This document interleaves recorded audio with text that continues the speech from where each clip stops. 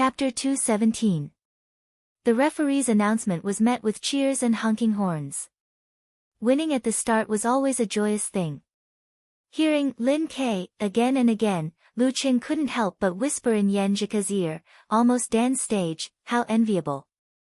Indeed, if he and brother-in-law were in different positions and encountered Zhuo Yanjun's drawing sword and breaking water style, it would be impossible for him to unify all the strength in his body as one, stop as he wished, and hammer down to block in time.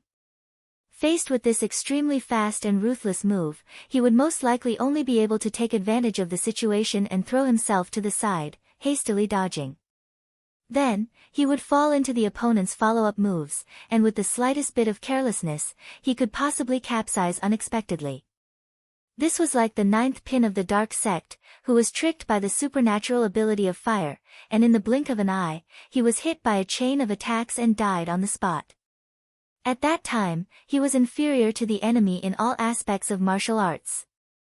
Similarly, when Lu Qing resolved the second wave of yin and yang, he couldn't do it at the moment. He had to understand the meaning of withdraw and train his strength to be both hard and soft, to be able to release it, incorporeal. Of course, this didn't mean that he had no way to deal with the second wave of yin and yang. If he grasped it well, he could use the swing force to resolve it. Yan Zhika's face was full of joy, and her lips curved into a smile. After hearing Lu Cheng's sigh, she lowered her voice and joked, "This is your little goal." Little goal? Lu Qing smelled the girl's fragrance and smiled slightly. Reaching the physical invulnerability stage in 1 year was still too far away and didn't feel real. But it wouldn't be long before he could train martial arts into his body and reach the peak of his current state. Then he would be qualified to explore the meaning of withdrawing and unifying his strength. They were real, right in front of him, and he could reach out and touch them. Thinking that he could reach this level in the next step really made him excited. Using Zhao Chang's catchphrase, it was exciting. This is my little goal for the second half of the year.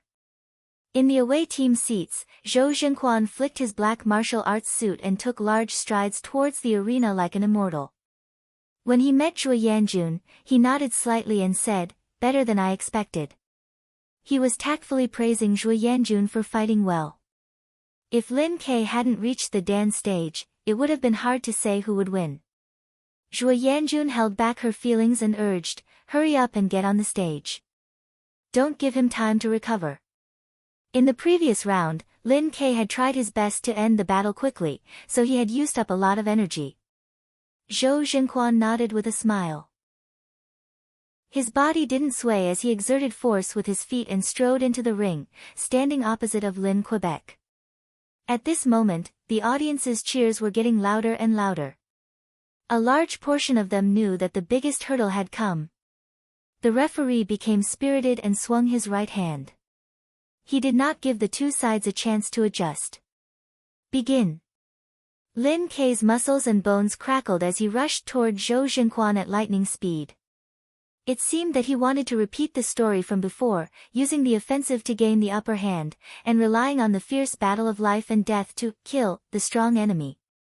When enemies meet on a narrow path, the courageous one wins. This was what it looked like, but in reality, Zhou Zhenquan did not feel any tingling sensation from being attacked. A strong fighter of the Dan stage had absolute reaction.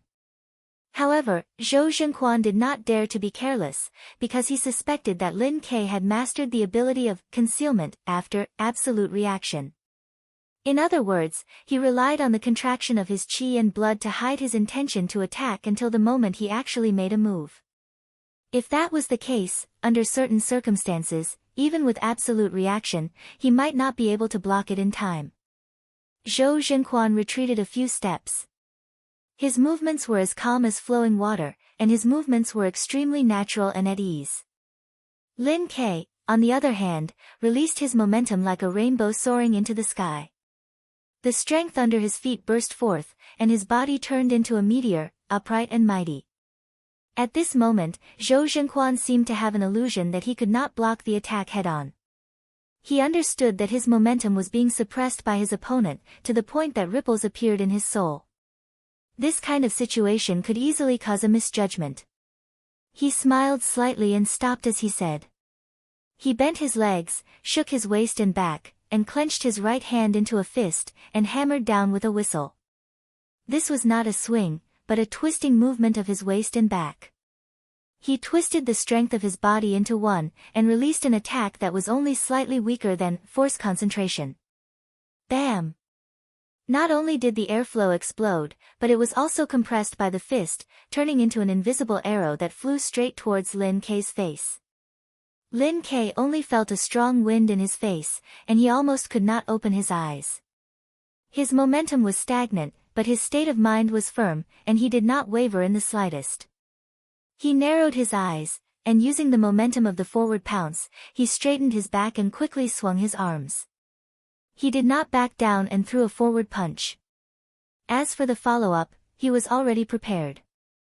Once he met Zhou Zhengxuan's downward punch, he would immediately use yin-yang twist to quickly release meteor force, and then imitate the explosion of the Dan stage to complete a two-hit combo. Victory would be decided in a few moves. Bam! As soon as the two fists collided, Zhou Zhengxuan's qi, blood, and spirit suddenly converged. His arms immediately became soft, making Lin Kei feel as if he had hit empty air. The powerful attack just now had turned invisible. His blood flowed back, and his strength gathered. His lower abdomen seemed to have condensed into a Dan. Boom! The human body Big Dan exploded, and a mighty force gushed out. Zhou Zhengxuan's right fist, which had been bounced away by his opponent because of its softness, suddenly returned and took the initiative to meet Lin Kei's yin-yang twist. This force was so strong that when Lin Kei borrowed it, his body immediately trembled and involuntarily pulled back. He was pulled back 2 steps by the invisible rope.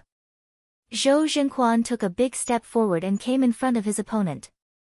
In his mind, he visualized a rising stream of water, combined with the contraction and condensation of his qi, blood, and strength once again. Double explosion. Fly-fall punch, waterfall. Lin Kei's entire body's strength was as one. Within 2 steps, he had already adjusted his center of gravity, but his opponent had already caught up. He raised his right fist high and hammered down like a waterfall. There was no time to dodge or retreat. He took a deep breath and condensed his blood, breath, and strength into a ball. Immediately after, the ball exploded, and a gale swept through. Lin Kei's temples swelled, and his face flushed red. Compressing his muscles and swinging his arms quickly, Lin Kei was not afraid and blasted the meteor force diagonally upwards. Bang! There seemed to be thunder in the place, and the sound reverberated outwards. Zhou Zhenquan and Lin Kei's fists seemed to be frozen in the air, and their bodies shook together, their muscles clearly trembling. Zhou Zhenquan didn't make a sound. He gathered his qi and blood again and held the Dan, condensing the feeling of vibration, strength, and spirit into one point. In his mind, the flood was surging, filling the lake, and finally breaking the dam. Bang! That point suddenly exploded, and the strength was like a flood breaking the dam, pouring into Zhou Zhengxuan's body. As he quickly turned his back, the strength poured into his left arm. Fly-fall punch, dam break. Dan stage triple explosion. Bang! Zhou Zhengxuan's left fist became a hammer and fiercely hammered out, constantly exploding the airflow along the way. From the beginning, he had learned a lesson from the last fight against Lu Cheng. No longer overcautious, he directly used all his strength without any reservation.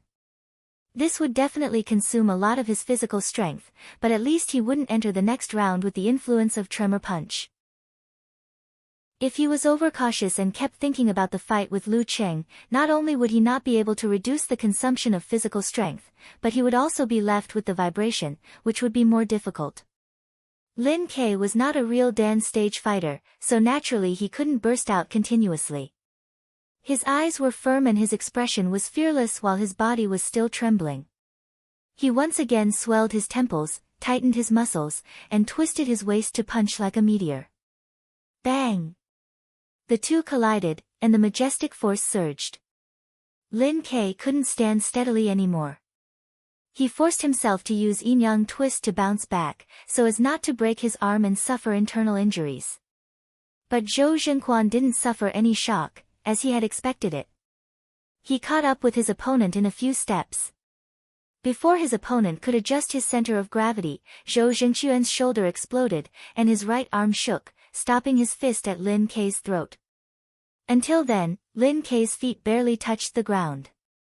The power of triple explosion could really defeat all the fighters below professional 8th pin. The referee raised his right hand and shouted emotionlessly, "Second round, Zhou Zhenquan wins." Lu Cheng took a deep breath and directly stood up from his seat. To be honest, he didn't expect Zhou Zhenquan to burst out with triple explosion at the beginning of the match. He thought they would be entangled for a long time. But this is good. Although brother-in-law didn't let Zhou Zhenquan be affected by the vibration, at least I don't have to worry about his strongest killing move. He reached out his hand and shook Yanjika's hand. He stepped forward and walked to the arena. The audience was silent at first, and then burst into screaming, "Lu Cheng!" Chapter 218. In the live broadcast room of Songqing TV station, the host Fang Juexiao shook his head and smiled. This match ended faster than I expected. Old Gan, hurry up and tell us what happened. Gan Lu smiled and said. Gan Lu chuckled and replied, "There's nothing to say. Zhou Zhenquan's Dan stage triple explosion, when he is in perfect condition, can kill a professional 8th pin fighter head-on. Lin Kei has just defeated a strong professional 9th pin fighter and consumed a lot of energy. This is the exact opposite of last week's fight. At that time, Zhou Zhenquan had defeated Lu Cheng, while Lin Kei was in his peak condition. Therefore, today's result is reasonable. The only surprise is that Zhou Zhenquan didn't hold back at all from the beginning, as if he didn't consider the next round. Lin Kei should be proud. Zhou Zhenquan is treating him as an opponent of the same level. There's no need to be depressed. After all, he forced Zhou Zhenquan to use triple explosion of Dan's stage, right? Lu Cheng doesn't have to worry about this in the next round. Fang Juexiao heard the director's prompt and interrupted in time.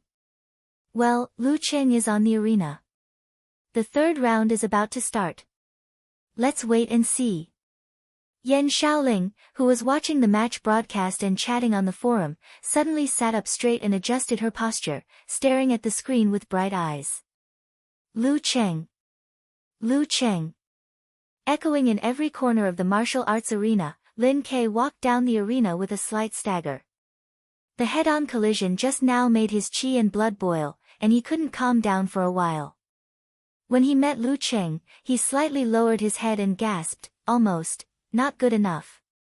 Even though Zhou Zhenquan had used Dan's stage triple explosion, I should be able to do even better. That's enough.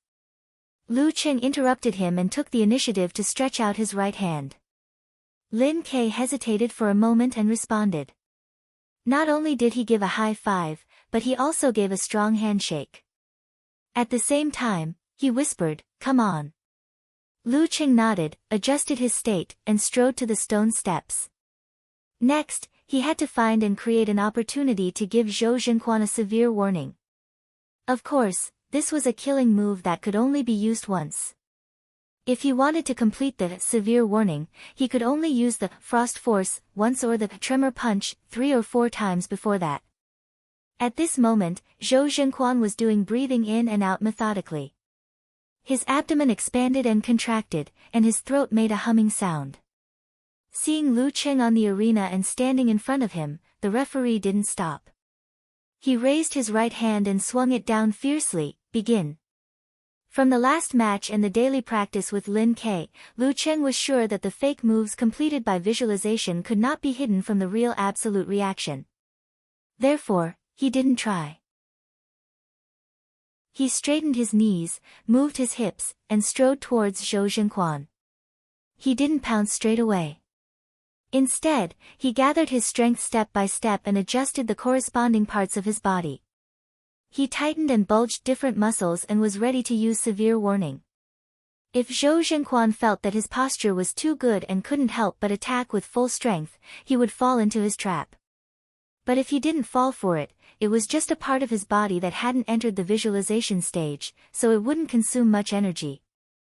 This was Lu Cheng's first attempt. It seemed to be a regular attack, but it was full of hidden killing intent. Thump. Thump. Thump. Lu Cheng's steps became heavier and heavier. The green bricks under his feet began to crack. His body seemed to be taller with the support of momentum.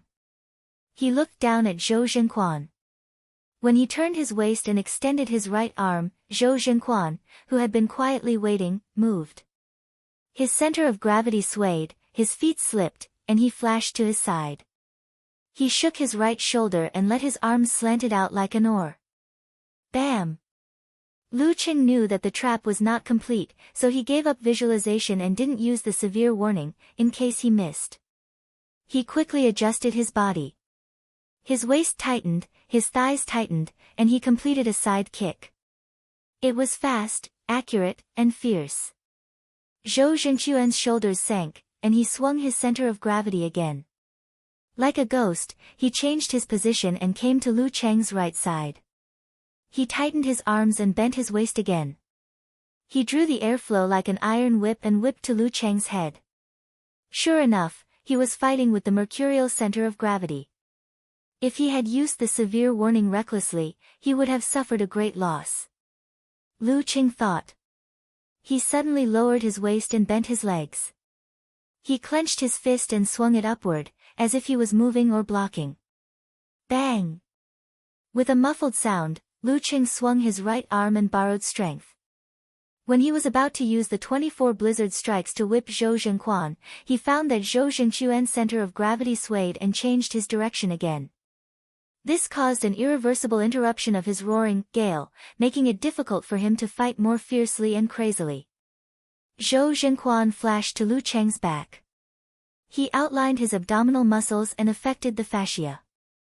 He shot out his left arm and hit Lu Cheng's spine with a bang. This move was fast and compact. It was the continuation of fly-fall punch. Lu Cheng swung his waist and back. He swung his elbow sideways. The air burst and made a crisp sound. After the fist and elbow hit, Zhou Zhenquan's back muscles bulged. He rushed his right hand and made another move without leaving any gap. Bang! Bang! Bang! Bang! Bang! They kept colliding in the small space.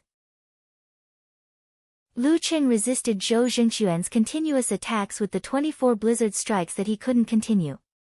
Although he was not in a precarious situation due to the experience of the last fight, in such a situation, not to mention preparing severe warning, he did not even have the chance to use frost force and tremor punch.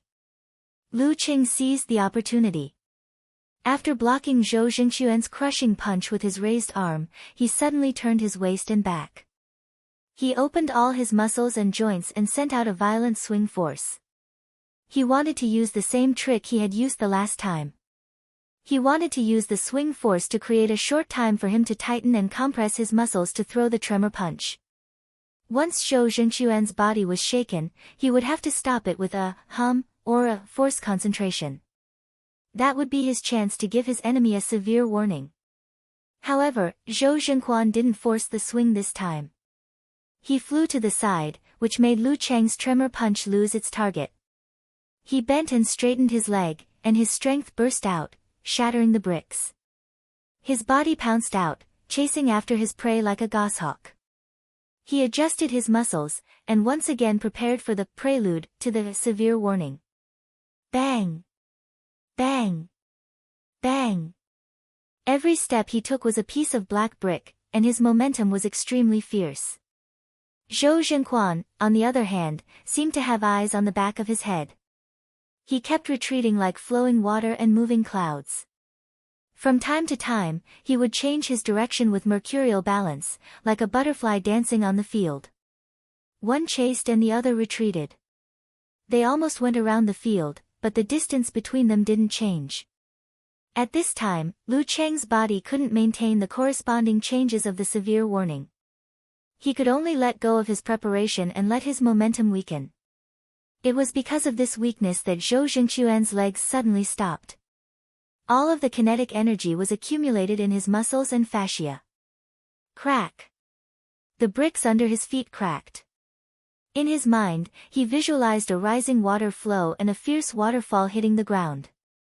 Taking advantage of Lu Cheng's momentary change in qi, he pulled back his arm and threw out a punch like a bolt of lightning. Like a bomb bombardment, he launched a mighty blow. Fly fall punch, waterfall. Lu Cheng forced himself to take a deep breath, and the image of a thundercloud appeared in his mind. The corresponding muscles tightened quickly, and he raised his left foot, twisted his waist, and smashed out with his right arm as if he was holding a huge hammer. Bang! The thunderclouds exploded in Lu Cheng's mind. His two fists froze in the air. Circles of invisible ripples rippled out rapidly. Both of them felt that their muscles and fascia were trembling, their internal organs were shaking, and their breath and blood were boiling. They couldn't exert force for a short time. His abdominal muscles wriggled along with his internal organs. Lu Cheng's body produced a thunderous sound, which echoed Zhou Jingquan's throat. Both of them made a reverse vibration with their inner practice at the same time. They offset most of the effects and recovered at the same time.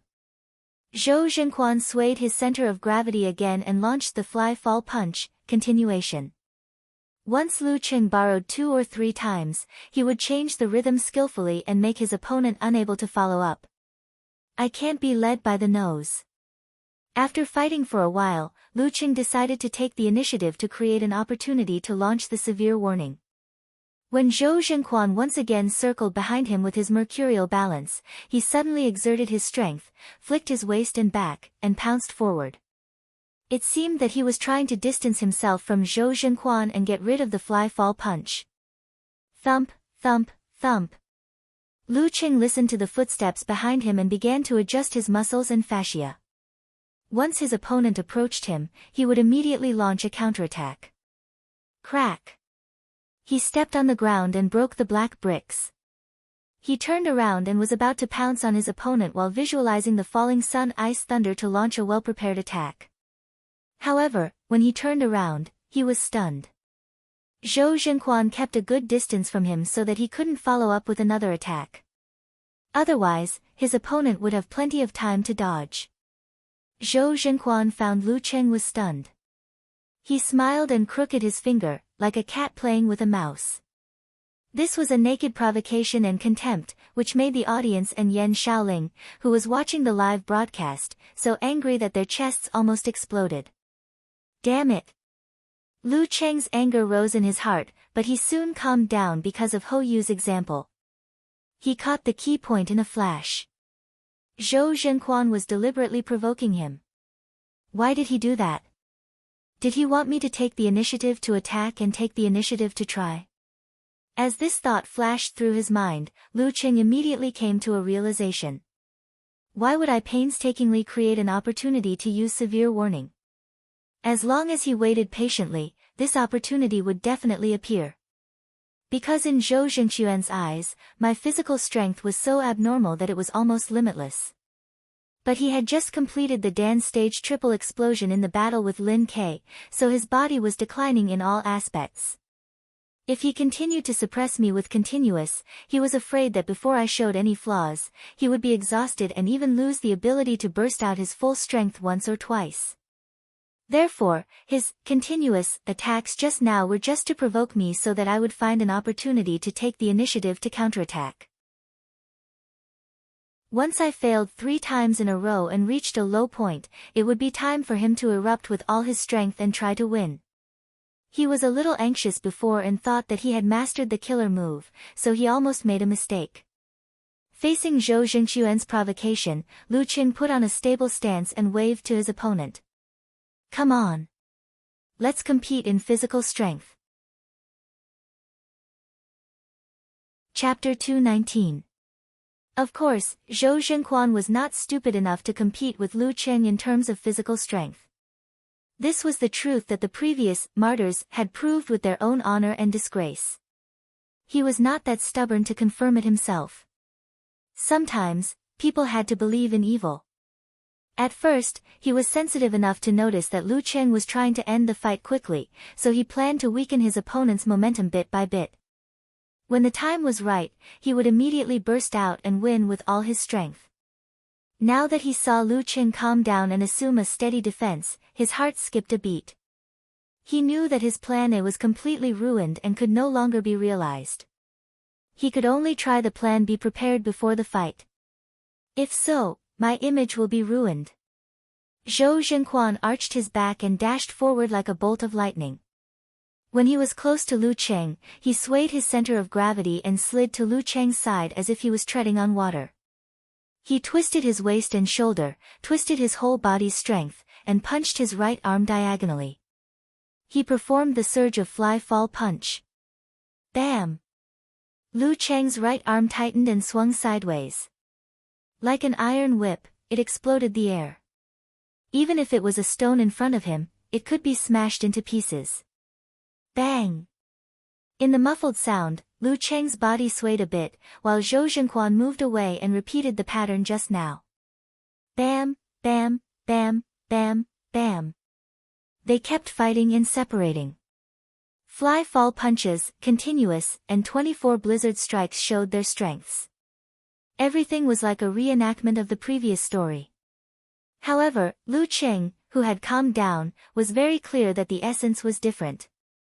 The one who was looking for an opportunity impatiently was not himself but Zhou Zhenquan. He patiently defended and assumed a posture to compete with physical strength consumption. At the same time, he was ready to face Zhou Zhenquan's full outbreak. At the climax of the battle, Zhou Zhenquan gradually gained the upper hand in this kind of close-range fight where he couldn't use his feet to exert force. Lu Cheng was firmly suppressed, and Lu Cheng cooperated with this process, waiting for changes to appear. Bam! After Zhou Zhenquan's low kick failed, he hit Lu Cheng's arm with a single whip. Lu Cheng lowered his center of gravity and suddenly turned his waist and back. His joints and muscles were all opened, and again a strong, swing force was released. He knew that Zhou Zhenquan would not let go of this opportunity. Zhou Zhenquan's upper body swayed to the side. Just as he was about to be flung away, his qi and blood suddenly flowed back and gathered in his dantian, making him as steady as Mount Tai, not moving an inch. Amazing! Compared to exerting strength in both feet, borrowing the force to swing back, who knew how much more brilliant it was? Lu Cheng praised in his mind. But he had already seized the short time to compress the corresponding muscles and fascia of his arms and visualize rolling thunderclouds. Then he suddenly pushed his left foot inwards, straightened his back, and clasped his hands together. In a manner that could split mountains and rocks, he slammed it diagonally from the top right to the bottom left. Mountain-shattering quake. Kacha, a spider web appeared at his feet. In Zhou Zhenquan's mind, there was the image of a waterfall pouring down from a towering mountain, the torrent violently crashing against the ground, and the spray of water splashing into the air. The condensed point in his dantian exploded with a bang. All of the power converged into one and gushed out fiercely, causing his arm to draw into a bow and his fist to turn into a hammer. Pa! Zhou Zhenquan's whole body seemed to expand. He shot out his right fist in a condescending manner, penetrating through layers of air. Fly-fall punch, waterfall. Bang! A muffled thunder sounded in the arena, shaking the cheers of the audience to a halt. Invisible ripples turned into a gust of wind, blowing in all directions from the place where Lu Cheng and Zhou Zhenquan clashed. Lu Cheng's body jumped a little, his ears were ringing, his eyes were dizzy, and his qi and blood were tumbling. It seemed that he could not bear the full power of the dance stage and had to take a step back. 1 step was not enough. 2 steps, 3 steps, 4 steps.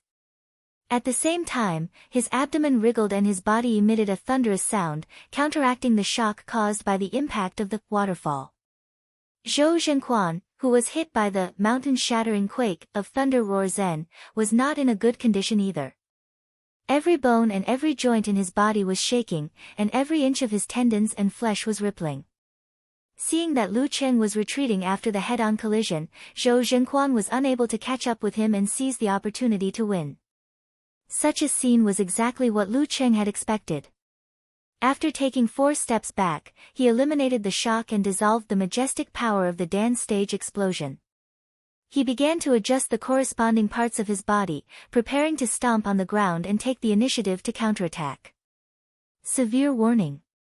At this moment, the trembling of Zhou Zhengxuan's body, the tumbling of his body, and the paleness of his face suddenly gathered together with his qi, blood, and mental strength to form a human body Big Dan.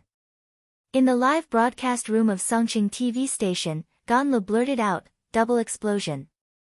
After completing the triple explosion of the dance stage, Zhou Zhenquan could still make another double explosion. Yan Shaoling, Brahman, and the rest of the audience, who had just heard the horror of the triple explosion of the dance stage from the commentator, held their breaths and felt inexplicably uneasy. According to last week's competition and the previous video, everyone guessed that Zhou Zhenquan could still complete the dance stage explosion 2 or 3 times without any injury. But no one expected that he could make another double explosion. Brahman, Ganlu, Yanzhika, and Lu Qing did not expect this. When he saw Zhou Zhengxuan's force concentration, he had only completed half of the preparation for the severe warning. It was too late. Lu Qing made a prompt decision and stopped the follow-up. He slightly adjusted the change of his body and changed it to the prerequisite of the frost force. Fortunately, the severe warning was a combination of the frost force. The two had too many similarities in the corresponding state of the bones, muscles, and viscera. The former was more complicated, while the latter was relatively simpler, which was suitable for Lu Qing to complete quickly. Boom! When pressed to the extreme, it could also explode to the extreme. The Dan in Zhou Zhengxuan's body exploded, and all the accumulated strength in his body surged out, making him a little taller and more powerful. He caught up with Lu Qing in one leap, raised his right hand high, and turned it into a waterfall, surging down. The turbid river in Lu Cheng's mind suddenly froze and froze inch by inch. Its rolling posture became a still picture. The cold current in his body turned into a tide. Lu Qing put his feet together, twisted his waist, and bounced his right arm, clenched his fist, and punched upward. Rocket-propelled cannon, frost force. Bang! Lu Cheng's body suddenly became shorter, and his feet sank into the bluestone a little. His qi and blood surged crazily, triggering the previous shock, shaking his viscera, muscles, and tendons. He almost tasted something sweet in his throat, which made him feel sick and uncomfortable. Unable to do anything, he could only roll back along with the majesty of the waterfall to dissolve the remaining force and avoid fractures or internal injuries. And Zhou Zhengxuan's fist was covered with a layer of white frost. Part of the cold current was dispersed, but part of it poured into his body and quickly spread to his whole body. He couldn't help but shiver and stiffen his muscles. If his body was still in the same condition as before, he would naturally be able to quickly beat his heart, surge his blood, and dissolve the ice. But after forcibly completing 2 successive strikes, he was almost exhausted. Moreover, he was hit by a mountain-shattering quake, which made his viscera uncomfortable. For a short time, he actually stayed there and couldn't catch up with Lu Qing, who had lost his center of gravity and lost his stance. Thump! Thump! Thump! Thump! Everyone was praying for Lu Qing in silence, hoping that he could stand up first. Yanzhika couldn't sit still anymore. She stood up from her seat and looked at the arena with concern and anxiety. Thump! Lu Cheng's vibration was slightly relieved. He immediately jumped up like a carp and stood up. Li Liantong, Fan Yanxi, and the rest of the audience instinctively cheered, but they saw Zhou Zhenquan move. His lips were pale, and he stepped on the black bricks and pounced on Lu Qing. Again, he visualized the power of the waterfall and raised his right arm. Bam! He clenched his fist and chopped down. Waterfall of fly-fall punch. Lu Cheng's feet were still shaking, so he didn't have time to dodge. He could only gather his remaining strength and tighten the muscles of his hands, wrists, forearms, and upper arms to visualize the flashing silver-white thundercloud. Thump. He didn't show any weakness and punched upward. Thunder roars in. Bang! As soon as the two touched, he immediately exploded the tight part, which made a short but strong impact. Thump! Lu Cheng and Zhou Jinquan stepped back at the same time. When their feet landed, they were both floating. Their bodies were obviously trembling, and their eyes were blank. Thump! Humph! Both of them recovered at the same time. Zhou Jinquan gathered his strength again, twisted his waist and back, and stretched out his arms to hit the waterfall of fly-fall punch again. When two rivals meet on a narrow road, the brave wins. Lu Qing knew he couldn't dodge it this time. He also visualized the thundercloud, compressed the corresponding fascia and muscles, and hit the sky rocket cannon with Thunder Roar Zen as the base. Bang! Both of them were shocked and felt so disgusted that they wanted to vomit. They felt that every part of their bodies was trembling, as if they had lost control of their bodies in a short time. Thump! Lu Qing recovered a little from the thunder in his abdomen. He didn't make any adjustments, but swung his left arm and hit the Thunder Roar Zen again. Zhou Jinquan was obviously a little slower. He could only barely raise his arms to block the attack. Bang! His body jumped a little, and his arms became soft and weak. Is he exhausted? Lu Qing didn't want to show mercy. He shook his right shoulder and hit the Thunder Roar Zen again. Bang! Zhou Jinquan was like being hit by a bomb. After blocking the attack, he fell to the ground. He curled up his body and kept retching. If he continued to fight, he would have internal bleeding. The referee raised his right hand and calmly shouted, "Round 3, Lu Qing wins." Seeing the scene of Zhou Jinquan falling to the ground and hearing the referee's announcement, Huan Fan, Yan Xiaoling, and the others in front of the computer, as well as Li Liantong, Fan Yanxi, and the other audience members in the scene, all let out a sigh of relief. Lu Qing. While cheering, they were shocked to see Lu Qing bend over and retch with a painful expression. Obviously, he was not relaxed. Yenjika's heart was in her mouth again. At this time, Lu Qing, who felt uncomfortable all over, was a little confused. How could this battle be more difficult and dangerous than he expected? Not only did he not find a chance to hit the severe warning, but he also left a strong impact.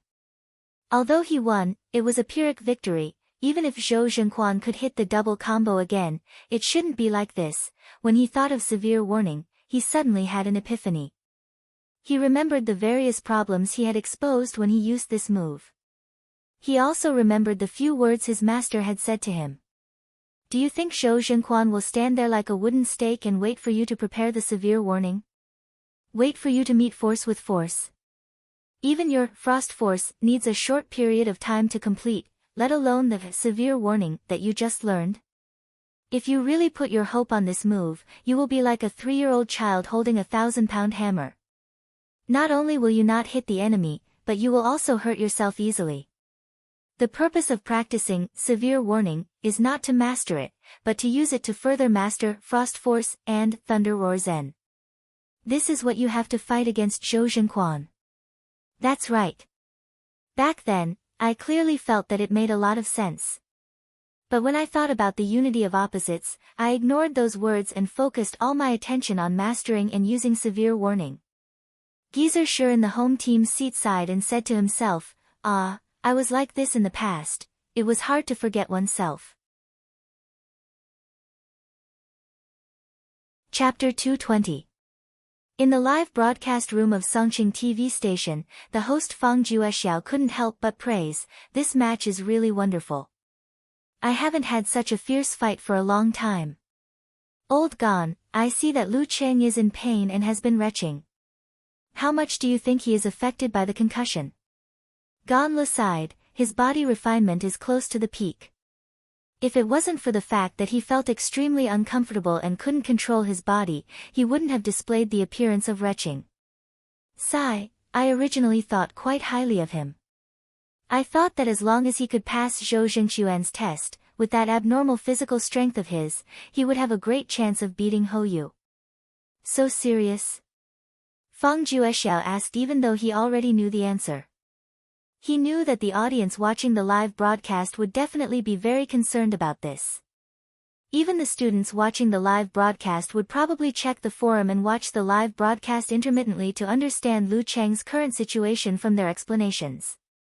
Gan Lo nodded as a mighty one of the dance stage, shattering many people's expectations. Yes, very serious. Fang Juexiao made a regretful expression. Unfortunately, there is no time to talk to let him recover. Well, Hou Yu is about to enter the ring. Let's switch back to the scene. After listening to the analysis of the two commentators, Yan Xiaoling's heart tightened.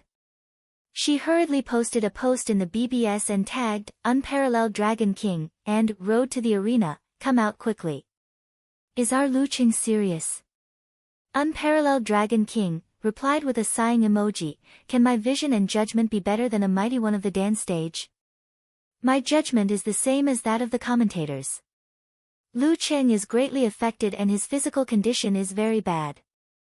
Road to the Arena answered seriously. Brahman sent an emoji of holding back tears. "What should I do? I want to cry so much." "Don't cry. Let's cheer for Lu Cheng together." Yan Xiaoling quickly gathered her strength. With tears in her eyes, she bit her lips and clenched her fists, looking at the live broadcast nervously and expectantly.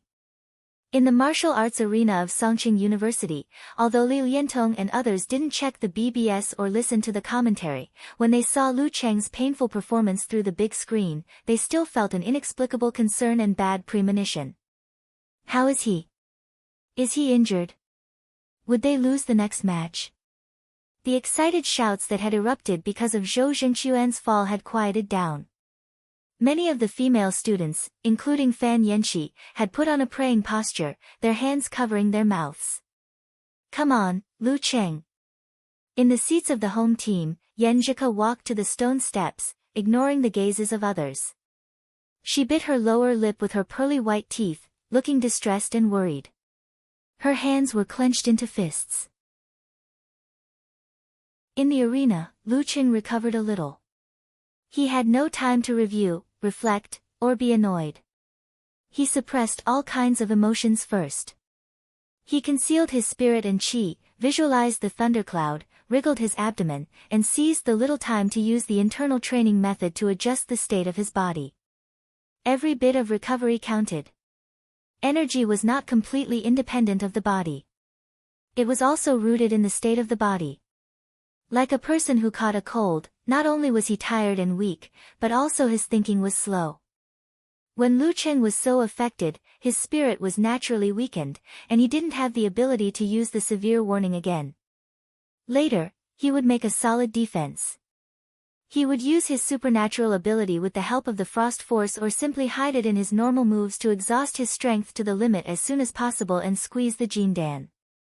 If he fell into a dangerous situation, this would be the only way. Lu Cheng quickly made a decision not to admit defeat easily. This was not only because he showed confidence in Ku at the last minute and said bold words, but also because he was carried away and failed to live up to his brother-in-law's efforts and pain. There was also a very important reason. I want to win. Nothing else, I want to win. He took a breath, and his abdomen roared like thunder. When the referee announced the result of the third round, Hou Yu jumped up from his seat and ran to the arena without thinking. He always remembered that before he walked out of the locker room, senior brother Zhou told him to run to the arena immediately without any delay once he heard the announcement of the last round's result. When he got close, he was stunned because he saw his senior brother curled up on the ground like a shrimp. His hair was messy, his expression was painful, and he even vomited a little bile. Is this senior brother Zhou? In Hou Yu's memory, senior brother Zhou Zhenquan was a person who paid great attention to appearance and manners. His most worshipped idol was Xian, who played chess calmly after hearing the news of the victory at Fei River. His hair and clothes were always meticulous, and his words and deeds were always calm and gentle. He had lost before, but in rare failures, he left the arena gracefully, and was ridiculed by senior sister Zhua and senior sister Li for wanting to be gracious and not get any benefits. But now, senior brother Zhou was so painful and lost his self-control.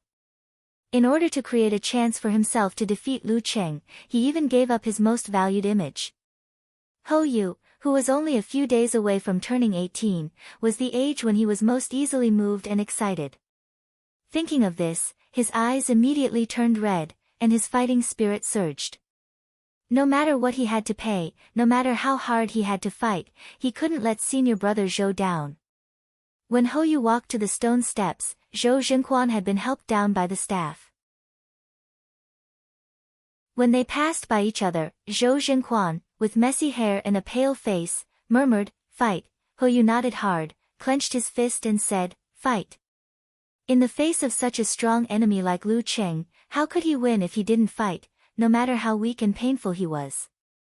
If he didn't fight, how could he seize the opportunity when his body was still affected by the shock? Ho Yu stepped into the arena and stood at the position where Zhou Zhenquan stood before, hearing the buzzing sound from Lu Cheng's body. Lu Cheng opened his eyes, exhaled a foul air, and instantly switched from internal training to fighting mode. The referee raised his right hand and waved it down steadily. "Start." Lu Cheng, whose calves were still trembling, didn't move. Even if he could move, he wouldn't, because it was not a wise idea to chase a monkey running all over the arena, especially in his current state. And if he was careless, his mood would be affected. The more he fought, the more anxious he would be, and the more serious the problem would become. So, he took a breath, and calmly observed Ho Yu's every move. He was not only waiting for his opponent's attack, but also seizing the time to recover. The longer the battle lasted, the better it was for him. Ho Yu jumped around Lu Cheng with his agile footwork. He took a sudden step forward when he saw the opportunity and rushed to the side of his opponent.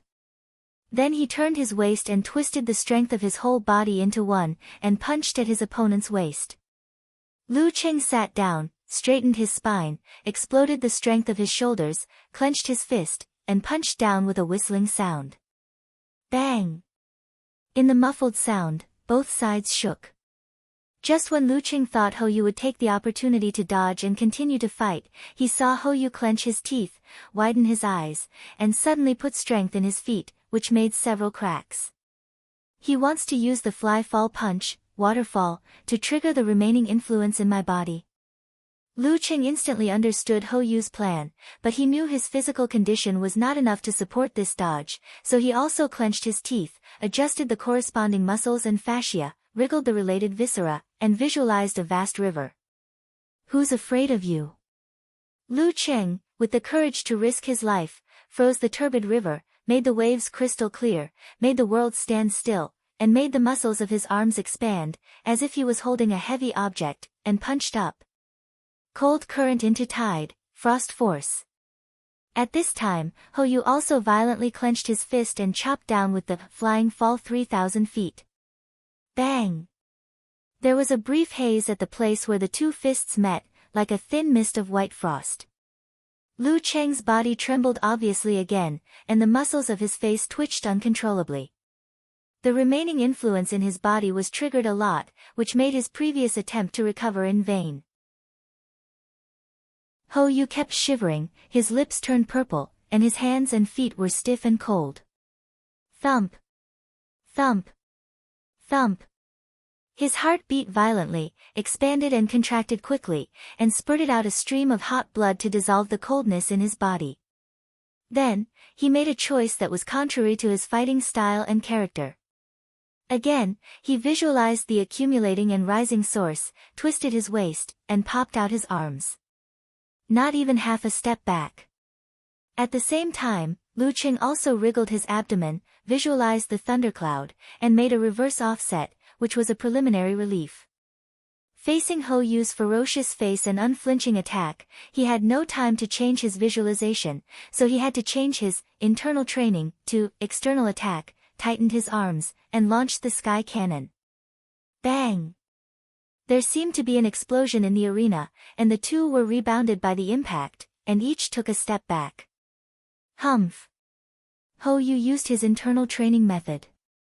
His eyes were red, and the shock had yet to dissipate. He stepped on the black bricks and pounced forward again. He fought crazily, forgetting himself, disregarding everything. He fought like he was not himself. At this time, Lu Cheng was so uncomfortable that he wanted to lie down directly. He had no time or opportunity to squeeze the Jean Dan. He could only force himself to take a breath, and with the momentum of all out and fighting, he swung his arm and blasted out a seabed quake. The waterfall flew down and hit the ground. Hou Yu didn't make a downward cut, but clenched his fist diagonally to block Lu Cheng's thunder roar. Zen. Bang! The thunder on the ground shocked the whole audience into silence. The remaining influence in Lu Cheng's body was completely detonated. His legs were weak, his qi and blood rushed to his throat, and he fell to the ground with tinnitus and dizziness. Opposite him, Hou Yu, who had been hit by a frost force and 2 tremor punches, also had stiff muscles, trembling joints, and rolling qi and blood. He couldn't stand up anymore, and suddenly collapsed. After 3 moves in a row, Hou Yu, who was not good at this, and Lu Cheng, who was in a bad condition, fell to the ground at the same time. The referee stood beside them, silently counting the time. Li Liantong, Fan Yanxi, and other audience members were worried at first, and then they came to themselves. With red eyes, they shouted a name in unison, Lu Cheng. Lu Cheng. Lu Cheng. Lu Cheng. Lu Cheng. In front of the computer screen, Yan Shaoling, Brahman, and others also shouted this name in a low voice, as if they wanted to give him courage and strength to help him stand up. Lu Cheng. Lu Cheng. Yan Zhika, Sun Jian, and others also shouted loudly with the audience, but one was at the side of the ring, and the others were at the seats. Lin Ke subconsciously clenched his fists, and stared at the ring. Lu Cheng saw Hou Yu fall to the ground from the corner of his eyes, and tried to adjust the condition of his body while he was retching.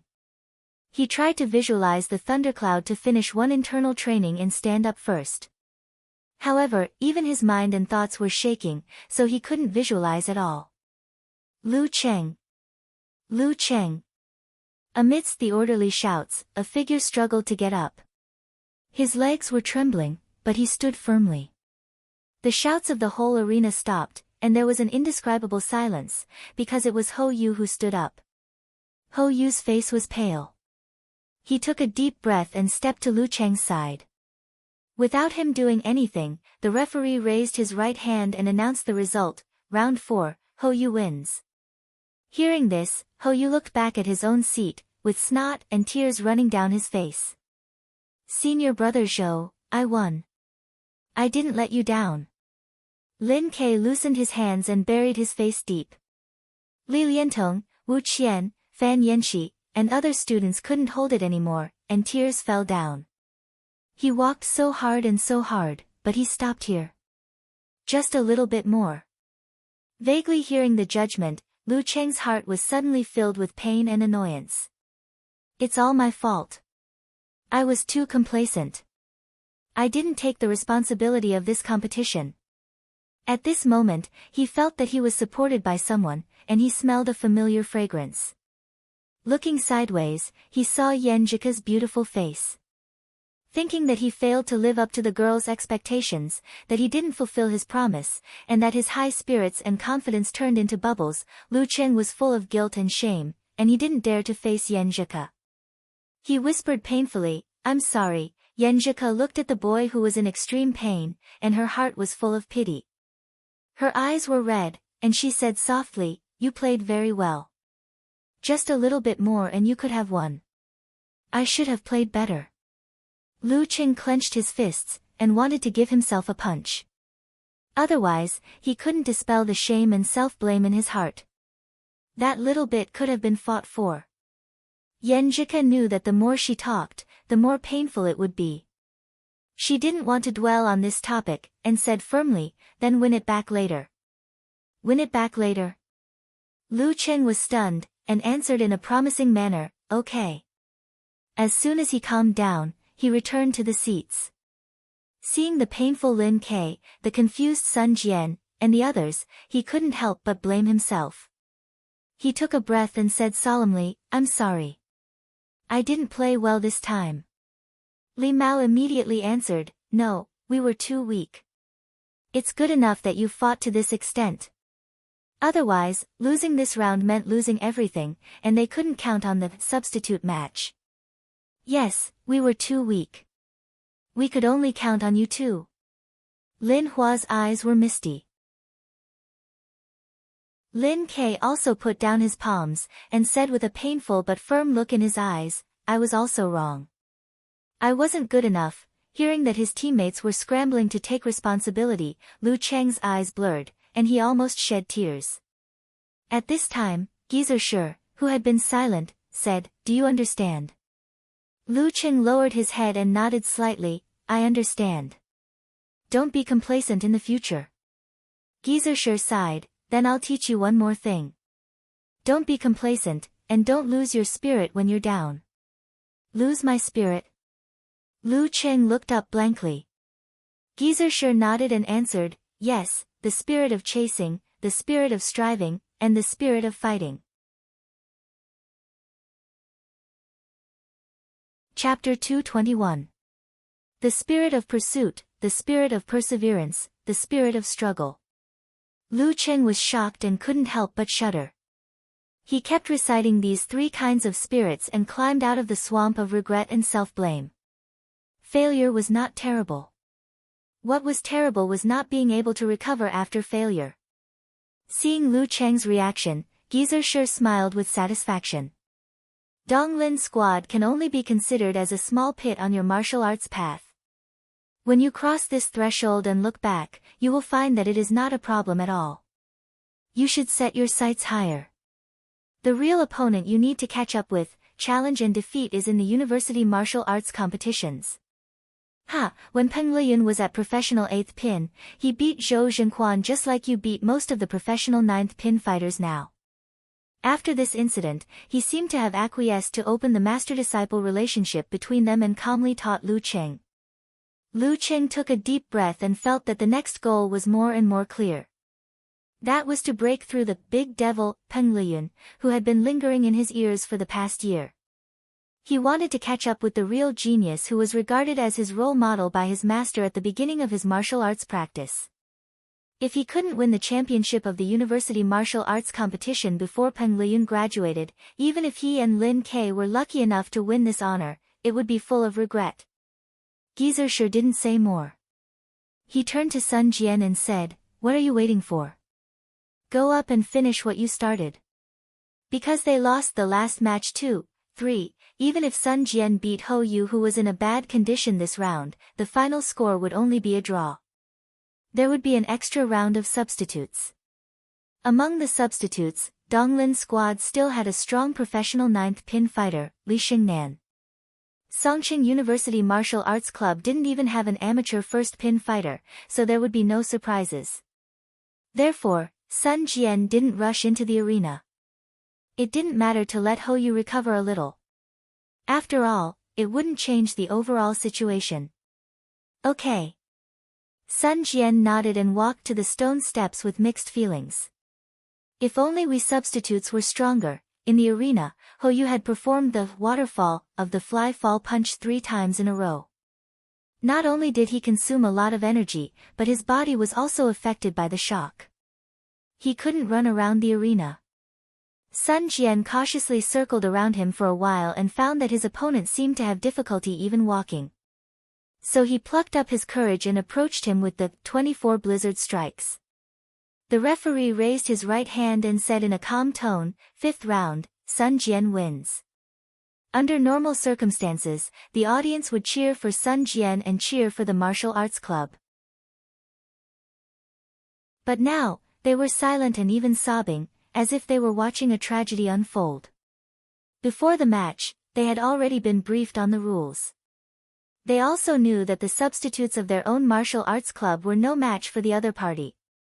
As expected, the referee continued to announce, the result of this match is Songqing University Martial Arts Club's victory.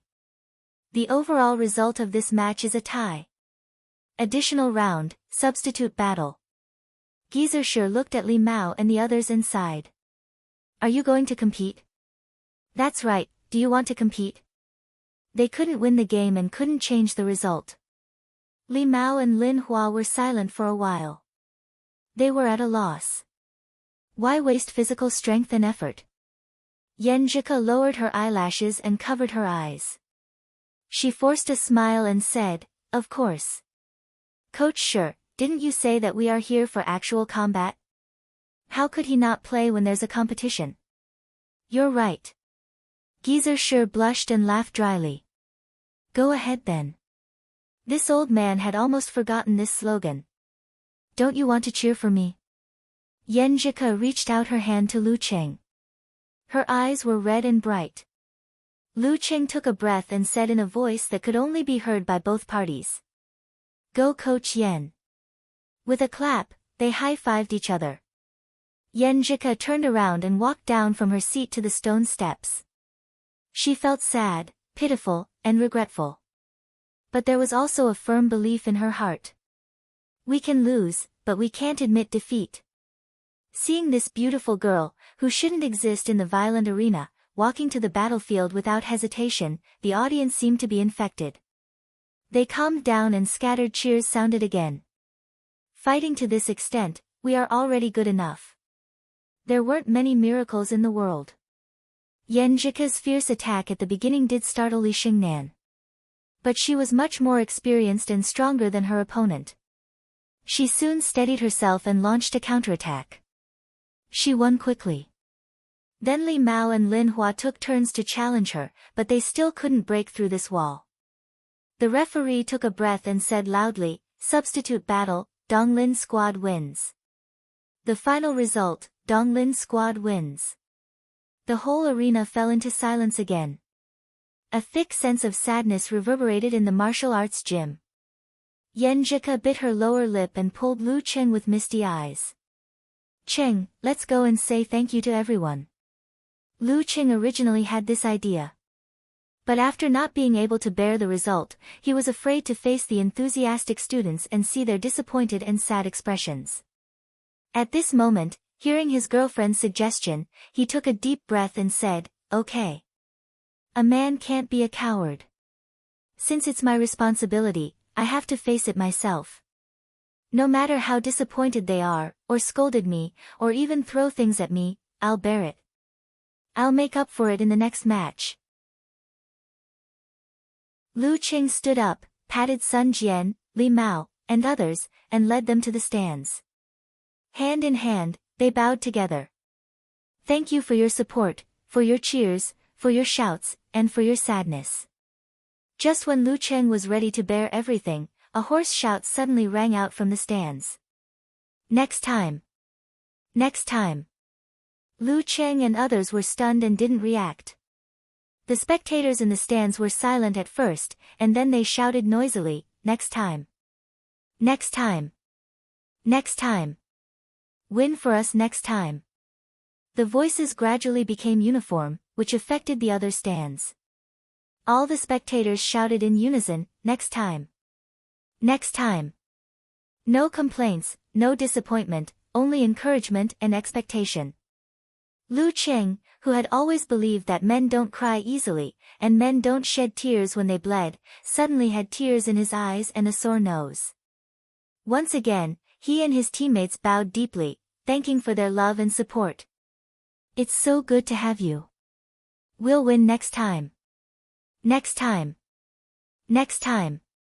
The shouts of the audience were transmitted to thousands of households through the airwaves, making Yen Shaoling, Brahman, and the other girls burst into tears. Choking with sobs, they followed and shouted, "Next time, next time, next time, next time. Next time." Shu Rui, who had just been out of school for a year, was affected by the atmosphere. She sniffed and was afraid that she would be too embarrassed to cry. At the same time, she was worried about what to do. Songqing University lost. How to interview Lin K later. Thinking of this, she really wanted to cry. Next time. Next time. Lu Qing turned his head to look at Yen Zhika with blurred vision. He found that the girl's eyes were filled with mist. Her eyes were obviously red, but she didn't cry. Cry. He held the girl's hand. She took a breath and said with a smile that was uglier than crying, "I don't cry when I'm sad, next time. Next time. Li Liantong, Fan Yanxi, and others had been completely immersed in the atmosphere, crying and shouting at the same time. Laughter can make people reminisce from time to time, while crying is unforgettable. After the game, Lu Qing took a shower, changed his clothes, and walked out of the locker room directly. He was familiar with the way and knew that there would be an interview waiting for him, so the sooner he finished, the better. Shu Rui looked at him in surprise. She laughed and said, "Lu Qing, I thought you would be the last to come out." Lu Qing wanted to make a joke and say, "Last time I won, so I gave the limelight to everyone. Today I lost, so I'll take the blame first." But he was not in the mood. He just replied politely, "I didn't know you would be waiting for an interview." Good boy. Compared to Lin Ke, he was much better. Shu Rui ridiculed and brought the topic back on track. "You don't seem to be in a good mood. Was today's game very important to you?" "Every game is important to me." Lu Qing said concisely, "Failure will definitely make people unhappy." Shu Rui thought for a while and said, "Then I'll be bold and ask, what do you think of this failure? What do you think you lost in? What do you need to improve? We are more or less the same as the Donglin squad. Both of us have a chance to win. This time, it's mainly because I've been going so smoothly and got a little carried away. I always wanted to take down the opponent in one go. Otherwise, I wouldn't have been able to face Zhou Zhenquan's dance stage explosion head-on." Lu Qing said sincerely, taking up his own responsibility. A man can't shirk. As for the reason that he lost because of the simplified physical invulnerability moves, he would definitely not say that. Since he didn't use it, it was a rare trump card. Shu Rui thought for a while and comforted him, "It's normal to be young and frivolous. Knowing how to reflect is a sign of maturity. By the way, Lu Qing, you will participate in the National University Martial Arts competition in the next half of the year. What's your goal?" "Well, to enter the national finals."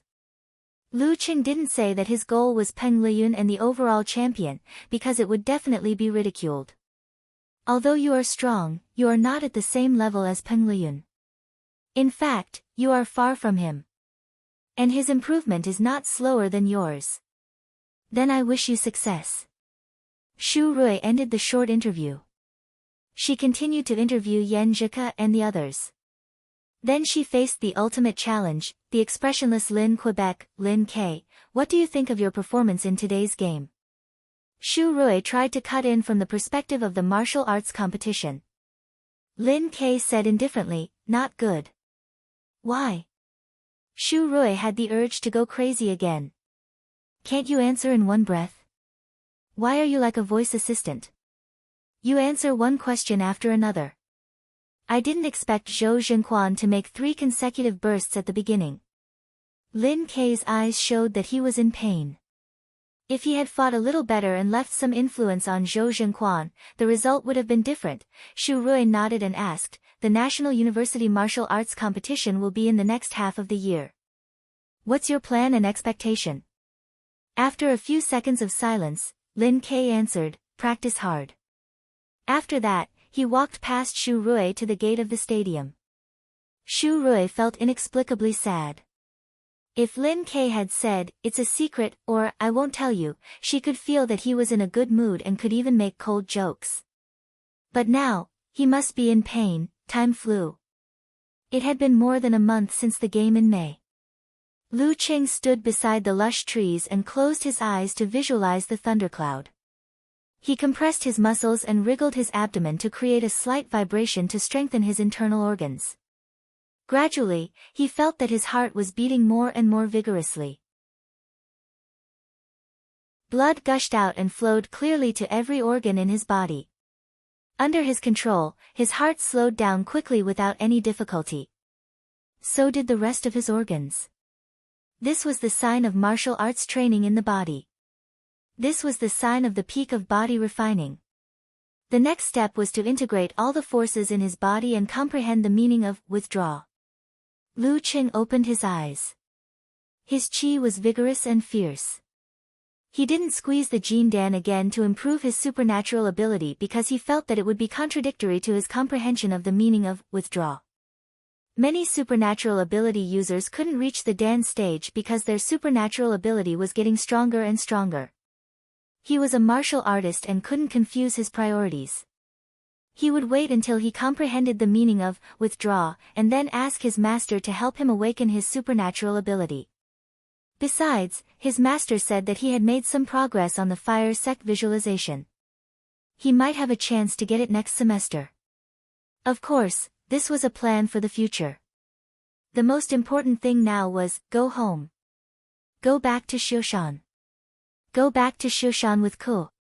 In his mind, he visualized a big sun falling from the sky and crashing into a frozen river. Yin and Yang collided fiercely. Bam! He punched the tree in front of him and then withdrew his hand. He turned around and left without even looking at it. As he left, leaves suddenly fell from the tree that seemed to be motionless. The more they fell, the more yellow they became. It was as if winter had arrived. End of part 1. Chapter 222. Dusk had passed and the train was running fast. Yenjika couldn't bear the tiredness and fell asleep on her boyfriend's shoulder. Lu Cheng's right shoulder didn't move at all. His left hand gently reached out and skillfully grabbed the backpack on the side. Then he unzipped it, took out a jacket, and put it on Yenjika. For men, there was a kind of coldness called, your girlfriend may feel cold. But high-speed trains were always hot in winter and cold in summer. Considering his girlfriend's travel habits, Lu Qing didn't want her to travel for several hours, so he proposed to take a plane home. But Yenjika refused and even calculated the time for him. It took about 50 minutes to get to the airport from the new campus of Songqing University, which was about the same as the train station. At the airport, they had to get the boarding pass and go through the security check, which took about an hour. Even if the plane took off on time, it would take at least 2 hours. Besides, the destination was Gaofen, the provincial capital, and they had to transfer to Shushan by train. All in all, it would take at least 5 hours. But the high-speed train from Songqing to Shushan would only take 6 hours from the new campus, so they didn't have to make so many transfers. Lu Qing chose a train that could run at night to preserve the taste of the food when he went back to school. Of course, it was not as fast as the high-speed train. The scenery outside the window kept passing by. Lu Chen was a little excited and a little melancholy. He was excited because he missed home, his parents, and everything in Shushan. He was melancholy because he couldn't be with Yenjika every day after returning to Shushan. She went to Jiangnan during the winter vacation, which meant she hadn't seen her relatives and friends here for almost a year. She would have to go to all kinds of parties. More importantly, she would have to spend time with her parents, so she couldn't be as free as she was in school. Fortunately, they had agreed to exercise together every morning. While Lu Chen was thinking, the speed of the high-speed train started to slow down, and the announcement of arrival came from the radio. Shoshan ahead. Yenjika's long eyelashes trembled, and her eyes opened slowly. Her face was full of confusion, as if she had just woken up. Where are we? We'll be there soon. Lu Qing put his left hand into his trouser pocket and took out a pack of tissue. Yenjika woke up. Ah! She blushed and let her boyfriend wipe the corners of her mouth. She was drooling again. Your t-shirt. She turned her eyes and saw the wet stains on Lu Cheng's clothes. She couldn't help but smile, but she was a little proud. Lu was about to tease her when he heard the cheerful ringtone of the girl's cell phone. Empress, Empress. Yenjika shrank her neck when she saw the caller ID. She answered the call. Hello, Mom. I'll be there in a few minutes. Bye. The train, bye. Poor me, no one picked me up. Lu Qing listened quietly and made a self-deprecating remark with a smile, calm. That's right. Poor Cheng, I'll pick you up in the future. Yenjika answered with a smile and helped him tidy up his collar. Lu Qing stood up with a smile on his face. With one hand in each hand, he took down the girl's trolley box and big backpack. His effortless and steady manner attracted the attention of the passengers around him. This boy is neither tall nor strong, but he is strong. Carrying 2 bags, dragging the suitcase, and holding Yenjika's hand, Lu Qing went through the door, got off the platform, passed the gate, and arrived at the hall. Yenjika stopped and said with melancholy, "Give me the luggage." After helping her carry her luggage, Lu Qing waved his hand. Holding back his reluctance, he smiled and said, "See you tomorrow." "See you tomorrow." Yenjika pursed her lips and smiled. Although they had agreed to exercise together every morning, Lu Qing felt that Empress Dowager would make some trouble. She dragged the suitcase and walked a few steps. Then she stopped and looked back at Lu Qing. After a few seconds of hesitation, she waved her hand, turned around, and walked quickly out of the hall. Lu Qing sighed and stood there. He planned to wait for a while before going out. He didn't want to meet Empress Dowager.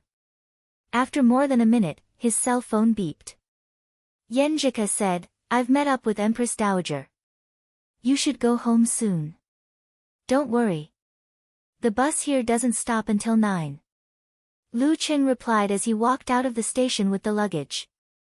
Yenjika put on an obedient expression and said, Actually, I wanted to give you a goodbye kiss just now. For the shy Yenjika, it's just a thought, right?" Lu Qing said with a smirk. "Hey, you know me very well." Yenjika replied, humming a little song. After chatting for a while, Yenjika's reply slowed down. Apparently, she was talking to her parents. Lu Qing put the phone in his pocket and sped up to catch the nearest bus. He went straight to the back door with the yin-yang stance and took out his cell phone. It was almost 8 o'clock. He didn't ask his mother to leave him dinner. He had to find something to eat.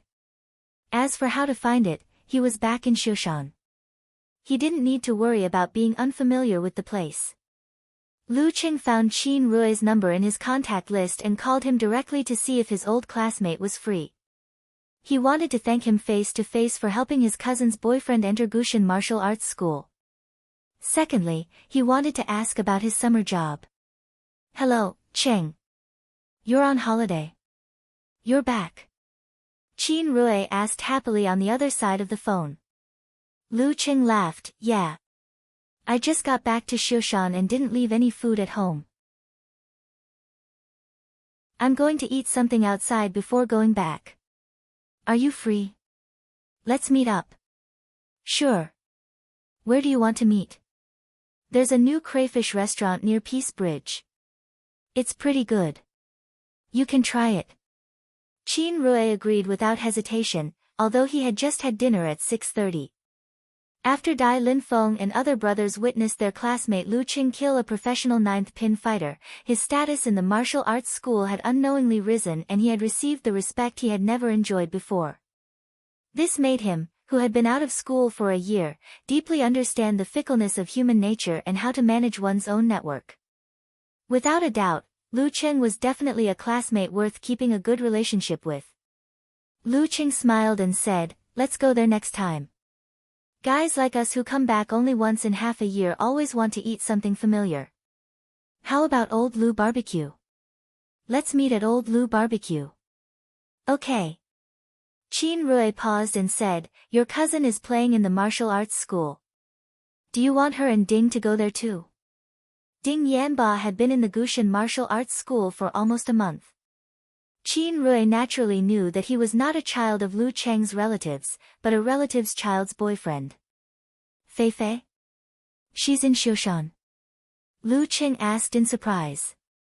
"When did Qi Yunfei come to Shushan from Ningxue? Aunt doesn't care about her." Qi Yunfei performed well in the middle school entrance exam in June and failed to get into Shushan No. 1 middle school and Ningxue No. 2 middle school. Fortunately, the difference between the scores was not big. Aunt Qi Yan made up her mind and spent a lot of money to send her to Shushan No. 1 middle school. "Yeah. She said she'll stay at your house these days." Qin Rui answered with a smile. "She's staying at my house?" Then I can only sleep on the sofa. Lu Qing didn't expect that he would be the director on the first day he came back. He was annoyed and amused at the same time. Okay. You can ask them to come over. I'll see what that guy looks like. He also wanted to warn Fei Fei to know her limits and not to delay her studies. When Lu Qing arrived at the Old Lu barbecue restaurant with his luggage, Qi Yunfei and her boyfriend were already waiting there. Qin Rui left from his house and would arrive in a few minutes. Qi Yunfei was dressed up like a popular little girl. She waved her hand and said, Brother Lu Qing, here, here. Lu Qing walked over with a smile and glanced at the boy named Ding Yanba from the corner of his eyes. He found that he was more than 1.8 meters tall, which formed a cute contrast with the petite Qi Yunfei. His appearance was not outstanding, but it could be said that he looked decent without any hostility. Between his eyebrows, there was a vigorous vitality unique to his age. You're amazing. You came to Shushan without a word. Lu Qing came in front of them and teased them while putting his backpack. Qi Yunfei smiled proudly. What do you mean by without a word? I told my mom that I'll come to your house to play for a week. As for her sister Qin Xiaoxiao, she was still in class. After that, Qi Yunfei pulled Ding Yanba and urged, Call me Brother Lu Qing. Ding Yanba had no choice but to say shyly and embarrassedly, Brother Lu Qing. Sit down. Lu Qing pointed to the chair and asked casually, You've been in the martial arts club for almost a month, right? How do you feel? Can you adapt? As soon as he said this, he wanted to laugh. If Yan Zhika was here, she would probably be trembling. Since when did Qing become so old-fashioned? Sure enough, it was very different to appear as a brother. Ding Yanba answered cautiously, It's okay. I'm a little tired, but I feel that I've learned a lot. Brother Rui is a serious person, but he is very good to us and does his best. That's not what you said before. Qi Yunfei interrupted with a smile. You said that Brother Rui always had a straight face and didn't show any mercy. How long has it been, and you've changed your position? Ding Yanba scratched his chin and said embarrassedly, I understand now. Brother Rui is good for us. It's good to be strict. Lu Qing affirmed. Qi Yunfei pouted. Brother Lu Qing, you don't know how much he has changed during this time. Brother Rui this and Brother Rui that, he's almost like a follower. I'm learning martial arts better. Ding Yanba explained, you don't know how powerful Brother Rui is. He ranks among the top of the younger generation in Shushan. You know that guy from Ningxue? He's so powerful and good at fighting, but he was knocked down by Brother Rui with a kick and a slap. Guy? The guy who came to our school and beat people? Qi Yunfei asked with her eyes wide open. Yes, that's him. In front of Brother Rui, he's as obedient as a dog. Ding Yanba said with excitement and admiration. By the way, Brother Rui just passed the ranking event and got the certificate of amateur first pin. Qin Rui passed the amateur ranking event in June. Lu Qing nodded with relief. At this moment, he found Qin Rui's arrival in advance with his keen senses. He waved his hand and shouted loudly, Qin Rui, over here. Ding Yanba and Qi Yunfei followed the sound and saw Qin Rui, who was more than 190 centimeters tall, striding over like half of an iron tower. They hurriedly stood up and shouted cautiously and reverently, Brother Rui. Qin Rui smiled and was about to speak when he suddenly found Lu Cheng's qi was vigorous to the extreme, which naturally formed a fierce and powerful feeling. He sat there quietly, but seemed to be taller than himself. Is this the peak of the body refining stage? He was stunned and smiled with half bitterness and half surprise. Cheng, I almost couldn't help but call Brother Lu. Chapter 223. Brother Lu. Brother Rui actually called Lu Qing Brother Lu. Qi Yunfei blinked her eyes and felt a little confused. That's not right. But maybe they were classmates and liked to tease each other. Yes, it must be so. Ding Yanba next to her was also in a daze. He had been in Gushan martial arts school for nearly a month, but he had never seen Brother Rui call others brother. He and cousin Feifei were so close that they could even joke like this. What, Brother Lu? It's so unpleasant. It makes me feel old. Lu Qing smiled and took the cup. He lifted the pot of buckwheat tea on the table and poured 2.5 cups. I heard you got the certificate of amateur first pin. You know I don't drink, so I'll toast you with tea. Congratulations. Qin Rui immediately sat down, took the cup, and clinked it with Lu Cheng's. He raised his head and drank it. He wiped his mouth and smiled brightly. What's there to congratulate? I can't compare with you. My size and strength are all here. As long as I practice diligently enough and proficiently enough and learn something real, amateur first pin is still relatively simple. Alas, it'll be more difficult in the future. Can't compare with you. Qi Yunfei was confused again, and then she found a reason on her own. Brother Rui must mean that amateur first pin couldn't compare with Songqing University's certificate. Ding Yanba, on the other hand, was dumbfounded. Wasn't Brother Rui known for his serious face? Only in front of senior brother Dai and others, his expression was normal. But now he was smiling so softly, so sincerely, so from the bottom of his heart. Was this the other side of him? It was not like the Brother Rui he knew. Were they close friends?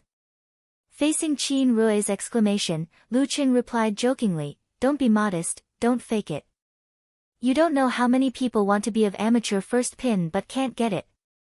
In the future, you'll find a way. I'm serious.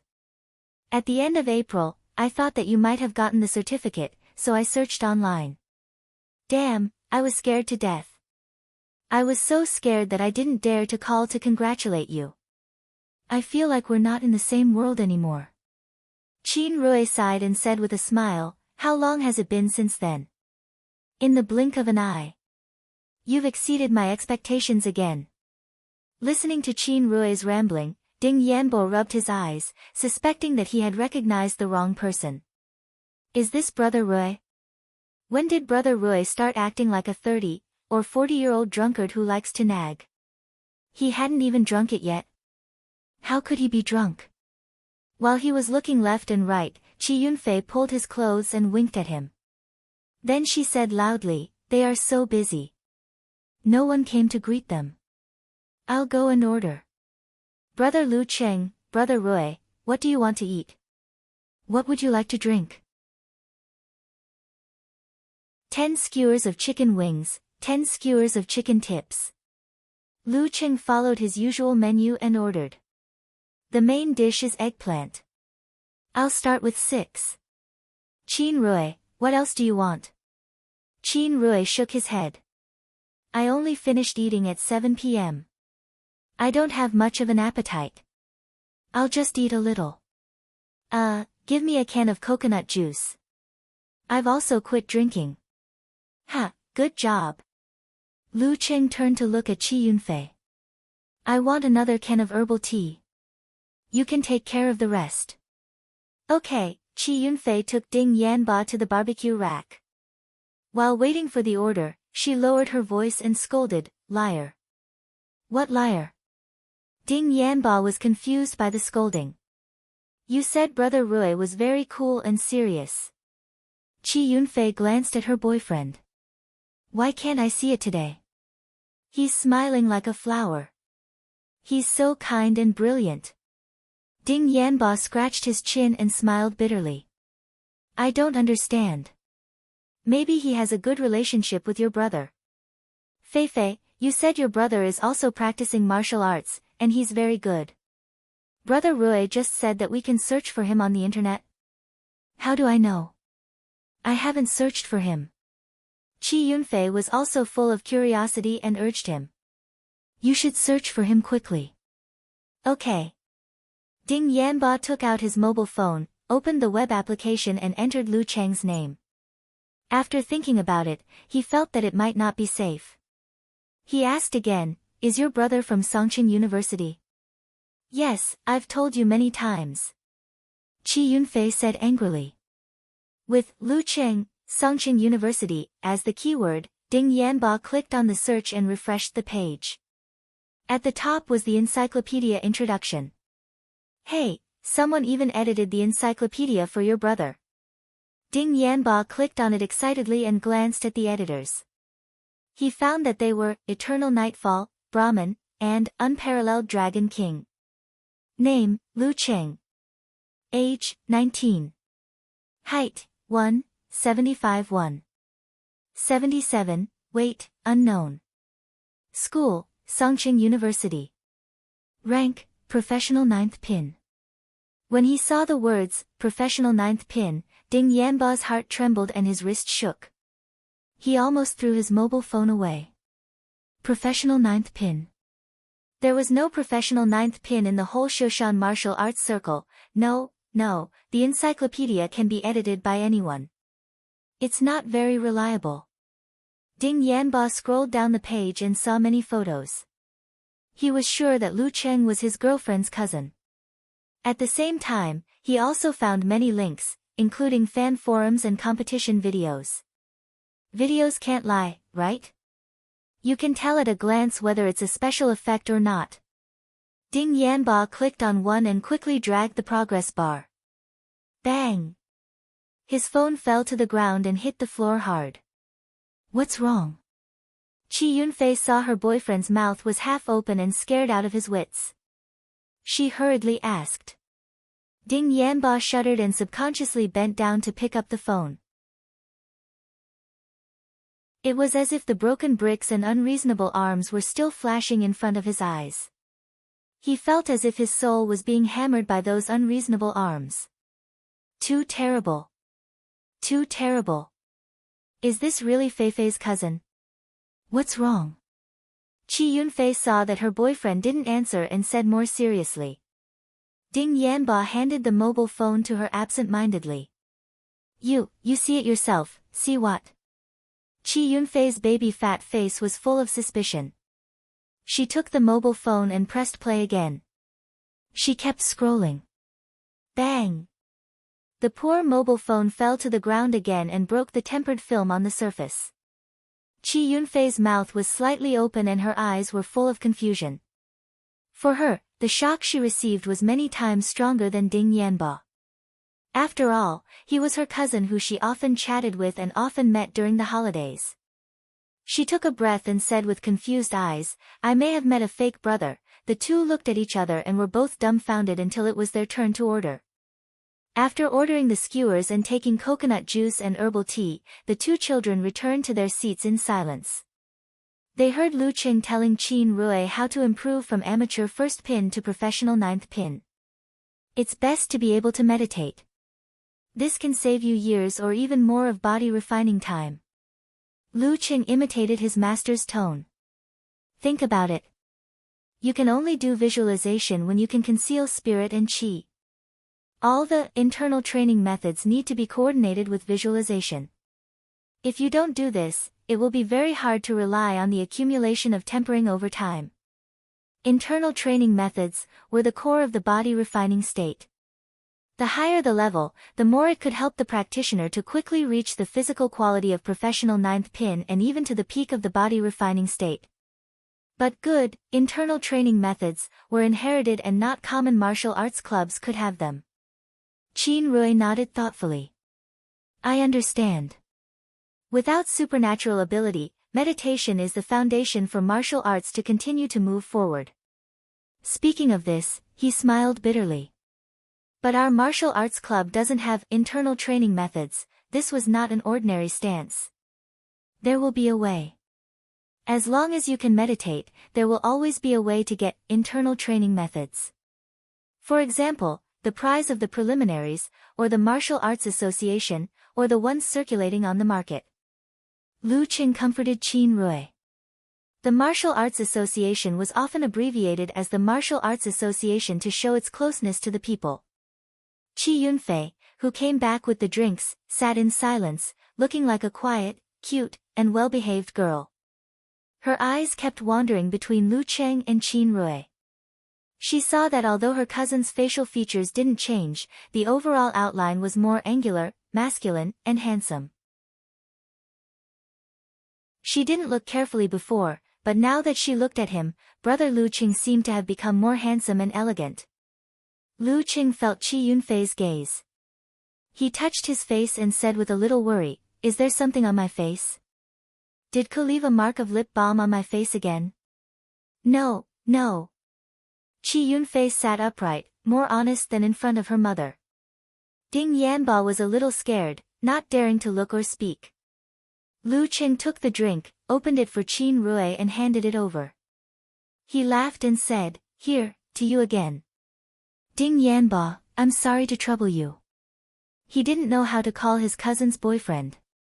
"What are you talking about? I told you I wouldn't bother." Qin Rui clinked his can with Lu Qing and took a sip with a smile. Qi Yunfei rolled her eyes and pulled Ding Yanba, who was confused, and urged, "Didn't you say you wanted to toast brother Lu Qing? Didn't you want to say thank you to him?" "What?" Ding Yanba subconsciously wanted to refute, but his little girlfriend stared at him, so he nervously picked up the soy milk bottle and said, "Brother Lu Qing, thank you for your help." Lu Qing clinked with him and took a sip. When he was about to speak, Qin Rui interrupted, "Ding, it's your luck to know Qing.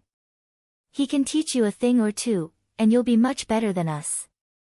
Practice martial arts well, don't waste his good intentions." "Yes, brother Rui." Ding Yanba was not a fool. He understood Qin Rui's good intentions and quickly said to Lu Qing, "Brother Lu Qing, I'll toast you again." This time, he gulped down the entire bottle of soy milk. "Practice martial arts hard, don't let Fei Fei worry." Lu Qing smiled and said as a brother. Then he followed the topic and asked, "Qin Rui, is your martial arts club recruiting part-time instructors?" Qin Rui was stunned at first, then laughed and said, "Of course. We're just worried that we don't have enough people. Do you want to come?" "I have nothing to do because I'm on holiday. Practicing martial arts will cost a lot of money." "Well, I don't want to trouble my family, so I want to find a part-time job to practice martial arts," Lu Qing said frankly. "Good. We can't wait to have a master like you part-time." Qin Rui was pleasantly surprised. "You don't know, but every summer, many middle and high school students are sent here by their parents to practice martial arts for 2 months.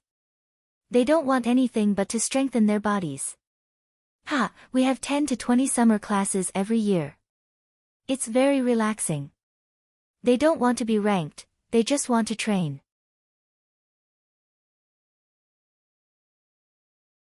Chapter 224. This kind of class. Can't you just find a student with a fixed rank? What's there to worry about? Lu Cheng's stomach was rumbling, and the barbecue was not ready yet. Qin Rui laughed and said, "You don't understand, do you? Our summer classes are held 3 times a week for half a day each time. Different classes are arranged on a staggered basis. There are several levels of tuition fees. Randomly finding a student with a fixed rank to teach us is the lowest level. It costs 888 yuan for 2 months. Among the more powerful students, it costs 1,288 yuan. For inner disciples like us, it costs 2,088 yuan. Nominally, we are learning from my master. Not only is the fee, but we also need to have connections and background." "That works?" Lu Qing listened with great interest. The only discomfort was that his stomach was burning. Although he was more mature than when he first entered the university, he was still in touch with monotonous social classes. There were many things that he did not understand. Qin Rui gently patted the table and said, "You don't believe me. In the beginning, we didn't want to divide the classes so carefully. But some parents were dissatisfied. Oh, how can my child practice with so many people? What can I learn? What if I can't take care of him? What if he bumps into something? Do you have a better class here? Fewer students, more powerful teachers, and money is not a problem." He said the last few words with a pinched throat. He imitated it vividly. Qi Yunfei and Ding Yanba, who who were like two little quails, couldn't help but laugh. The latter never thought that Brother Rui had such a side. The heart of comparison is the source of human progress. Lu Qing faked a famous quote. He sniffed and smelled the barbecue aroma. Qin Rui took a sip of coconut milk and said, college students are good at talking. Who doesn't have the heart of comparison? If you come here part-time, your class will definitely be the highest level. And believe it or not, you can definitely line up if you want to sign up. This is a rare professional ninth pin in Shushan. Before he could finish his sentence, Lu Qing humorously added two more words. Live. Puff. Qi Yunfei almost spat out the soy milk she just drank. Qin Rui laughed a few times and caught his breath. You're a living advertisement. The other dojos can only stare at you helplessly. We definitely want you to come. You don't have to advertise me too much, do you? In this aspect, Lu Cheng's face was still relatively thin. Alright, if you like to keep a low profile, then keep a low profile. Qin Rui said frankly, I can't decide how to do it. I'll ask my master tomorrow, and I'll call you then. He wasn't the dojo master, so he couldn't promise a certain amount of salary or bonus right now. Okay, sorry to trouble you. Lu Qing thanked him sincerely. At this time, he finally saw the first batch of barbecued meat being delivered. After that, he replied to Yan Zhika's messages and chatted with Qin Rui about the recent situation of his high school classmates and the anecdotes of the martial arts circle in Shushan. When he was full, it was almost 9:30 p.m. After paying the bill and saying goodbye, Lu Qing glanced at his cousin. Fei, it's getting late. Why don't you follow me back? Okay. Qi Yunfei nodded briskly. Lu Qing was surprised that she was so honest. He thought that she would dawdle and say a few words of resistance. Since when did the little devil become so easy to talk to? He didn't show his doubts and led the little girl to say goodbye to Qin Rui and Ding Yanba. They stopped a taxi and went straight to their own community. In the car, Qi Yunfei maintained a quiet and silent attitude, which surprised Lu Qing and made him wonder what happened to her. She was so lively and cheerful just now. Fei, what's wrong with you? You don't seem to be in a good mood. Lu Qing looked at the taxi driver in front and asked with concern. Qi Yunfei seemed to wake up from a dream and said, I'm a little sleepy after playing all day. I'm sleepy too. I didn't take a nap. Lu Qing covered his mouth with his hand and yawned. He smelled the strong smell of barbecued meat. After entering the community and returning home, he saw his mother, Qi Fang, as soon as he opened the door. You little bastard, why are you back so late? Where did you go? Why did you two come back together? Lu Qing smiled and said, we met on the road. Mom, why didn't you tell me Fei was here when I called you today? Qi Fang laughed and said, I was too busy and forgot. She sniffed and said, you smell like barbecued meat. You came back so late just to eat barbecued meat? Let me tell you, this kind of food is unhygienic. Who knows if the meat they use is good or bad? You should eat less.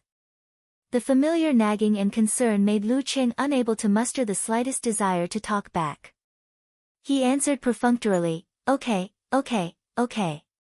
Qi Fang said for a while and suddenly patted her head and said, oh, I almost forgot to tell you. Qing, you sleep in the living room tonight. Give the room to your sister. Mom, is she my biological sister? It's my first day back. Lu Qing joked.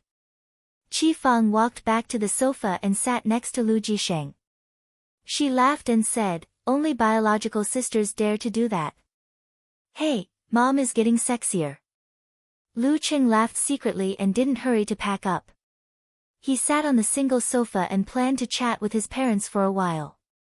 Qi Yunfei greeted him and went into the room. She found a change of clothes and went straight to the bathroom to take a shower.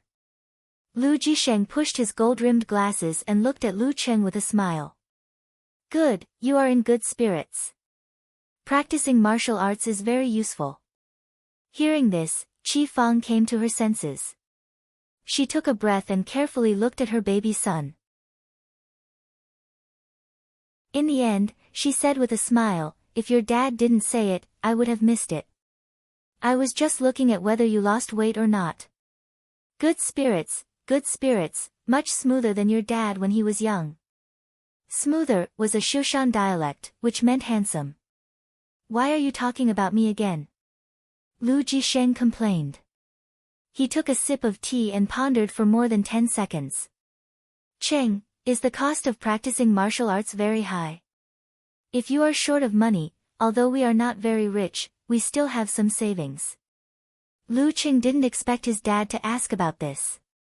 He was a little confused and subconsciously asked, "Dad, why do you suddenly ask this?" From the peak of body refining stage to the Dan stage, he would need the help of medicinal decoctions and other things in order to train his martial arts to the finest detail. It was indeed a huge expense, but he had already made plans. Not only had he circled a provincial youth tournament at the end of July and the beginning of August, he had also planned to work part-time at the Gushan Martial Arts School. Together with the more than 20,000 yuan he had left from before, it should be enough. Lu Jisheng smiled bitterly. "Your dad has been a blockhead all his life. He only cares about his own things and doesn't care much about other things. After knowing that you are going to walk the path of martial arts, he wanted to do some research but found that he was useless. He didn't know anything. He could only watch TV and ask the young people in our factory. They all said that there is a threshold from professional 9th pin to professional 8th pin and it will cost a lot of money. I thought that since you called your mom to tell her that you got the professional 9th pin certificate, you should have reached this threshold, right?" Lu Qing had noticed that his parents didn't ask him much about martial arts, so he thought that his family didn't oppose or support his practice of martial arts. Who would have thought that they had been quietly concerned about him, asking about him, and preparing for him? That kind of love was silent without complaint or regret. Phew. He exhaled and forced a smile.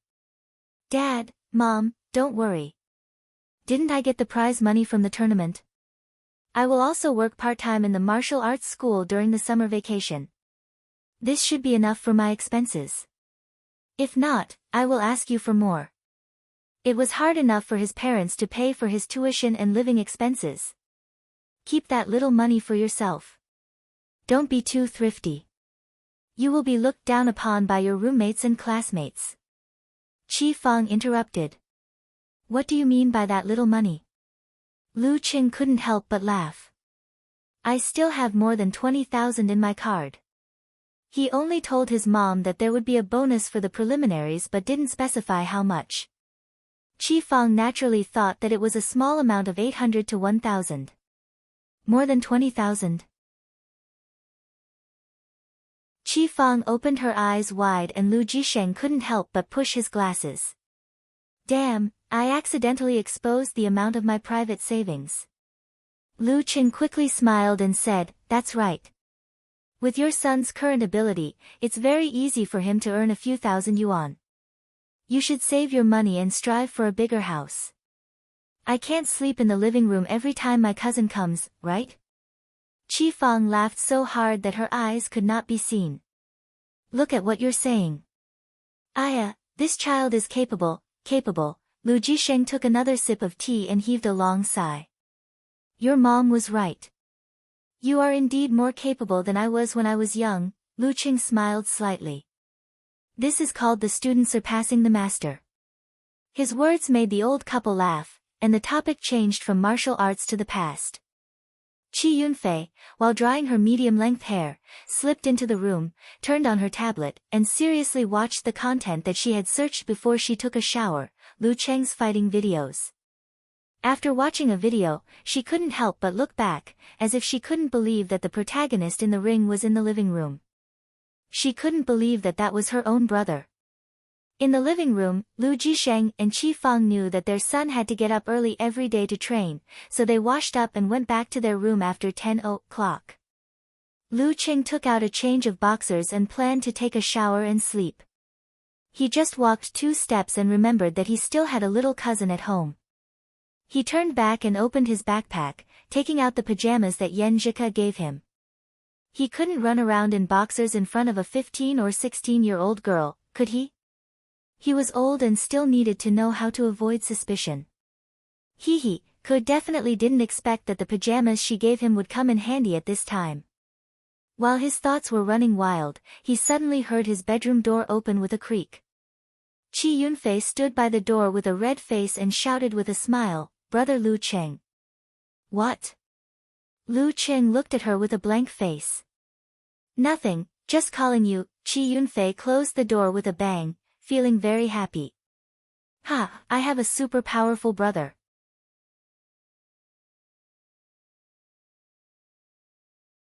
Chapter 225. Are you crazy? Lu Cheng was stunned.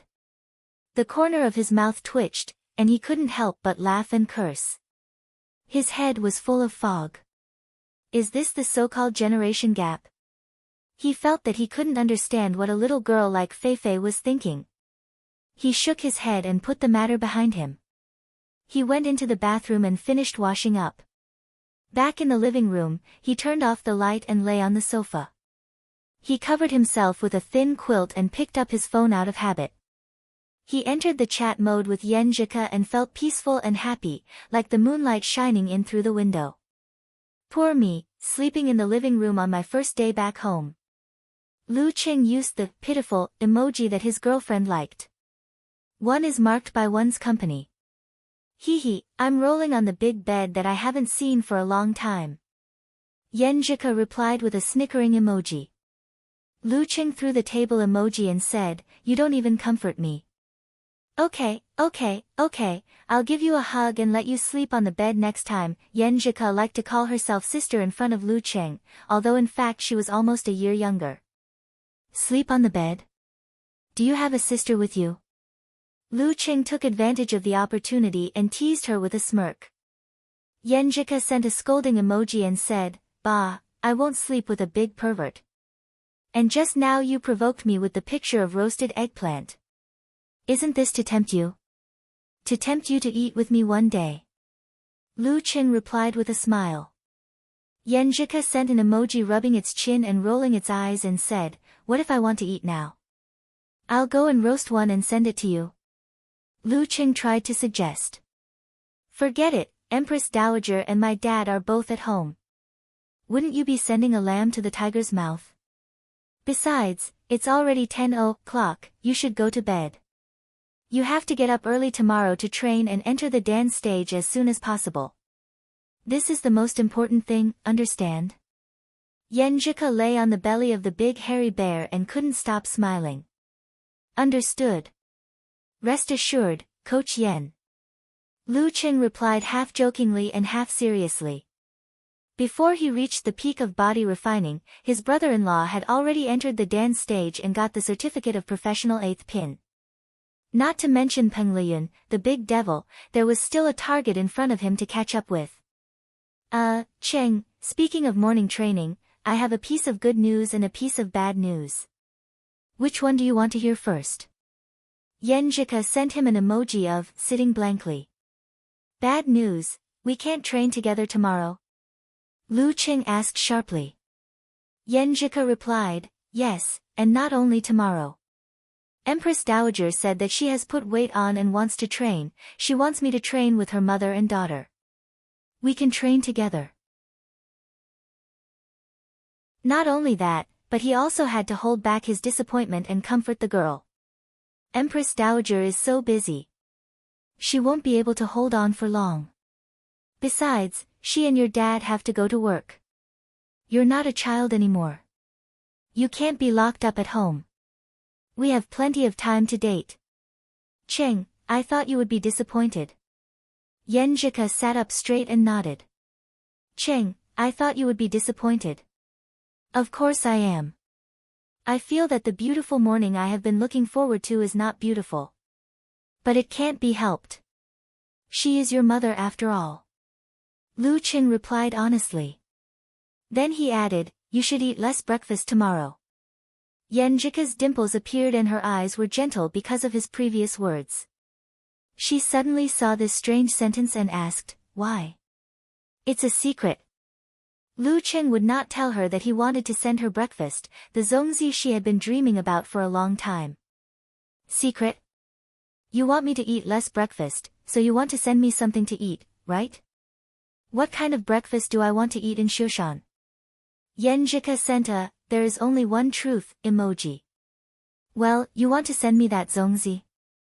Lu Cheng replied, you are so smart. You guessed it so quickly. Where is the promised surprise? Hey, I am a famous detective. Yenjika, who was wearing a white nightgown, held her phone and rolled on the bed. Her mouth was slightly closed and her eyes were slightly curved. Her smile was very obvious. She only felt that this smart compliment made her so happy. It was even better than the surprise of sending a zongzi for breakfast. This was not only the reflection of the reasoning ability, but also the understanding and tacit understanding between the two parties. After laughing for more than 10 seconds, she said, but my dad is going to make breakfast for me tomorrow. I haven't tasted his cooking for almost a year. I have to go to my grandpa's house tomorrow night and accompany my grandpa the day after tomorrow. So I can only do it the day after tomorrow. As she spoke, she felt a little guilty and wanted to make up for it. Okay, then the day after tomorrow morning. Lu Cheng exhaled. Sure enough, he could not be with Ku every day. Yenjika replied, I will come to see you when I am free. I can also go to see you. Lu Cheng adjusted his mood and said with a snicker, by the way, what is the good news? Good news? Yenjika chuckled and leaned on the pillow. She rolled her eyes and a faint blush appeared on her cheeks. She bit her lower lip with her pearly white teeth and slowly typed on the keyboard on the screen. The good news is, Cheng, I am starting to miss you. Lu Cheng's heart was hit and became unusually soft. He smiled faintly and replied, I'm sorry. I miss our cuckoo, too. At this moment, he only felt that the moonlight was peaceful and the night was gentle. Time flew by and it was already 10:30 p.m. Lu Cheng said good night to Yenjika and posted the picture he had taken at the barbecue on Weibo, along with the caption, first meal back in Shushan. He did not like to do these things. He only updated once every 10 days or half a month. After posting, he logged out of QQ and put his phone aside. He enjoyed the peace of the night and the affection shown by Yenjika just now and fell asleep contentedly. The next morning, he woke up naturally and quietly finished washing up. After changing into the navy blue martial arts suit, he unlocked his phone screen and logged into QQ again. He sent a message to Yenjika with a laughing emoji, the handsome one is up. The beautiful one is sitting on the bed. Yenjika replied with an emoji with circles in its eyes. After chatting for a while, Yenjika struggled to get out of bed. Lu Cheng glanced at the replies he had received yesterday. Fatty Jiang was the first one. Cheng, you are not at home on your first day back in Shushan. Or are you not at home again? Hehe, I am on the train today and will arrive in the evening. Remember to treat me to dinner. A man with a girlfriend must treat to a big meal. Lu Cheng was about to reply to him and say something like, a fat man shouldn't think about a big meal. But he saw other replies from the corner of his eyes. Cheng Chili replied with a shocked emoji, what? Cheng, you have a girlfriend? Qin Rui replied with a shocked emoji, Cheng, when did you have a girlfriend? Is she your college classmate? Chiu Hailin replied with a laughing emoji, I didn't expect you to solve the problem of being single in your first year in college. Chao Lele, who was sitting at the same table, replied with a smile, I didn't expect it either. This is not the Lu Cheng I know. When will you show us what your girlfriend looks like? Damn, brother Lu, a barking dog doesn't bite, right? I am still single. Tao Xiaofei jeered behind them. Lu Cheng was in a daze. There was only one thought echoing in his mind. Damn it, Fatty Jiang is such a big mouth. After a round of training, Lu Cheng consolidated the realm of the peak of body refining. He recalled the conversation with his master before leaving school. The meaning of withdraw must be understood through the process of integrating the strength of the whole body into one. Otherwise, it will be a rootless tree without a source of water. This is why you can't practice it in advance until you reach the peak of body refining. Gizershur said as he drank a mouthful of wine happily. Lu Cheng was surprised and blurted out, "Master, you use the words so well, so cultured." Gizershur smiled proudly and said, "That's what my master told me." Hey, little brat, can't you grasp the key point? Don't think that the dance stage is easy just because you've mastered meditation and can look inward. After all, this is the first threshold on the road of martial arts. I won't say more. I'll just give you 10 words. Human body Big Dan, round and bright. Next, you have to figure it out by yourself.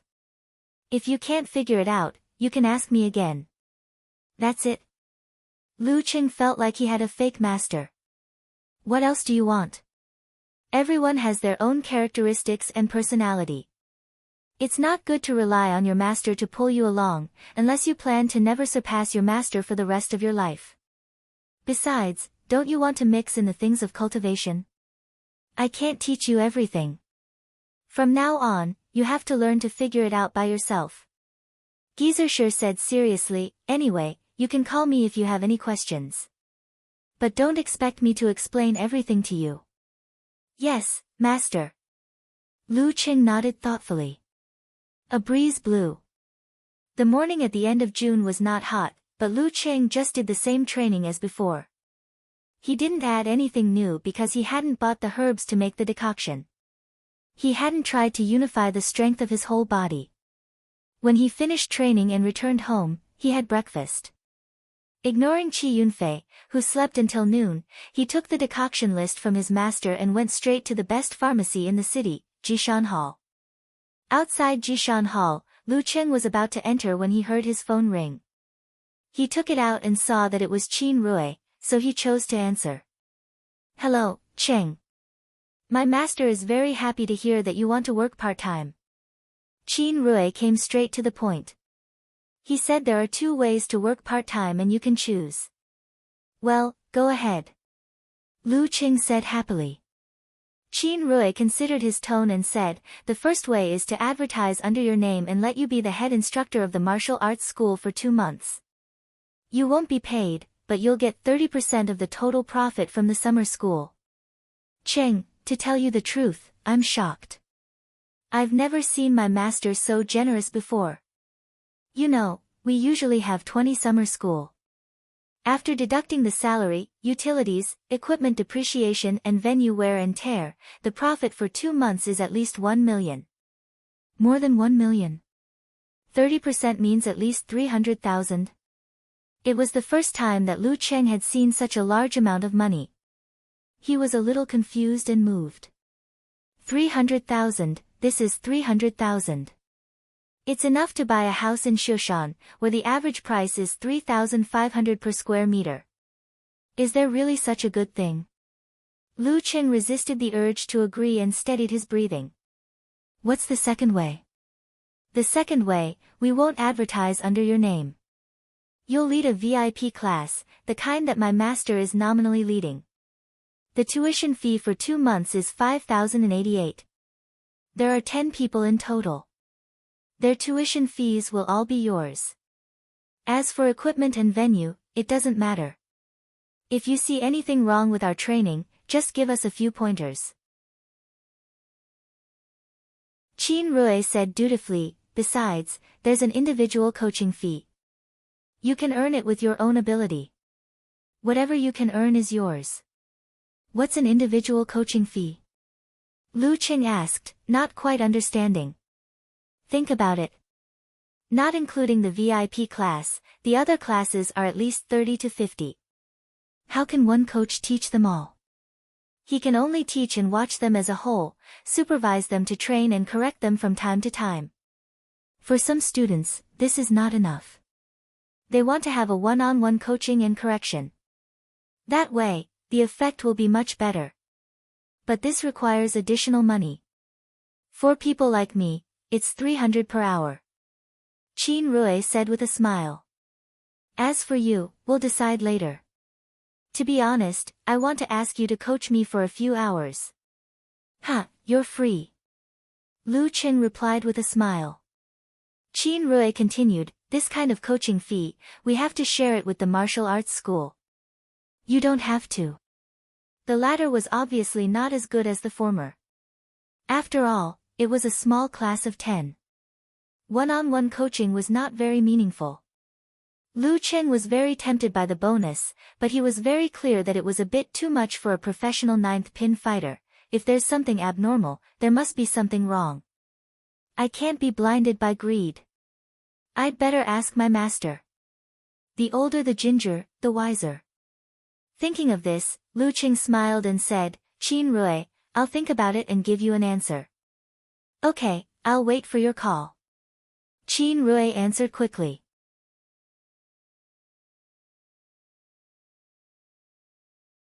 Chapter 226. Lu Qing took a deep breath and shook his head, trying to calm himself down in the face of the temptation of money. After a few seconds, he found his master's phone number and dialed it. After a cheerful melody, Geezer Shi's coughing voice penetrated the receiver. Hey, brat, cough, you encountered a problem so soon. Master, no, it's not a problem with martial arts. It's something else. Lu Qing explained first. Then tell me, what's the matter? Did you kill someone again? Geezer Shi asked casually. Well, in your eyes, am I a homicidal maniac? Lu Qing complained in his heart. He briefly explained his idea of making money by part-time jobs and the two choices of Gushin Martial Arts School.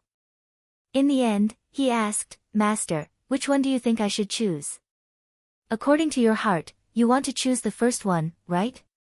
With hundreds of thousands of yuan there, how can a student like you not be tempted? Geezer Shi laughed. Lu Qing sighed and answered, I'm tempted, but I feel a little guilty and a little scared. I'm not worth that much money. A normal part-time job of professional ninth pin is only worth about 10,000 yuan a month. Even if it's a scarce resource in Shushan, it's a bit exaggerated to double that amount, not to mention hundreds of thousands for 2 months. There's no such thing as a free lunch. The greater the profit, the greater the risk. At least you're sober. Geezer Shi laughed. First, anyone with a discerning eye can see that your overall strength is considered to be in the small group in the body refining stage. Besides, you're still young and haven't practiced martial arts for a long time. You have a lot of potential, so you can't be treated as a normal ninth pin fighter.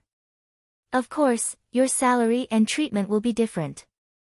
Second, cough, that martial arts school's first choice is called binding. In the martial arts circle, as long as you agree to let them use your signboard, you have to bear the corresponding responsibility. If you're the kind of person who doesn't want to admit it, it's okay to take hundreds of thousands of yuan. But you're not. You dared to fight to death for an old friend. What's more, you're soft-hearted when you take advantage of others. Cough, when they meet a strong martial arts school, will you help them? If they get into trouble and ask you for help, will you help them? Are you going to hold them accountable for using your name to bully others? Humans, especially those in the martial world, live for their reputation. It's not that you can't do this kind of thing. Famous martial artists more or less have a similar income. Cough. But you have to polish your eyes and see clearly the other party's background and character before you make a decision. Otherwise, you might be dragged into the water one day and still not know what's going on. Now ask yourself, are you willing to live and die with that dojo for a few 100,000? Of course, this is an exaggeration. Just understand what this old man means. Lu Qing asked himself silently. He thought for a while and said, I understand, master. I know what to choose. The bigger the shoulders, the bigger the burden. Okay, I'll remind you again. Earning money is important, but the focus should still be on practicing martial arts. Once you improve your strength, you'll have plenty of opportunities to earn big bucks in the future. Geezer Shi reminded him and hung up the phone. Lu Qing calmed down for a few minutes. He didn't answer Qin Rui directly. Instead, he found Yenjika's phone number and dialed her. Yenjika sat at the table, drinking porridge cooked by her father and eating the refreshing dishes made at home. She chatted with Empress Dowager and others from time to time. She was very happy. At this moment, the phone beside her buzzed and vibrated continuously. She looked at it from the corner of her eyes and subconsciously smiled. Her eyebrows became more relaxed. She was a little happy, but also a little nervous and worried. "I need to answer a call," she explained in a sweet voice. She picked up the phone and walked quickly to the living room. She answered the call and walked up the stairs. "Hello, what's the matter?" Yenjika tried to make her voice calm and rigid. Ji Mingyu looked at her daughter's back and sighed inwardly as she recalled her daughter's unconsciously gentle eyes and uncontrollable smile. "Silly girl, who can you fool with this look?" While thinking, she glanced at her husband who didn't realize it and couldn't help but spit. Only the rough men would be able to fool them. "Humph, your little princess is about to be taken away, and you don't even realize it." Lu Qing sensed something wrong in Yenjika's tone, so he smiled and said, "Are your parents here?" Yenjika went upstairs like a whirlwind and entered her room. She leaned against the door and said with a smile, "No, they are not here." "That's good. I have something to ask Coach Yen." Lu Qing walked a few steps to the side so that he wouldn't block the door of Jishan Hall. Yenjika's sweet dimples appeared. She said with a smile, "Go ahead. I'll give you some advice." Judging from Cheng's tone, it shouldn't be a bad thing. "Cool, didn't I say that I wanted to work part-time in the martial arts club? I asked Qin Rui for help. His master welcomes me very much." Lu Qing told the whole thing to his girlfriend. Yenjika listened attentively with a smile on her face. She liked Lu Cheng's habit of discussing with her in advance. It made her feel a deep sense of participation and companionship. She also knew that Lu Cheng was not a person without his own opinion. On the contrary, he was very decisive at critical moments and could be relied on. "I think Coach sure is right. Cheng, you don't have to be so involved with the martial arts club in Shoshan." Yenjika chose her words carefully. "I heard from Uncle Xing and my mother that martial arts clubs in small places like Shoshan are more or less related to the underworld. It's easy for you to get involved with them. My father likes to read some ancient books. His favorite saying is that there are some things to do and some things not to do." Lu Qing originally wanted to find out the background of Gushan Martial Arts Club through Yenjika. After hearing her words, he became more determined and no longer hesitated. "Well, I'll listen to Coach Yen and choose the second option.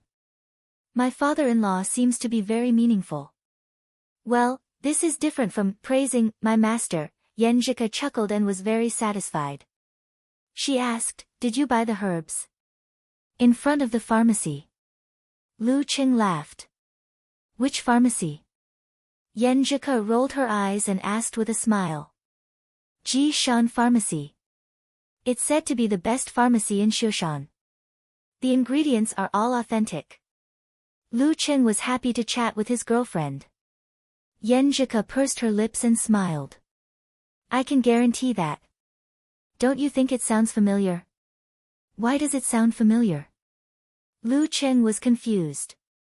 Yenjika snorted. "Have you forgotten? Empress Dowager's surname is Ji. I only know that Empress Dowager is called Empress Dowager." Lu Qing joked. "What a coincidence. I can't believe I'm in a pharmacy under Empress Dowager's name." Yenjika was afraid that Lu Qing would feel inferior, so she quickly explained, "My father is a poor doctor. When Empress Dowager came to Shoshan, she had nothing to do, so she worked part-time as a private trainer and tried to start a business. After a long time of hard work, the company grew up little by little. When I was young, I lived in the family compound. It was much more lively than it is now.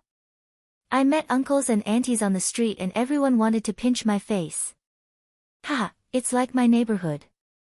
Lu Qing had expected his girlfriend's family background. He didn't care about it now and smiled. "I thought you were sick when you were young." You didn't have any fat on your face. I still have some baby fat. Yenjika answered shyly. She felt that her boyfriend didn't have any grudges and was still confident. When a couple in love started chatting, they could talk nonsense for a long time. When Ji Mingyu urged Yenjika to leave, she reluctantly said goodbye to Lu Cheng. She spent the morning with her parents and the afternoon with her grandfather in Jinkei County, which was part of Shushan. Lu Cheng held the hot phone and called Qin Rui back without hesitation. Cheng, have you made up your mind? Qin Rui asked happily. His classmate worked part-time in the martial arts club as a powerful professional ninth pin fighter, which made him look good in front of his seniors and juniors. Yeah, I just called my master. He said that I haven't finished my apprenticeship yet, so I can't make my own name and carry my own signboard. You know, in the martial arts circle, we have to respect our masters. Lu Cheng pushed all the responsibility to his master. After saying this, he felt a little lost. 300,000 yuan. His dad worked hard for most of his life and didn't even save that much money, forget it. In life, there are things to do and things not to do. Got it, got it. Qin Rui agreed. So you chose the VIP class. I'll tell my master now. Hey, Cheng, you're so strong, but you still haven't finished your apprenticeship. Your master is so strict. You have to reach the Dan stage to finish your apprenticeship. Thinking back, one could imagine how awesome Lu Cheng's master was. Probably. Lu Cheng answered blankly. He didn't know when he would finish his apprenticeship. Dan stage? High-rank Dan stage? Or even physical invulnerability?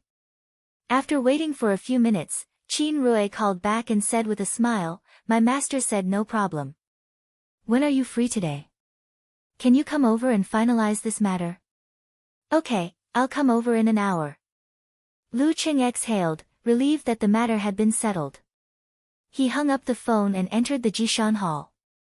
According to the weight of the 7 posts, he bought bags of herbs and spent more than 1,700 yuan.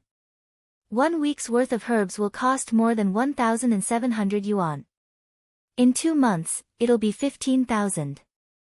Lu Cheng did a rough calculation and was tongue-tied. He felt that the cost of breaking through to the Dan stage was not small. And this was under the premise that he could train his whole body's strength to be as one in 2 months. No wonder Ko always asked him to save the money, because he wanted to keep the formula a secret. He didn't choose to ask the pharmacy to brew it for him. Carrying the bag, he went home first and then went straight to the Gushan Martial Arts School. When he arrived at his destination, he paid the taxi fare but didn't rush in. Instead, he tidied up his clothes and flicked the dust and hair. After today, he would go in and out as a coach. He had to pay attention to his image.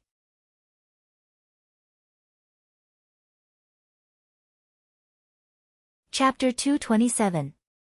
The Gushan Martial Arts School was located near the new business district of Shushan. It had a quiet and elegant environment, and it had an old 3-story building. Lu Cheng tidied up his appearance, walked through the trees, and opened the door. He found Qin Rui waiting for him at the front desk. You're early. He greeted him happily. Lu Cheng patted his arm and joked, I'm not familiar with Shushan. I can't even estimate the time of the bus ride. Ha, Shushan changes every half a year. Everywhere is being renovated. Qin Rui replied and led Lu Cheng inside. After entering, Lu Cheng found that the Gushan Martial Arts School was really big. The training ground on the first floor was several times bigger than the Hongluo Martial Arts School he had been to before. It was cleverly designed and divided into 7 or 8 areas. Some areas were noisy and crowded, while others only had 11 or 12 people practicing martial arts seriously. Noticing Lu Cheng's gaze, Qin Rui introduced with a smile, isn't it big? My master always says that this place is his proudest and most regrettable place. Proudest and most regrettable place? Lu Cheng asked. Qin Rui pointed at the training ground and said, this used to be the workers' club of the 3 machine factory. It was sold during hard times and was bought by my master, who was looking for a place to open a martial arts school. That was many years ago, and there was no concept of housing prices. But my master spent most of his savings to buy the equipment. He really borrowed a lot of money. But now, look at the surrounding housing prices. They have increased by more than 10 times. It's the most valuable and best asset of our martial arts school. So that's what he's proud of. Lu Qing couldn't help laughing. He didn't think about it at all. Who would have thought that the proudest thing of a martial arts school was real estate investment? He asked curiously, then why is it the most regrettable place? Qin Rui couldn't help but laugh. At that time, my master was still young and full of ambition. He wondered if he should leave Shushan and open a martial arts club in Gaofen. Later, when he had the opportunity to buy such a big house, he gave it up. A professional ninth pin martial arts club could only make a splash in Gaofen. He would be suppressed by others even if he raised his head. It was better for him to stay in Shushan and be a local tyrant. Now, thinking about the housing prices in Gaofen, my master talks about it every day and every month. Not to mention buying a house in Gaofen, a decent martial arts school is enough. Even the demolition alone is enough to make him not to worry for the rest of his life. Why is it always about the appreciation of the house? Is this something that a martial arts school should pay attention to? Lu Qing couldn't help but laugh. After turning a corner and walking a few steps, Qin Rui led him up the stairs and all the way to the 3rd floor. The lighting here was rather dim, with long corridors and doors. Qin Rui didn't explain much. He looked a little nervous and solemn. He strode to the innermost part of the room and knocked on the door gently and rhythmically. Knock, knock, knock. Knock, knock, knock. After 2 knocks, a slightly hoarse voice came from the inside. Come in. Qin Rui unlocked the door and pushed it in, allowing Lu Qing to see the scene inside. The window was big and the sun was shining brightly. The table and chairs were carved from mahogany. Steam was rising from the tea set. Chu Weikai, with his deep wrinkles and sharp eyes, had already stood up and welcomed Lu Qing with a chuckle. Seeing you in person is better than hearing about you. Young friend, you are full of spirit and vigor. You really brighten my eyes. Qin Rui and Lin Feng have been praising you in front of this old man. I didn't believe them at first, but they showed me the videos of your recent matches. Wow, a young hero. Shoshan has never had a mighty one in the physical invulnerability stage in its history. Maybe you can make up for it. He spoke like an old-fashioned Jianghu man. Lu Qing had originally thought that he could handle such situations calmly. However, after being praised by such an experienced Jianghu veteran, he suddenly felt a little helpless and did not know how to respond. He could only say modestly, "You're too kind." After exchanging a few pleasantries, Chu Wei let Lu Qing sit in the guest seat. He poured himself a cup of kung fu tea and said with a smile, "Qin Rui has already conveyed your intentions. This old man can understand your master's mentality very well. If these unworthy disciples of mine go out, I will definitely warn them again and again to not let them use the signboard recklessly before they achieve anything." Qin Rui and Dai Linfeng didn't sit down. Instead, they stood on either side of Chu Weikai. It was obvious that the master-disciple relationship in Gushan Martial Arts School was more old-fashioned and solemn, unlike Lu Qing, who often joked with Geezer Shi and sometimes even made fun of him. Of course, the main reason for this was that Geezer Shi himself was not serious. Without waiting for Lu Qing to answer, Chu Weikai picked up the Yixing clay teapot and poured him a cup of fragrant tea. Try it. This is the Mongolian wild mountain tea that I asked someone to bring back. It's not worse than Ningshui's Maojian green tea. The water was light yellow and moist. Lu Qing took a sip and felt a strong bitterness. Following that, the taste buds on his tongue seemed to have come alive, throbbing with layers of sweetness. The aftertaste was endless. Good tea. He didn't know anything about tea, so he could only give a superficial compliment. Chu Weikai smiled reservedly and said, there are now 3 VIP classes. I'm old, so I usually just look around and give a few pointers. Most of the time, Lin Feng is in charge. There are 2 classes that come every holiday, and Lin Feng is more familiar with them. I'm afraid they won't be able to adapt to a sudden change of coach. I can only give the remaining class to you first, and then we'll recruit another one. This class is every Monday, Wednesday, and Friday from 9 a.m. to 12 a.m. Are you okay with it? No. Lu Qing thought for a while and added, what if I have something to do at the last minute? Find someone to fill in for you or change classes. Chu Weikai waved his hand and asked Dai Lin Feng to take 4 sheets of white paper from the desk. I know it's your first time as a part-time coach. I was worried that you would be worried, so I specially asked Lin Feng to make a contract. Words are not proof, so it's just black and white. Look, the contract is very simple. They didn't ask a lawyer to make it. They made it so fancy that even an old man like me can't understand it. The 4 sheets of white paper meant that there were 2 copies of each one, but there were only 2 copies of the real contract. There were about 7 or 8 clauses, mainly stipulating a few things. First, the payment method. Before starting the part-time job, Lu Qing would be paid 10,000 yuan, 20,000 yuan at the end of July, and the rest would be paid on the day of the summer break. Second, there would be no commission for individual coaching fees. Third, Lu Qing would be responsible for any problems caused by physical punishment. Lu Qing looked carefully. After confirming that there was nothing ambiguous, he smiled and said, I have no problem with it. Okay, let's just sign it. Chu Weikai asked Dai Lin Feng to bring him a fountain pen and said self-deprecatingly, at my age, a fountain pen is more comfortable. I'm not used to you young people's signature pens and ballpoint pens.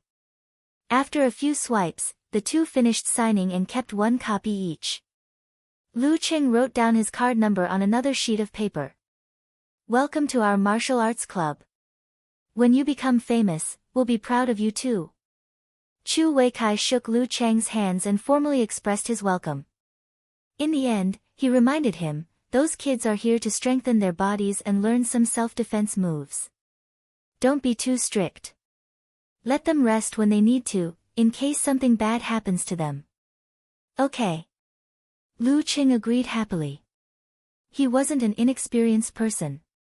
During the martial arts lessons, the special training members would often help the lazy geezer sure to teach them in groups. Most of the students who joined the martial arts club only wanted to strengthen their bodies and learn some self-defense moves. Come directly on Monday. Chu Weikai turned to look at his disciple. Qin Rui, show Lu Qing around and familiarize him with the place. Yes, master. Qin Rui exhaled and looked at ease. After the 2 left and the door closed, Dai Lin Feng frowned slightly and said, Master, there's no need to be so attentive. He obviously wants to keep a distance from us. Chu Weikai laughed and said, you're still too young. The most important thing for a person to succeed is to learn how to read people. You know who to keep a distance from, who to befriend, and who to befriend. Sigh, I only understood this after I turned 40. Otherwise, how could I be trapped in Shoshan? The 3rd floor is our lounge, locker room, office, and strength training gymnasium for inner disciples. The 2nd floor has 2 practice fields and 3 large strength training gymnasiums. When it's usually empty, we'll use a part of it as a gym. When summer classes start, we'll have to rotate according to time. But you don't have to worry about the VIP class. You can directly use the strength training gymnasium on the 3rd floor. The individual instruction is also there. Qin Rui introduced the layout and facilities of the martial arts club to Lu Qing. When the 2 passed by a practice field, they suddenly heard a surprised shout, Brother Lu Qing. Lu Qing looked over and found that it was his cousin's boyfriend, Ding Yanba. He was a long-term student and was walking and standing with 7 or 8 other people. Practice hard. Lu Qing smiled and encouraged him. Qin Rui put on a serious face and corrected the irregular movements of several students. This was the group he was in charge of. When the two were far away, a student asked Ding Yanba in a low voice, "Ding Ding, who is that? Do you know him? He looks like he's very good at fighting." Although they didn't know that this was a sign of a certain level of body refining, they could still feel Lu Cheng's fierceness and toughness. They felt that he didn't look weak at all when standing next to Qin Rui, who was more than 1.9 meters tall. Hey, it's me, it's my cousin." Ding Yanba was thick-skinned and pretended to be a relative. "He's Brother Rui's classmate. Brother Rui specially invited him to teach the VIP class." "Really?" Several students were surprised. That was the VIP class that the master was in charge of. "Of course, why would I lie to you? You'll know in a few days." Ding Yanba was so excited that his face turned red. "I haven't told you that Brother Lu Cheng is very likely to be the head coach of the martial arts club." This was what Qin Rui had mentioned when they were chatting. When the other students were about to ask, they saw Qin Rui stop and yell back, "What are you talking about? Don't you want to eat?" Suddenly, several students kept quiet out of fear and didn't dare to make a sound. Seeing this, Lu Cheng found it funny and said, "You're very dignified." "Of course I am. These bastards dare to slack off when I smile at them. Cheng, when you teach the VIP class on Monday, you should show them your power at the beginning. They'll be scared of you and then it'll be easier to control them later. Otherwise, kids at this age can turn the sky upside down." Qin Rui imparted his own experience. Lu Cheng nodded thoughtfully and said, "Okay. How should I show them my power?" This is a really troublesome question. While he was thinking, Qin Rui asked in a low voice, "Cheng, are you going to participate in this youth tournament?"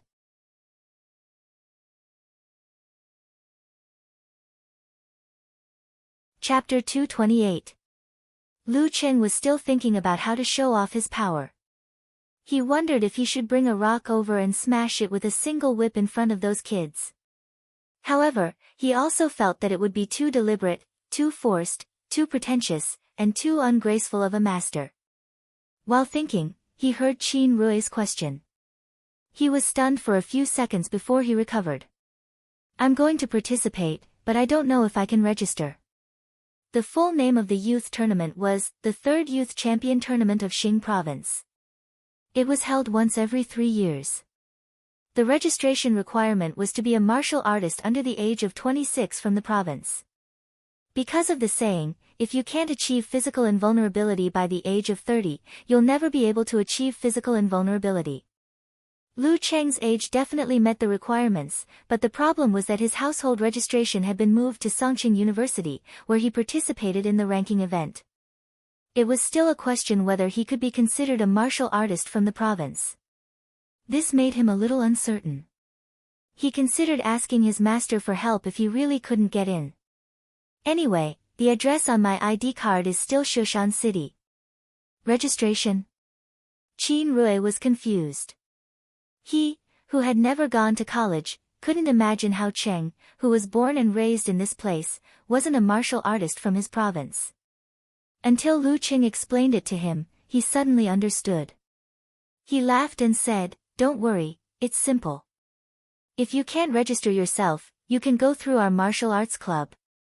Didn't you read the supplementary rules? Martial artists from the province, including those who work in the province, can register through their company or unit." "Then I'm relieved." Lu Cheng was relieved and showed a sincere smile. This was the challenge tournament that he had carefully selected. It perfectly met the requirements of having a lot of money, being at the right level, and not having to travel too much. As for other competitions, there were some good ones.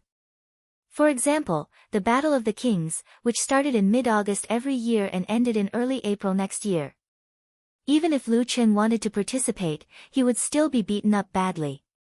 He didn't have the strength to get the prize money at all. The Youth Martial Artist Championship competition of Xing Province was jointly organized by the provincial government and the Provincial Martial Artist Association. At first, it was intended to be a benchmark to encourage young martial artists to work hard and change the image of a weak province. However, after the competition started, they found that the viewership ratings were quite good. After all, the fighting styles of physical invulnerability experts and high-ranked dance stage experts were very different from low-level fighting with bare hands and feet. Many of the audience liked to watch thunder and fire, but they also liked the feeling of blood boiling when fists hit flesh. Therefore, after the first batch, there was a second batch, and then a third batch. With the rise of live streaming, the broadcasting fees increased rapidly, and so did the prize money. This year, the plan announced was that the top 32 would be given a prize money circle. It was not a progressive system. The champion would get 600,000 yuan, the runner-up would get 350,000 yuan, the third and fourth would get 200,000 yuan, the remaining 4 in the top 8 would get 100,000 yuan, the remaining 8 in the top 16 would get 50,000 yuan each, and the remaining 16 would get 10,000 yuan each. Lu Qing didn't know much about the martial arts circle in this province, but according to the information obtained from the internet and Yanzhika, there were at most 7 or 8 dance stage fighters under the age of 26, and even fewer professional ninth pin fighters with supernatural abilities. As long as his luck wasn't too bad, he would be guaranteed to be in the top 32. He might even be able to compete for the top 16 or even the top 8. If he could gain a lot from this month's training, Lu Qing felt that he would have greater ambitions. Qin Rui laughed and said sincerely, "Actually, this is our martial arts club's advantage. Think about it, when the time comes, the commentator will definitely say that you are the coach of the VIP class of Gushan Martial Arts Club in Shoshan City. With your strength, you will definitely be in the top 32. Then our martial arts club's fame will spread beyond Shoshan to the whole province. Hee. Maybe you will even be on the Xing Province Young Fighters roll call." Lu Qing had looked up the information about the youth tournament, so he naturally knew what the roll call was. It was a summary program of the youth tournament that Xing Province Satellite TV imitated the ancient customs. Only the top 16 fighters and outstanding fighters in certain aspects would be invited for an interview, and then they would be given a nickname they made up on their own. Most of the time, it would be very melodramatic, such as Little White Dragon, Ultimate Boxing King, and so on. Because he would always associate it with the Donglin roll call, Lu Qing didn't have the slightest interest in it. He laughed and said, "Will you also participate in the program?" "Yes, all the inner disciples will participate. This is what we told our parents when we signed up for the summer school. That's why the price is lower than last year's." Qin Rui took a breath and said with a longing look, "Although we definitely won't be in the top 32 and won't get the prize money, we can gain more practical experience. At the same time, we can figure out what level we are in among the young fighters in the province. Then we can find goals and motivation." "Well, this doesn't sound like something you would say." Lu Qing made a joke. Qin Rui smiled bitterly and said, "This is what my master has been nagging about recently. Qing, my master asked you to decide the fee for individual tutoring. How much do you plan to set?" "Why do you suddenly ask this?" "I don't know how much I should charge for my level." Lu Qing answered awkwardly. Besides, he could definitely teach a small class of 10. There was no need to go against his conscience and ask them for individual tutoring. Some money could be earned, but some couldn't. Senior brother Dai went to Gaofen a month ago to inquire about this. The fee for individual tutoring of a professional ninth pin fighter is 500 to 600 yuan per hour. You must be better than the average professional ninth pin fighter, so you should at least charge 800 yuan per hour. Qin Rui said with a smile, "Cheng, do you think no one will ask you for individual tutoring? There are only 10 people in the VIP class. It's almost the same as individual tutoring." Lu Qing frowned and said his thoughts. Qin Rui smiled and said, "The ones who will ask you for individual tutoring are not the students in the VIP class, but us inner disciples and long-term students who want to become stronger." This kind of individual tutoring definitely did not involve the teaching of martial arts, so each person could solve many problems in 1 or 2 hours. There was no need to ask frequently. I see. Lu Qing finally understood that he was a real, discerning person, so he smiled and said to Qin Rui, anyway, it's free. Those kids in the VIP class who only wanted to strengthen their bodies would never understand the value of a top professional 9th pin fighter. No, it's too embarrassing to ask for free. How can I face you in the future? Just give me a classmate discount. Qin Rui beamed and said, I've booked 2 hours of individual tutoring next week. I have to prepare for the youth tournament. Okay, a classmate discount of 30%. I'll call you when I'm free. Lu Qing could understand Qin Rui's mentality of not wanting to take advantage of others, because he was the same kind of person. In fact, he knew that Qin Rui didn't earn much. Since he was in his own teacher's martial arts club, the cost of practicing martial arts was borne by his teacher, so his corresponding salary was much lower than the normal standard of an amateur first pin fighter. It was said that his monthly salary before was 2,000 plus commission for individual tutoring. After he got the amateur first pin certificate, his salary increased by 1,000. Among the inner disciples, Dai Linfeng only had a basic salary of 3,500. Of course, in a place like Shushan, it was not bad. Qin Rui was in a good mood, so he asked casually, you don't have to visit relatives during the summer vacation, so you should be quite free. Hee, are you going on a date with your girlfriend? Hee. Lu Qing laughed and admitted it. Anyway, Qin Rui already knew that he had a girlfriend. It's all because of Fatty Zhang's big mouth. At this time, the two of them walked back to the first floor. Instead of continuing the topic, they walked toward one of the summer classes. There were only 5 classes of summer students in the gymnasium at the same time. This was the limit. Any more and it would affect the long-term training of the students. As they walked, Qin Rui suddenly felt that something was wrong. Because he didn't think about what he had just asked. Qing found his girlfriend when he was in college. How could he date during the summer vacation? I just asked casually, and he admitted it. Is he going to send her thousands of miles away? Maybe she's from the same province. Maybe she's from Shushan. The more he thought about it, the more he was interested in gossip. He planned to ask someone later to see if there was anyone else in Shushan studying in Songcheng.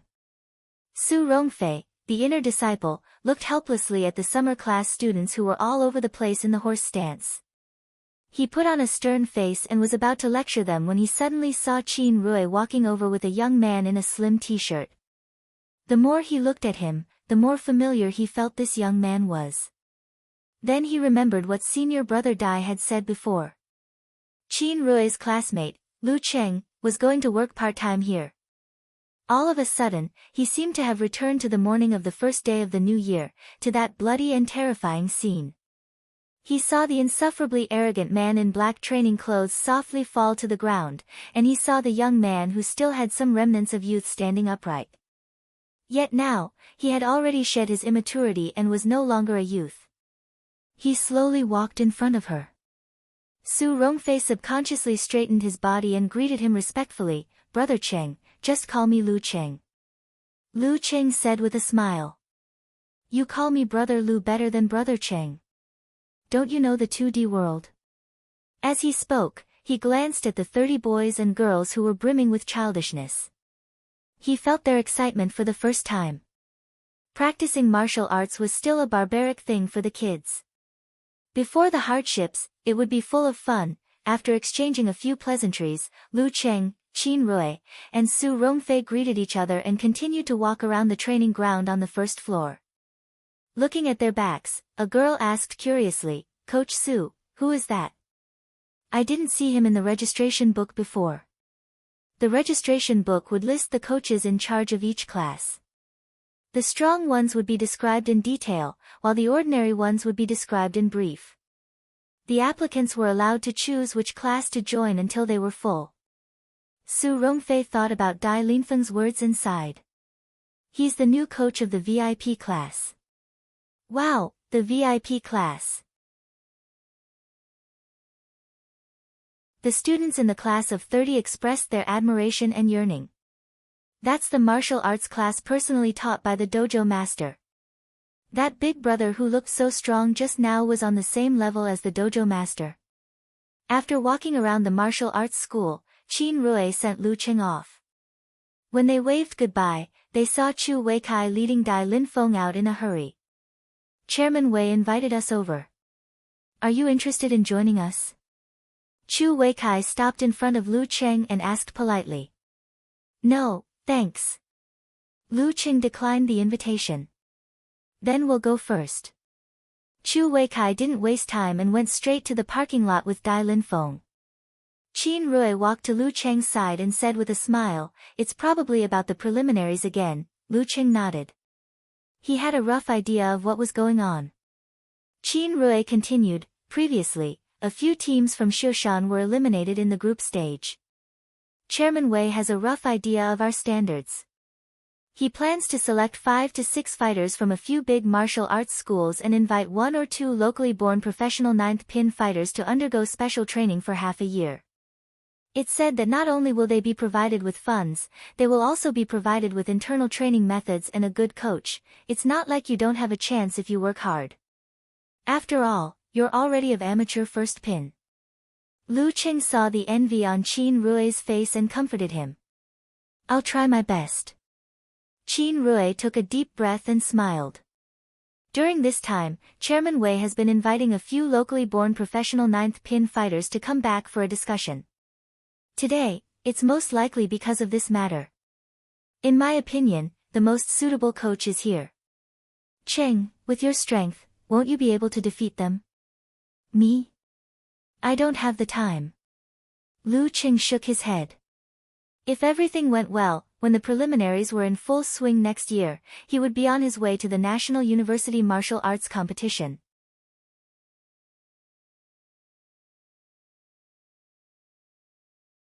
Chapter 229.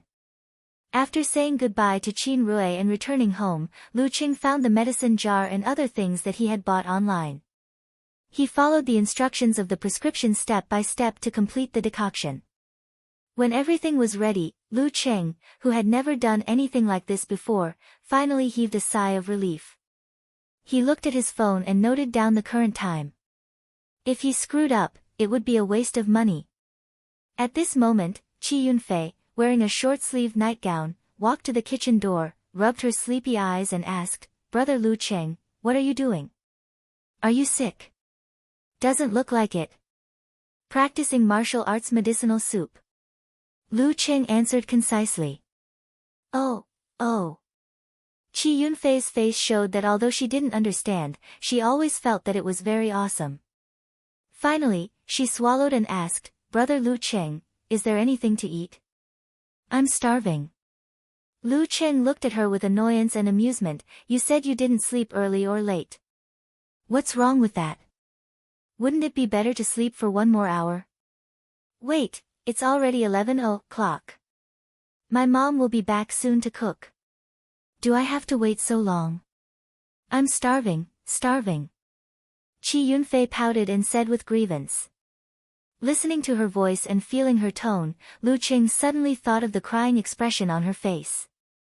He laughed and said, "Don't you have a lot of snacks? They can't fill my stomach." "Humph, if your girlfriend is hungry, you definitely won't have such an attitude." Qi Yunfei pouted and said. "Ah." Lu Qing was stunned. "Why do you say that?" Qi Yunfei quickly turned from anger to joy and said with a smile, "Yesterday when we were eating barbecue, your expression when you took the photo and sent the message was so gentle that I could pinch water out of it. I thought of a word, spoiling smile." Lu Cheng's mind suddenly showed the classic expression of Shiba Inu. His mouth twitched and said, "Where did you learn this word?" "In a novel." Qi Yunfei answered firmly.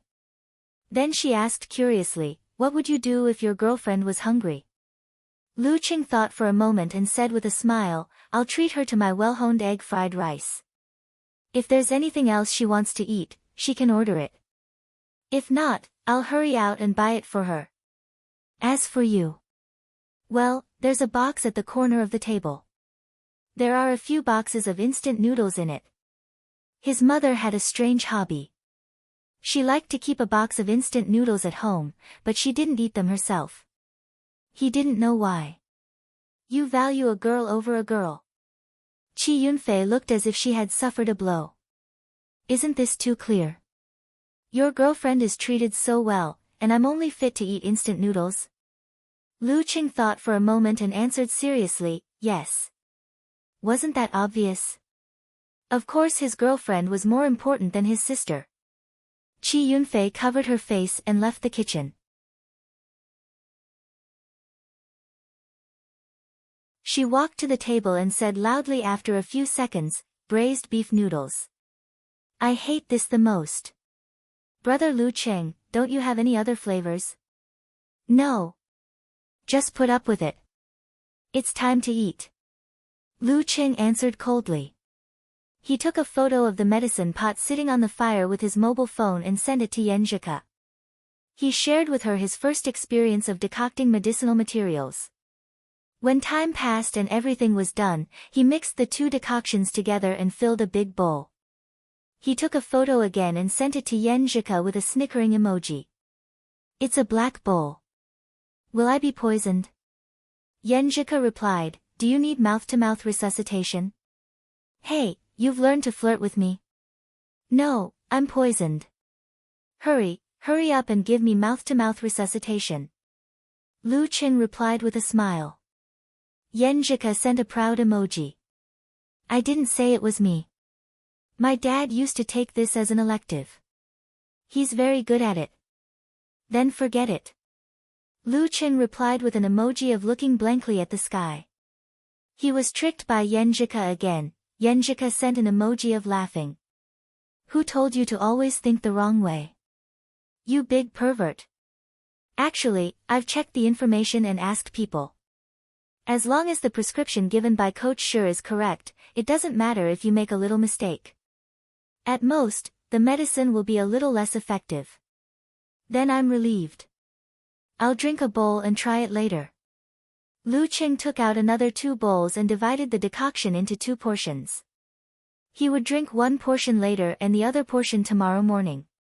His master had said that the decoction could be kept cold in the refrigerator.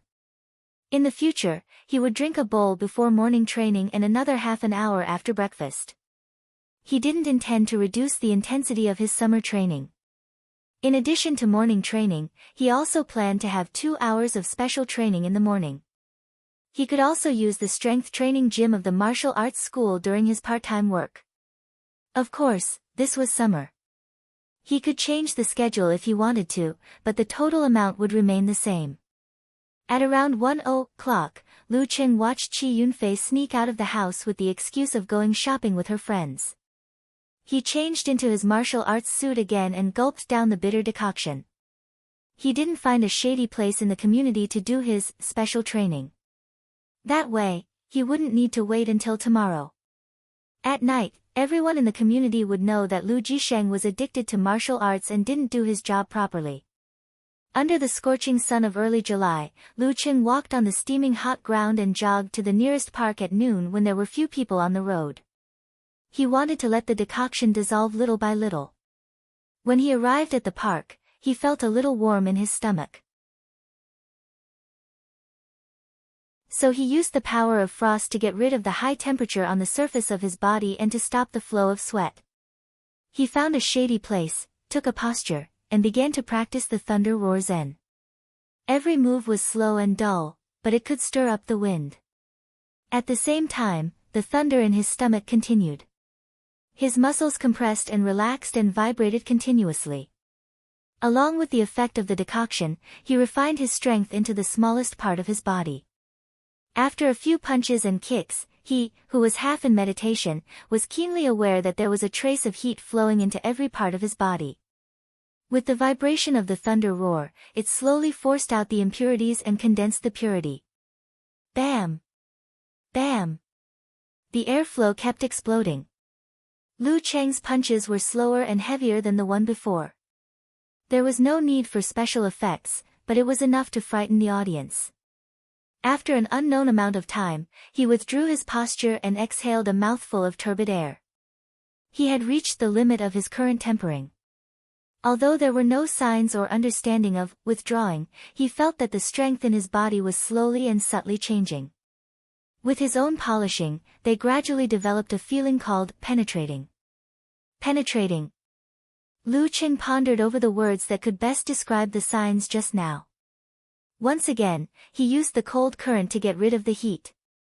Well, other things aside, the power of frost is still very useful in this regard. I, Lu Qing, am a walking air conditioner. While his thoughts were running wild, he suddenly heard the phone in his pocket ring. He took it out and saw that it was a call from Director Xing Qingguo. Hello, Uncle Xing. Lu Qing vaguely guessed what was going on. Director Xing laughed and said, Are you on vacation? Have you returned to Shushan? I just arrived yesterday. Lu Qing answered honestly. I knew that Ke had returned home, so I thought you should have already arrived. If you're free, please come over. I didn't treat you to a meal last time. Director Xing made small talk. Sure. Lu Qing replied politely. Director Xing sighed and said with a smile, Don't be shy. Don't think that you're trying to curry favor with an official. You can't cross the moral threshold in your heart. I've been paying attention to your matches for the past few months. I really feel that you have a bright future ahead of you. Sigh, it's impossible for me not to grow old in this lifetime. I have to think about the future of my children and family. It's a good thing for me to get to know a young talent like you, a very good thing. Hee, don't you feel better now that you think about it? Lu Cheng's thoughts, which were difficult for him to detect and accurately describe, were directly exposed. For a moment, he blushed with shame. I don't have such thoughts. I sincerely treat you as an uncle. Uncle Xing's style of speaking was really like his personality, straightforward and direct. That's good. Back to business. Wang Su's case will be heard next Friday afternoon. As a secret witness, you have to attend. Don't worry, there won't be any outsiders. I guarantee your safety. Be prepared and dress decently. Don't be like a boor like me, who was always laughed at because of my clothes. Director Xing said heartily. After the frank and honest words, Lu Qing also felt relieved. He smiled and said, Okay. Was Wang Su's case finally coming to an end? After today's training, Qin Rui returned home and lay on his bed. Thinking of what happened before, he logged into QQ and found the well-informed person in his mind. Fatty Jiang, are you there? Can I ask you something? Jiang Fei had just woken up on the train and replied in boredom, What's the matter? Qin Rui was not a beauty. He did not need a good attitude. Do you know who in our grade got into Songcheng? Qin Rui asked. Why do you ask this? Jiang Fei answered blankly, I only know 4. Cheng, Yan Zhika, Gu Chao from class 7, Li Liang from class 8, and there may be others. Gu Chao from class 7, Li Liang from class 8. Qin Rui tried hard to recall these 2 classmates, but he really did not know them. He could only ask again, which school are Gu Chao and Li Liang in? Are they both boys? Isn't that obvious? Gu Chao is in Songqing Technology and Li Liang is in Songbei Normal University. Jiang Fei only felt that Qin Rui's question was ridiculous. 2 boys, only Yan Zhika was a girl. Qin Rui suddenly gasped. No way, but Fatty Zhang's information was not detailed enough, so it could not be accurate. Do you know who else in Shushan got into Songqing? He asked cautiously. Jiang Fei replied in a bad mood, How would I know about other schools? Qin Rui thought for a while and decided to change the topic. You said Cheng has a girlfriend. Do you know who she is? Are you stupid? I have never seen her or know her. How would I know? Jiang Fei said with an angry smile, I'll ask Cheng face to face tomorrow. This bastard actually left the single life without a word. I see. Qin Rui was not sure, but he suddenly had some guesses and associations. He asked to confirm, there are only 2 girls in Songqing University, right? Should be. Who doesn't show off when they get into this kind of university? I remember it's only Cheng and Yenjika. Jiang Fei answered without thinking. Only Cheng and Yenjika in Songqing University. Qin Rui gasped again. It can't be. In her own bedroom in her grandfather's house, Yenjika was holding her phone and rolling around. Then she took out the ring on her necklace and sighed faintly. I haven't seen Cheng for a day.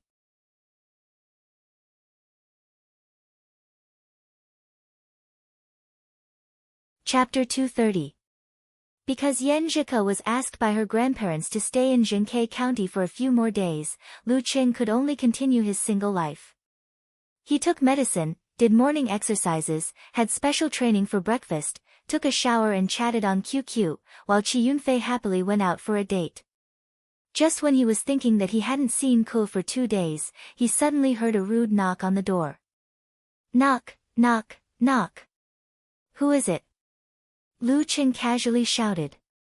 In fact, according to this style, he could guess who it was even with his toes. It's me.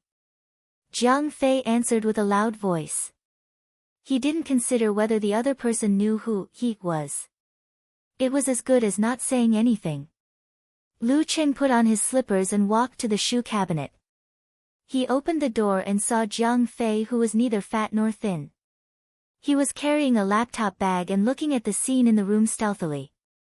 Cheng Qili stood behind him with a face full of gossip. What are you looking at? Lu Qing laughed and scolded. Jiang Fei laughed and said, I don't want to disturb you. Well, no, you are probably a poor foreign dog now. He entered the room and changed his shoes as if he was back at home.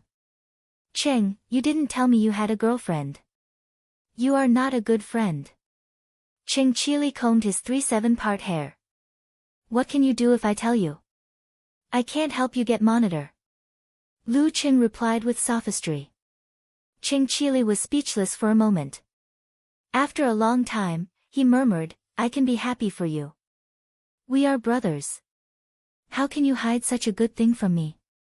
I thought that if Fatty Jiang knew, you would know. Lu Qing closed the door and walked to the living room with Cheng Qili. But Jiang Fei had already arrived at the door of his bedroom and made a strange cry. Cheng, you slept with a girl in your room. You didn't take her to meet your parents directly, did you? She is only a freshman. You are awesome, awesome. Lu Qing stared at him and said, where is your IQ? My cousin came to Shushan to play and I was kicked out to sleep in the living room. You have met Qi Yunfei. Jiang Fei was a little disappointed. Then, he winked and joked, you mean the cute one? She is in her first year of high school, right? Does she have a boyfriend? Cheng, I suddenly think it's good for you to be a brother-in-law. Lu Qing said with anger and amusement, it's too late for you to think about it now. She has had a boyfriend 800 years ago. Jiang Fei sucked in a breath of cold air. Children nowadays, how old are they to have boyfriends, and I'm still single to this day. This is really a sad thing. Cheng, you said you were still pursuing her during the winter vacation. When did you succeed? Cheng Qili was quite curious and pulled the topic back to the right track. There was no need to hide this. Lu Qing smiled proudly and said, after winter break, right after school starts. Cheng Qili was speechless and could only give him a thumbs up. For a moment, Lu Qing saw himself who used to look up to little Ming in his eyes. Come, come, come. Let us get to know sister-in-law. Do you have a picture of her? There must be. Jiang Fei put down his laptop bag, leaned over, and smiled shyly. Calm, look, calm. Cut the crap. You don't want to show it to us, right? Jiang Fei was not misled and got the point. Lu Qing laughed and said, yes. Really? I will treat you to dinner with her in the future. It feels weird to show you her picture. If Fatty Jiang knew that his girlfriend was Ku, then the whole class would know as well. Once the whole class knew, then the whole grade would know as well. Sooner or later, it would reach Ku's father's ears. What's so strange about it? so mysterious. Jiang Fei had a high EQ, sensing the insistence in Lu Cheng's tone, he only muttered one sentence and did not ask any more questions. Instead, he emphasized, "You have to keep your word. When are you going to invite your girlfriend to treat us to a meal? Even if you're treating us in Songcheng, I'll still run over." "Okay, when the dust settles." Lu Cheng promised and then changed the topic. "Old Cheng, how is it going between you and Monitor? Any progress?" She had been too busy last semester to have a good talk with Ching Chili about this. "Well, it's still the same." Ching Chili sighed. "Lin Lin is busy with the class and the student union every day. We don't have much time to talk." "Hey, you're calling her Lin Lin?" Lu Ching joked. Jiang Fei shook his head. "Monitor's character is like this. She likes to get involved in these things. She's very, very strong and has a strong desire to control. Old Cheng, you have to think about it carefully." I like her this way." Ching Chili answered weakly. "I feel like I can't get into her life. You're not in the same school, and you're a standard otaku who hates the chores in class and the student union. It's hard to get into Monitor's life." Lu Cheng frowned. "It's okay. I'll ask a real expert for you." The three of them chatted for a while, then they lined up the computers and played online games. Jiang Fei and Ching Chili saw that Lu Cheng picked up the phone from time to time and replied to the messages. They were more sure that he was in a relationship and was not bragging. This also made them more confused. What was there to hide about being in a relationship? Especially on the boy's side. Even if his parents knew, they would probably be happy to see it. After playing for a few hours, the two of them put on their laptop bags, left Lu Cheng's house slowly, and got into Fatty Zhang's car. Jiang Fei thought about Lu Cheng's attitude while fastening his seatbelt. Suddenly, he said, "Oh. Old Cheng, I know what's wrong. I smell the smell of gossip." "What's wrong?" Ching Chili was not sensitive enough in this aspect. "Old Cheng, think about it. We all know that Cheng is in a relationship. There's no need for him to hide who his girlfriend is." Jiang Fei pointed out the problem. "If his girlfriend is from another city, we don't know her. Even if we see the photo, it won't have any effect at all. The gossip won't spread to that side." "What do you mean?" Ching Chili understood Jiang Fei's unspoken words. "We know his girlfriend. That's why he wants to hide it." Jiang Fei said proudly, "We know her. She's not our classmate, is she? Monitor?" "Bah! You dog mouth." Ching Chili scolded angrily. Jiang Fei turned the car key and started the ignition. He said casually, "I'm just guessing. Hey, do you think it's Chow Lele? They've been desk mates for a long time. They're both studying in another city, so they're lonely. Maybe they can chat on QQ. Maybe they'll be together." "It's possible." Ching Chili answered seriously. "It could also be Li Mengjie. She's studying in Donglin, close to Cheng." Jiang Fei continued to guess. Ching Chili sneered, "That's nothing. There's someone closer. Yan Zhika is still in Songqing University." "How is that possible?" Jiang Fei laughed subconsciously, but suddenly, his hand froze in place as he was about to pull the handbrake. "No way, this is simply unimaginable. It's been 3 days since I last saw Ku." Lu Cheng finished his training, had breakfast, took a shower and changed his clothes. He took his keys and wallet, put on a clean martial arts suit, and took a taxi to Gushan Martial Arts School. Today was Monday. If there were no accidents, the first 10,000 yuan would be transferred to him today.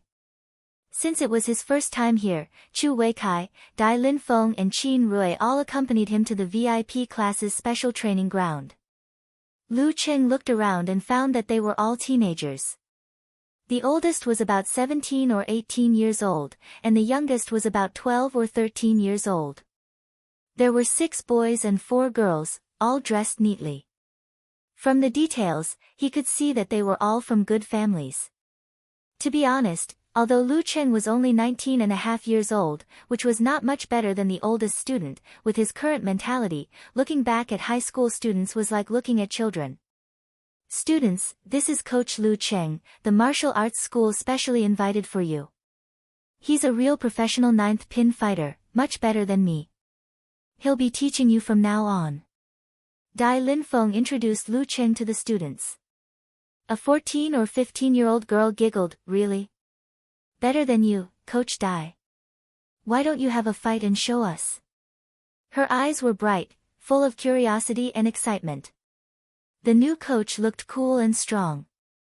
She wondered how he would fare in a real fight. How much better is a professional ninth pin fighter than an amateur first pin fighter? Wu Ting, don't be naughty. Coach Lu will punish you to run 10 laps later. Dai Linfeng laughed. Lu Cheng took a step forward, smiled and said, "Hello, everyone. I'm Lu Cheng. Earlier, Coach Dai and the others told me that at the beginning of the class, I should show off in front of you and frighten you so that it would be easier to control later. I've been thinking about how to do that." His frank words immediately amused the 10.5-year-old children, causing the whole hall to roar with laughter.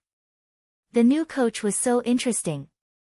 Wu Ting, who had 2 ponytails, shouted cheerfully, "Breaking stones with your chest. Coach Lu, I support you." Lu Cheng smiled, "This is not a skill." Club Master Chu, can I borrow your sandbag?" He pointed at the sandbag not far away. "Okay, you don't have to pay for it if you break it," Chu Weikai said with a smile. Qin Rui and Dai Linfeng were waiting with great interest. They wanted to see what kind of tricks Lu Cheng would play with the sandbag. It wouldn't be easy to show off by hitting the sandbag, right? Wu Ting and the other students followed Lu Cheng's gaze. They watched him walk to the sandbag and push it to feel its material and weight. Would Coach Lu Cheng break the sandbag directly? It didn't seem too difficult, right? Lu Cheng took a step back and began to adjust his muscles and tendons, wriggling the corresponding 5 viscera and 6 bowels. This was the preparation for the severe warning. But Lu Cheng didn't plan to use it in conjunction with visualization. He didn't need to be so serious in order to show off his power. He planned to use the severe warning to inject his power into the sandbag in an instant, faster than the shaking of the sandbag so that it couldn't dissipate the power. Then, he would use the Thunder Roar Zen to detonate it in an instant. Lu Cheng took a deep breath. His back muscles bulged and his shoulders exploded. His right arm popped out and hit the sandbag with the heart-drilling hammer. Bang! After a dull sound, the sandbag didn't move an inch. What is he doing? Wu Ting and the other students were confused. Dai Linfeng and Qin Rui were also confused. Only Chu Weicai's pupils suddenly contracted. Boom! In an instant, the sandbag in front of Lu Cheng exploded, as if it had been installed with a bomb. It shattered into pieces from the inside out. Fine sand fell like rain from the sky. Wu Ting and the others were stunned. There wasn't much sand in Lu Cheng's original direction, so he still felt refreshed. He walked back slowly. He broke the sandbag, literally breaking it. Wu Ting and the other students had never seen such a thing before. They only felt that it was much cooler than breaking a sandbag. Coach Lu is so awesome. Chu Weikai looked at Lu Cheng walking back and sighed deeply. The younger generation will surpass us in time. Teach them well. We'll leave first. Okay. Lu Cheng smiled and nodded. Qin Rui and Dai Linfeng, who were still in a daze, followed Chu Weikai up the stairs to the 3rd floor. Only then did Qin Rui find it funny. Can those little brats understand Lu Cheng's punch just now? He's just flirting with blind people. At most, they'll think it's cool. They won't feel like they're being shown off. Dai Linfeng took a deep breath and stole a glance at his teacher. He smiled bitterly. I feel like we're being shown off.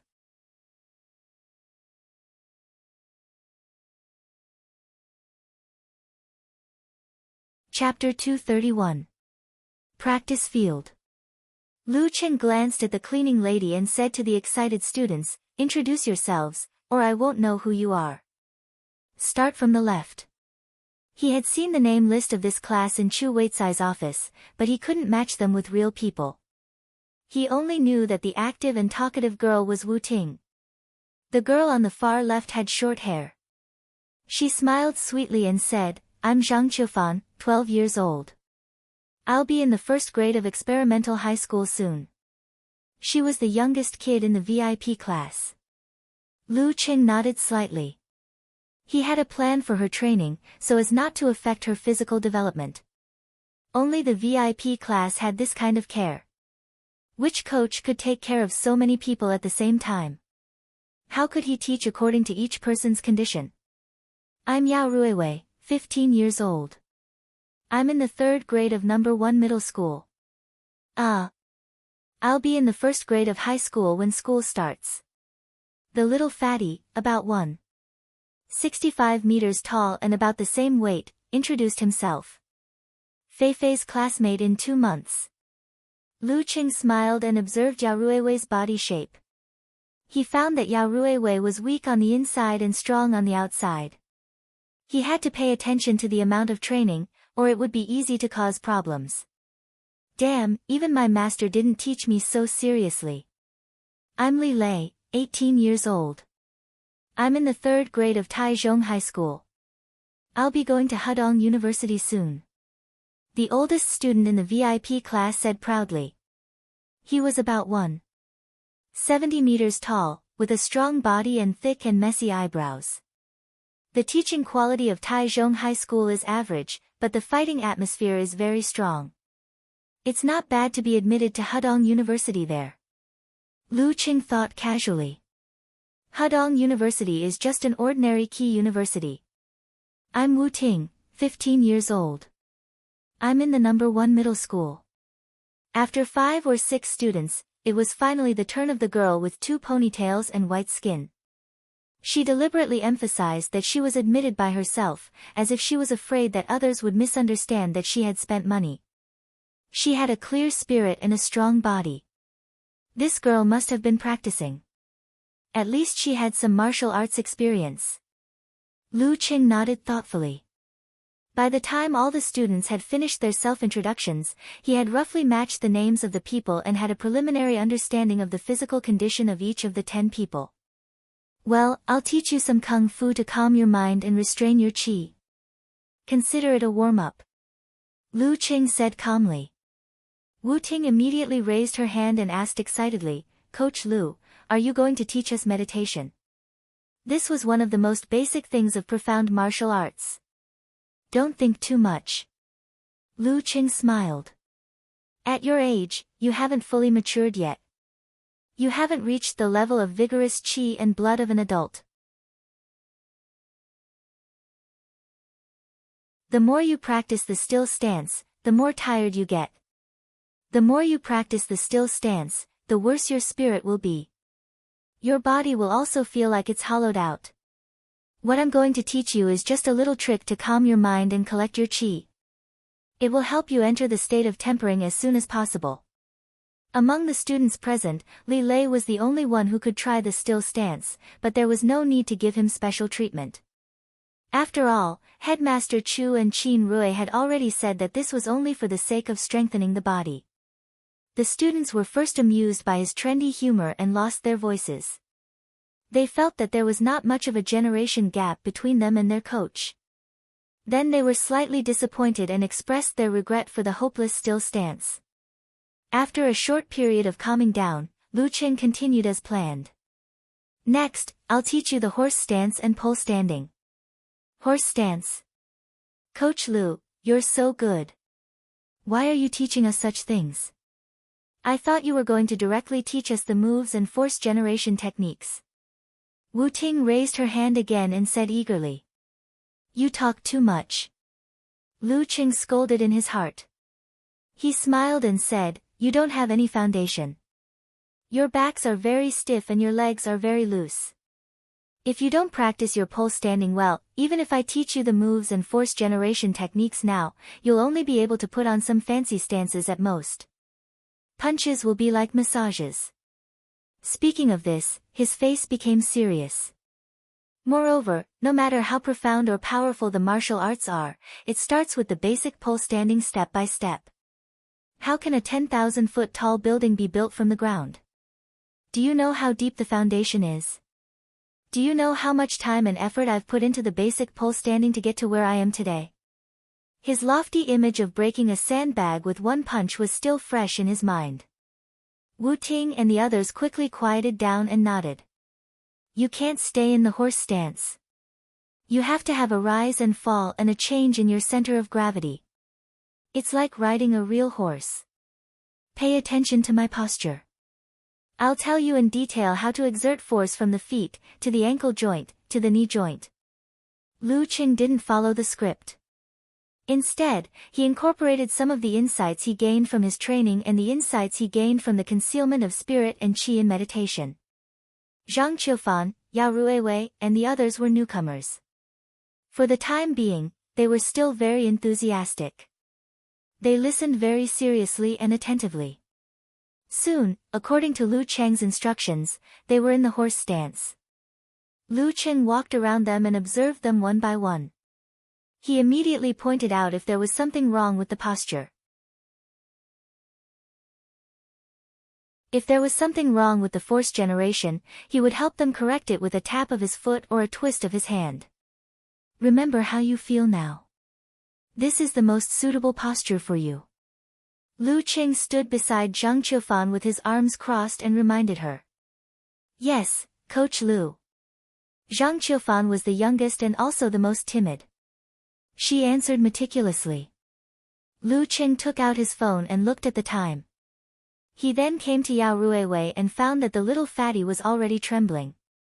Sweat was gathering on his forehead. Lu Qing didn't say anything.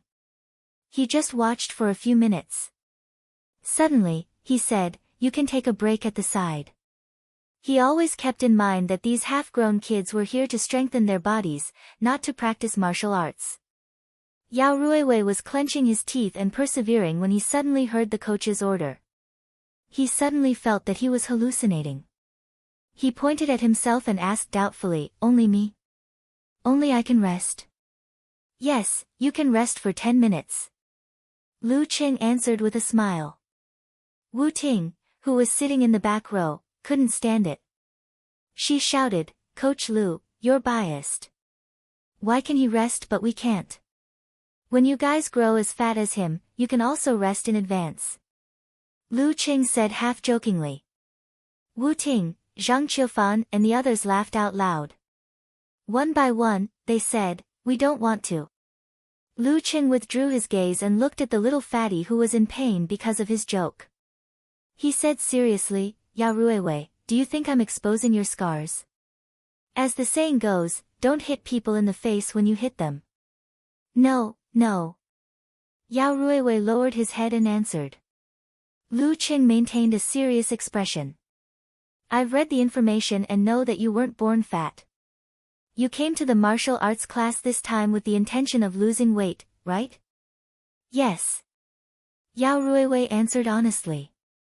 "That's why I'll remind you often and stimulate you, so that you won't forget the purpose of training, lose your motivation, and slack off. Train well, and in 2 months, let's see if you're still fat." Lu Qing suddenly emphasized. Yao Ruiwei clenched his teeth. "Yes, Coach Lu. Pole standing training, rest, pole standing training, rest." Lu Qing controlled the rhythm and let the students gradually master a few basic skills. He also increased their training load little by little. During the break, he didn't waste any time. He opened up his stance and practiced the Thunder Roar Zen in the center of the field. Through the vibration, he catalyzed the effect of the medicine and refined his body. In the sound of the airflow exploding, Li Lei, Zhang Qiufan and the other students were excited and eager to give it a try. "Sounds awesome." Yao Ruiwei, the little fatty, muttered to himself. Li Lei took a breath and said, "When can I train to such a sound?" Wu Ting rolled her eyes at them. It's still too early. My dad said that if you can train to such a sound, it's already an important step in martial arts. If you're more familiar with your punches and kicks, you can even go to the ranking ceremony. After more than 2 hours, Lu Cheng looked at the students who were a little irritated and disgusted. He clapped his hands and said, "Okay, that's all for the basics. Next, I'll teach you the basic moves and the corresponding force exertion skills." Wu Ting, Zhang Qiufan, and the others immediately cheered. They felt a sense of relief and became excited again. However, they soon realized that they had just jumped from one heated brick bed to another. The repetitive practice of punching and kicking was extremely boring. Their limbs were especially sore and weak. "Coach Lu, can't you let us practice with each other? I see that the other classes are also sparring." During the break, Wu Ting complained, feeling wronged. "That's because they're messing around," Lu Cheng said bluntly. Lu Cheng commented bluntly. "Two rookies will only develop bad habits and make inaccurate movements. When the time comes, it will be difficult to correct them." When he was in the martial arts special training, he was always guided by senior brothers and sisters of high ranks. "Then we can spar with you, right? If we don't have enough time, we can pay Coach Lu to guide us alone." Wu Ting raised her hand and suggested. Lu Cheng laughed. "Let's talk about it after you've mastered the basic moves and force exertion skills. I'll leave some time for practice in the class. It's not worth the money." His training intensity was only 1/3 of the martial arts special training. In other words, this group of half-grown kids could only practice with each other next week. After that, he looked at the clock on the wall. "Okay, time's up. If you feel sore and tired, you can pay the physiotherapist of the martial arts school. The rest of you don't have to. Go home and do some relaxation exercises. Then you'll feel better." After watching Lu Cheng leave the practice field, Wu Ting lowered her voice and said, "Coach Lu is really different. I heard from other classes that their coaches like to encourage them to practice with each other. Unlike Coach Lu, he doesn't want us to practice with each other. It means that Coach Lu is really teaching us attentively. He doesn't need to teach us the good stuff until we practice with each other." Li Lei wiped his sweat and answered seriously. After finding a physiotherapist to relax, Wu Ting returned home. She was surprised to find that her very busy father, Wu Qinggui, didn't go out. What a rare guest. She felt wronged and joked. Wu Qinggui hugged his daughter and stroked her hair. "I want to come back to accompany you whenever I'm free. How about it? How do you feel about your new coach?" Wu Ting knew that her father started out as a martial artist, but failed to pass the ranking event of professional 9th pin several times. Later, he switched to other industries and made a fortune, reaching the pinnacle of life. However, no matter what, his vision and knowledge were still there. He was still her idol. So she excitedly chattered, "Our coach is super awesome. He blew up the sandbag with one punch." "Blew up?" Wu Qinggui asked in confusion. Did she mean it literally or was she exaggerating? Wu Ting gestured with her hands and said, "He really blew it up. Like this, he blew it up." Wu Qinggui's mouth was half open. After a while, he muttered to himself, Is this something a professional 9th pin can do? Since when did Shushan have such a powerful fighter? And he came here to teach a half-grown child." Wu Ting noticed the change in her father's expression. Suddenly, a thought flashed through her mind. Coach Lu may be many times more powerful than we thought. After lunch in the strength training gymnasium, the temporarily single Lu Cheng called Qin Rui and asked him to come to the martial arts school in the afternoon for guidance on still stance. Qin Rui laughed and said, "You're free so soon? You haven't had a date with your girlfriend recently?" Lu Cheng answered casually, "She went to her grandfather's house." After saying that, he suddenly felt that something was wrong. How did Qin Rui know that he often saw his girlfriend? Maybe he just asked casually. I can't reveal anything in the future. Qin Rui hung up the phone and quickly sent a message to Jiang Fei. Fatty Jiang, go and ask Song Li if Yan Zhike went to her grandfather's house.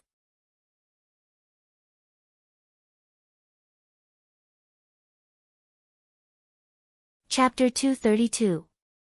When Jiang Fei received the message, he immediately opened up a discussion group.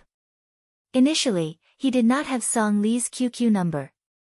However, after spreading the news of Song Li and Du Liyu's relationship, Du Liyu pulled him into this discussion group. After receiving Song Li's criticism and education, Jiang Fei made a deep self-reflection and self-criticism. Fleeting memories. Song Li, are you there? Can I ask you something? At this moment, Jiang Fei was feeling nervous, excited, expectant, and excited. He wanted to confirm something, but also wanted to deny something. It was quite contradictory. Fleeting memories. Song Li quickly replied, what's the matter? Don't ask for a secret, I won't tell a blabbermouth like you. Jiang Fei took a deep breath and typed on the keyboard, Yan Zhike is at her grandfather's house these days, right? Why do you ask? Song Li replied warily, suspecting that Fatty Jiang had ulterior motives. Jiang Fei picked up the cup beside him and took a sip, then typed, I want to confirm something. If you tell me the answer, I'll tell you a secret later. Song Li's curiosity was piqued, what secret? You tell me first. It seemed to be about Yan Zhike. If you don't answer my question, I can't confirm the secret.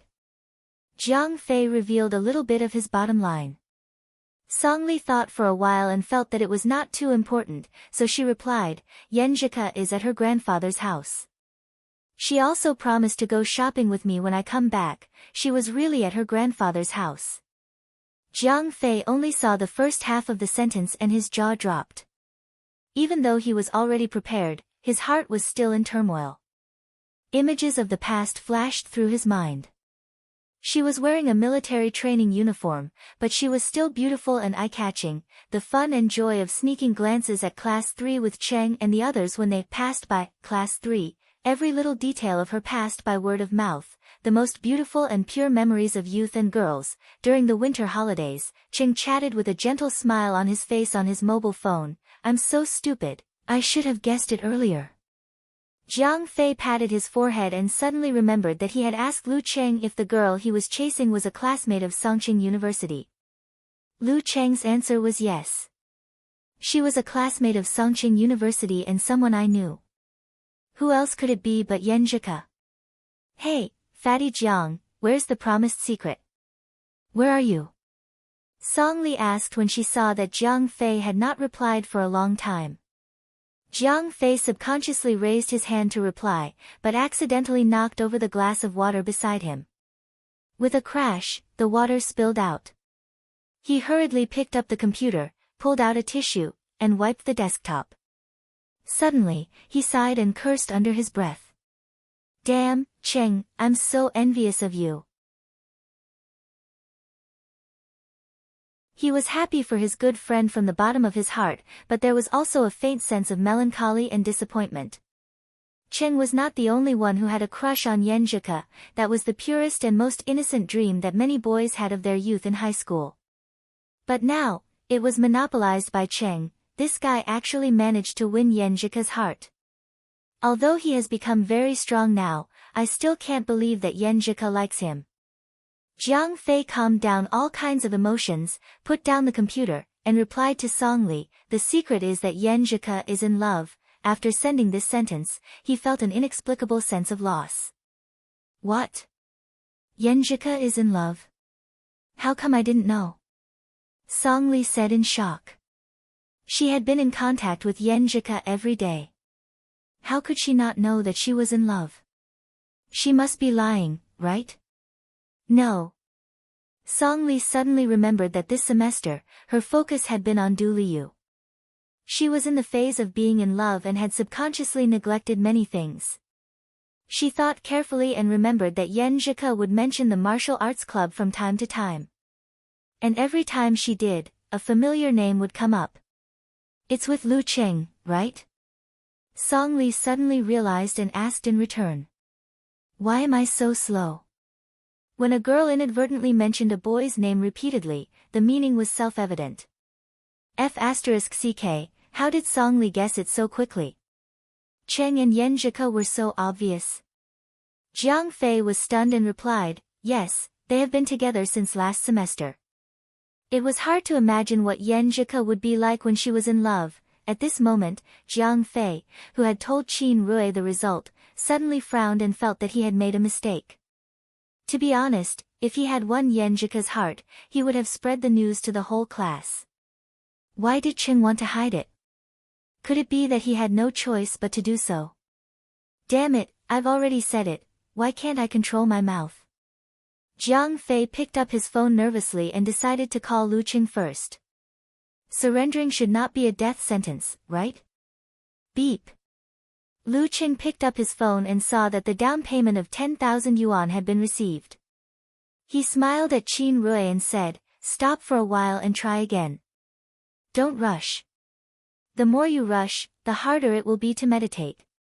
Okay. Qin Rui opened his eyes and moved his neck.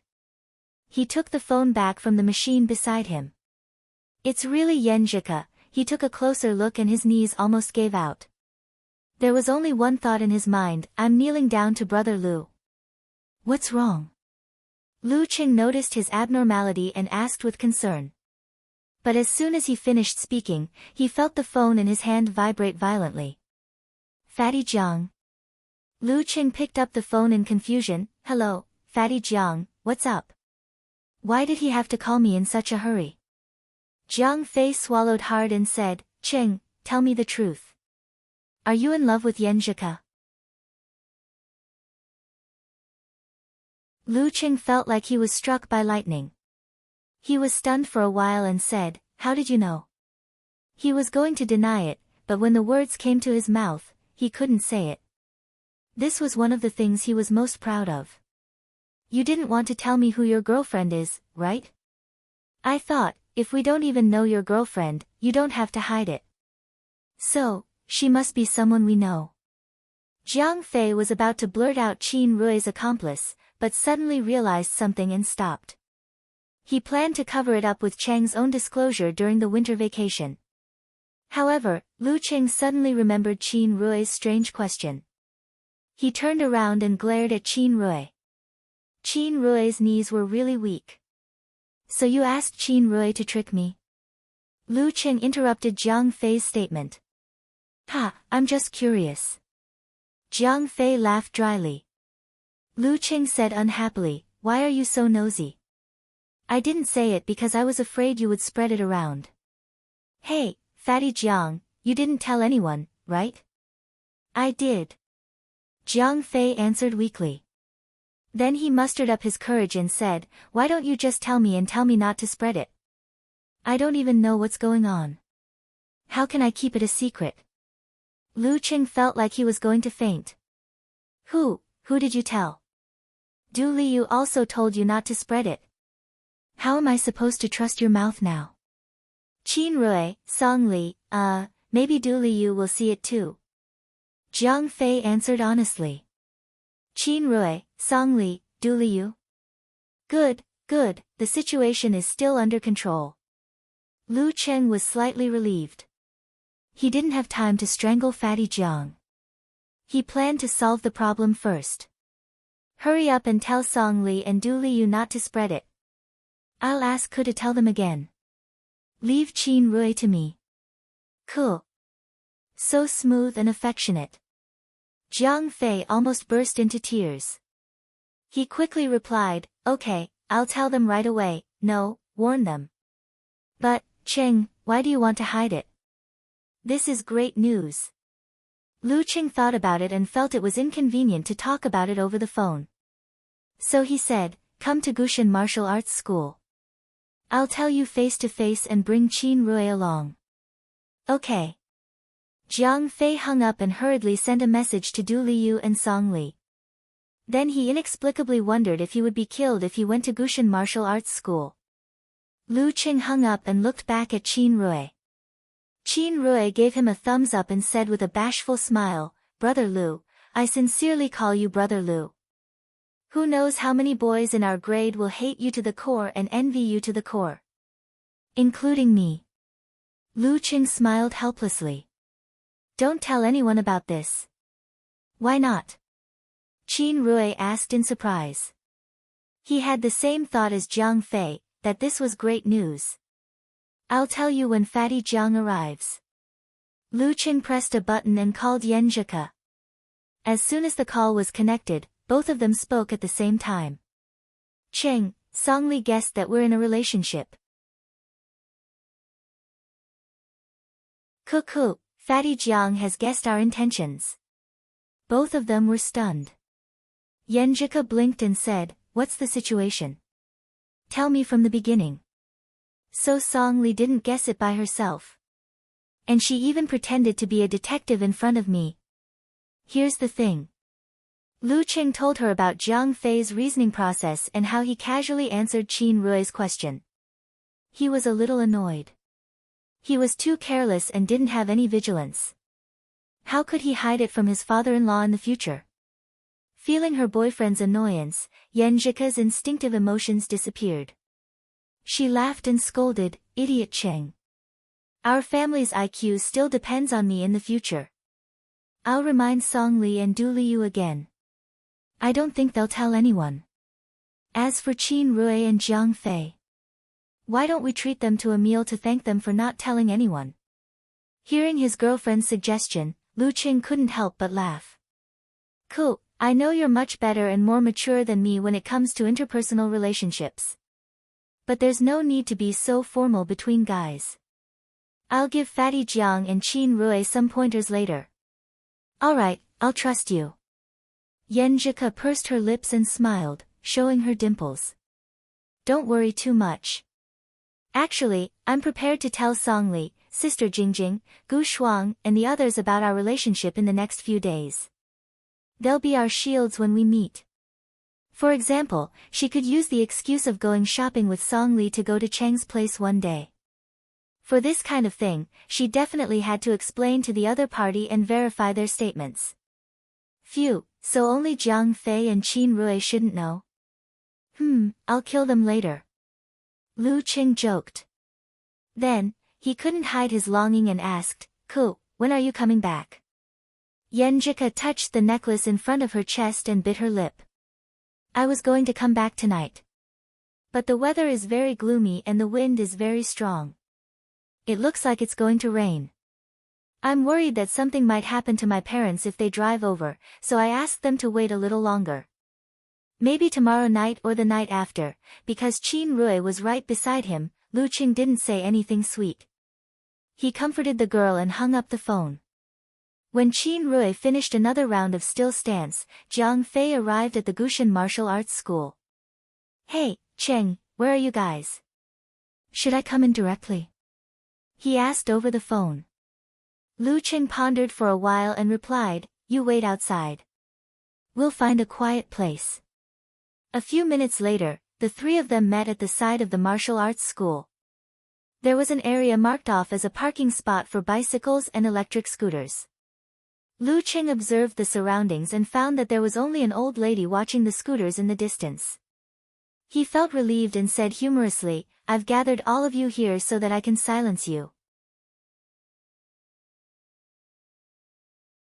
Jiang Fei and Qin Rui burst into laughter and were no longer as cautious as before. Cheng, so many people are jealous of your relationship with Yan Zhike. What's there to hide? Jiang Fei asked straightforwardly. Lu Qing shook his head and smiled bitterly. 'Cause family doesn't want her to date in college. Oh. Jiang Fei suddenly understood. Just tell us directly. We'll definitely keep it a secret. That's right. If you don't tell us and we keep guessing, it'll be easier to leak it. Qin Rui echoed. I don't trust your big mouth. Lu Qing stared at Fatty Jiang and laughed. No. I have to leave a deep impression on you so that you'll instinctively stop when you're about to say it. What kind of deep impression? Jiang Fei was very curious. Lu Qing looked around and walked to the parking spot a few steps away. It was blocked by cement blocks and a few thin iron chains. Think about your neck. Lu Qing smiled and threatened them. Suddenly, he lowered his center of gravity and reached out his right hand to grab the thin iron chain. His knuckles and every inch of muscles and fascia in his hands suddenly exerted strength. With a snap, the iron chain was broken by him.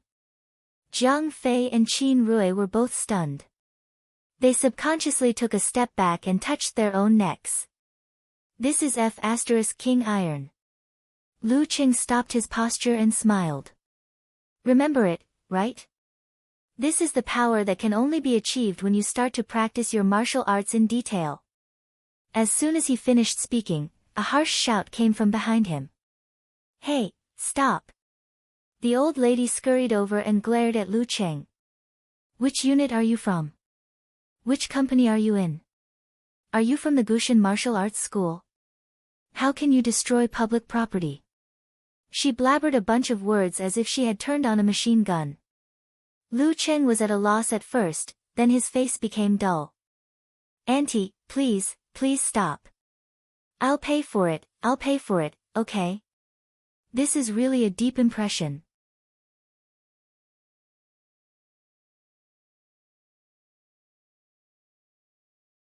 Chapter 233. Ha, ha. Yenjika laughed so hard that she rolled on the bed.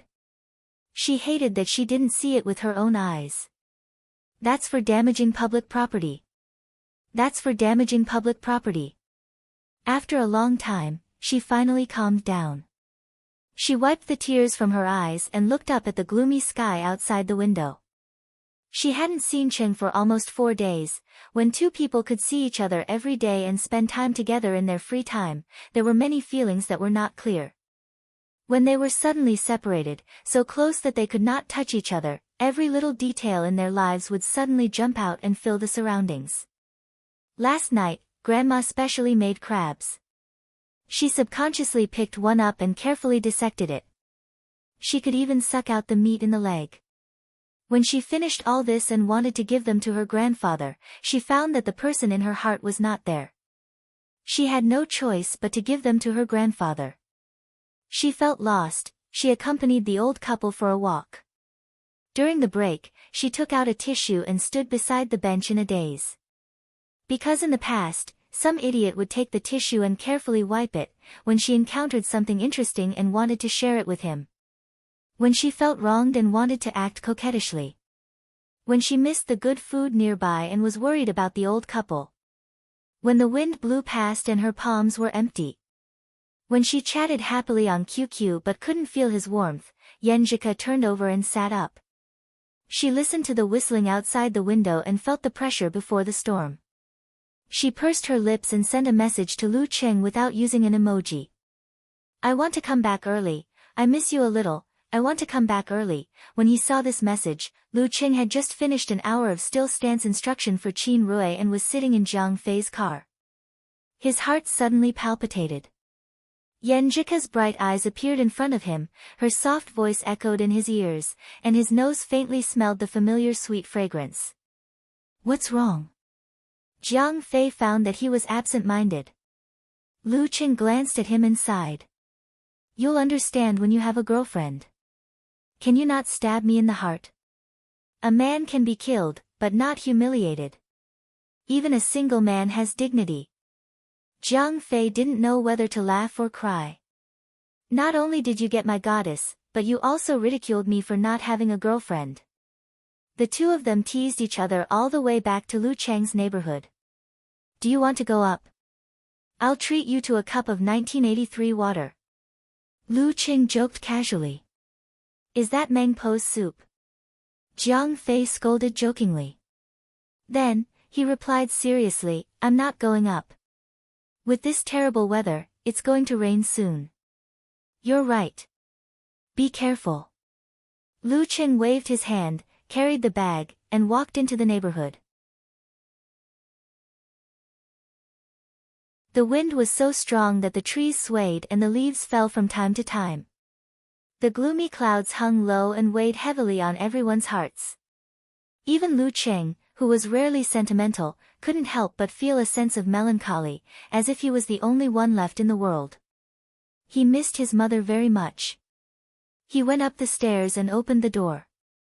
The room was quiet, and no one had returned. He took out his cell phone and sent a message to Yenjika. Laughing and crying emoji, I feel like a left-behind child. So I'm a parent working outside? Yenjika replied with a snickering emoji. After chatting for a while, she went to help her grandma get some things.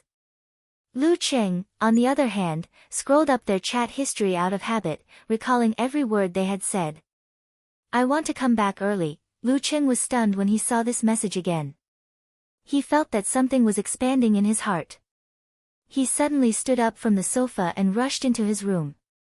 He took out his high school bag and the thermos that Yenjika gave him. He didn't stop walking. He jumped into the kitchen and washed the cup. Then, he went back to the living room and opened the refrigerator door. He took out one of the 2 extra bowls of medicinal soup and poured it into the thermos. He closed the thermos tightly and put it into his bag along with his martial arts suit and boxers. Dang dang dang. He put on his backpack, opened the door, and went out. After passing through the entrance of the unit, he called for an online taxi and immediately called Jiang Fei. Hello, Cheng. What's up? Fatty Jiang answered with his Bluetooth headset. Lu Cheng ran against the wind to the gate of the neighborhood and said in a low voice, Fatty Jiang, if my mom calls you, tell her that I'm sleeping at your place tonight. Ah, okay. Where are you going? Jiang Fei asked curiously. Lu Cheng took a breath and said, to the train station. Not the train station. Why are you going to the train station? Is there an emergency? Jiang Fei felt that he couldn't keep up with Lu Cheng's pace. Lu Cheng spat out the foul breath he had just taken. To Zhenkei County. Coach Yen. If she can't come back early, then I'll go there. Why should I wait like a fool? Zhenkei County. What are you going to do there? Jiang Fei was confused. He didn't get an answer because Lu Cheng had hung up the phone. Zhenkei County. Zhenkei County. His thoughts raced, and he suddenly remembered something. Yenjika's hometown is Zhenkei County. Damn. I've known Cheng for so many years, but I didn't know until today that Cheng is a man of action. Jiang Fei suddenly felt that Lu Cheng's ability to win Yenjika's heart was not without reason. It was quite dangerous to take a car in the storm. Although there was no train from Shushan to Zhenkei County, there were still express and express trains. Lu Cheng rationally chose the latter and booked a ticket for 6 p.m. in the online taxi hailing service. The whole journey would only take 35 minutes. Only then did he call his mother, Chi Fong, and tell her that he was going to play at Fatty Zhang's house and wouldn't be coming back tonight. Look at you, kid. You've been home for a few days, but you've been running outside every day. You haven't even gone to your grandfather's house. Chi Fong nagged a little but didn't say much. Her child had grown up and was independent now. 10 minutes later, Lu Cheng arrived at the train station. The sky was already filled with muffled thunders, each louder than the last. Lightning illuminated the gloomy environment. Don't be like this. The storm is coming. Won't the train be late? Lu Cheng was deeply worried.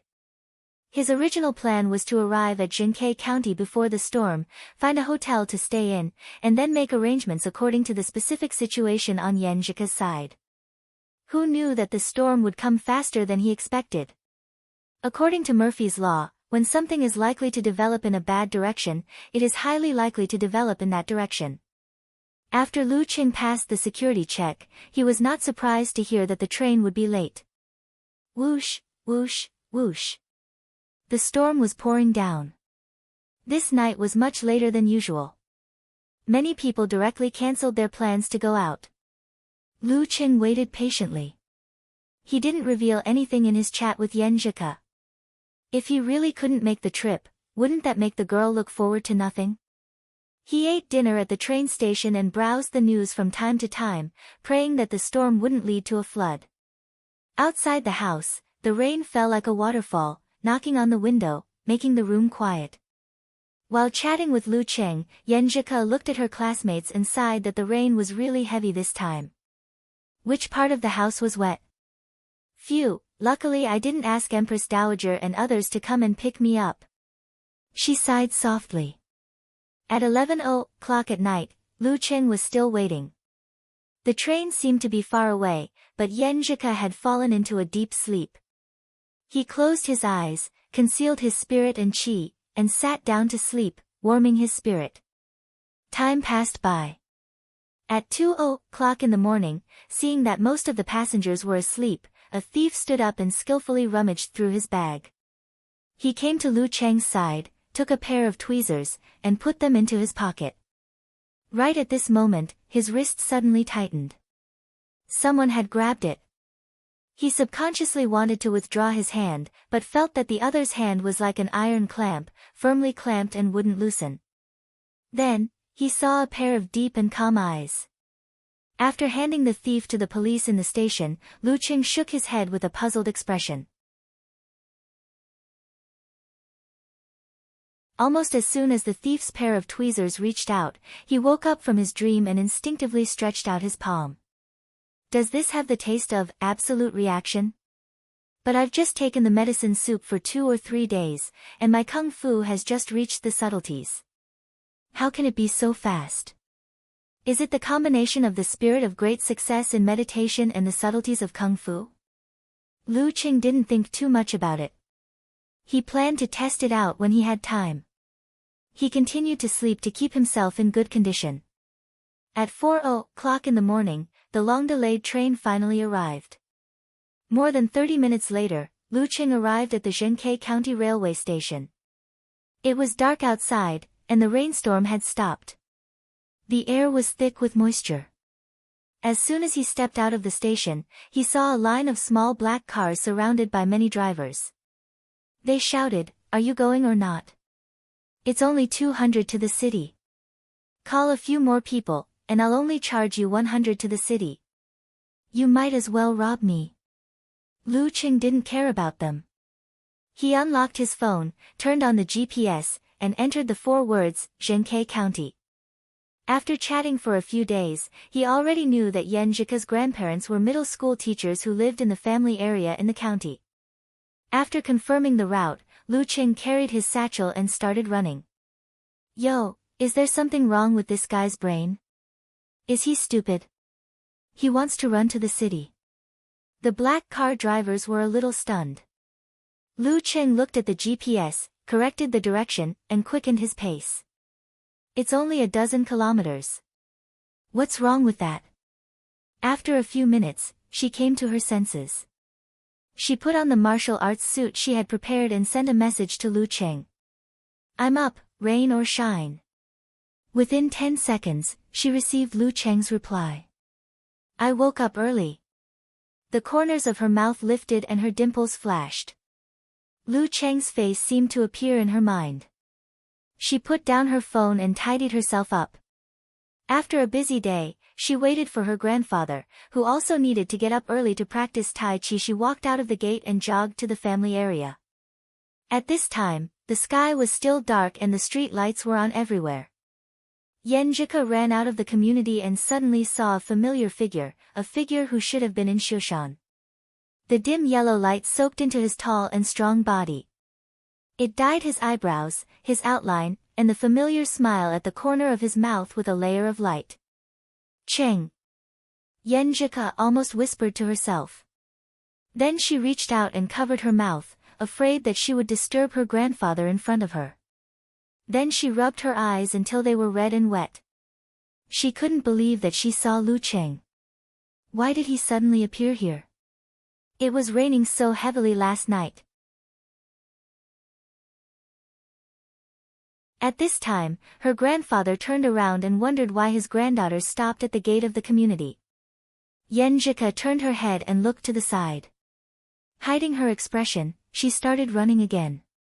When her grandfather wasn't paying attention, she took out her phone and sent a message to Lu Cheng. Why are you here? With a warm smile, Lu Cheng replied to the girl on his phone. Because I miss you too.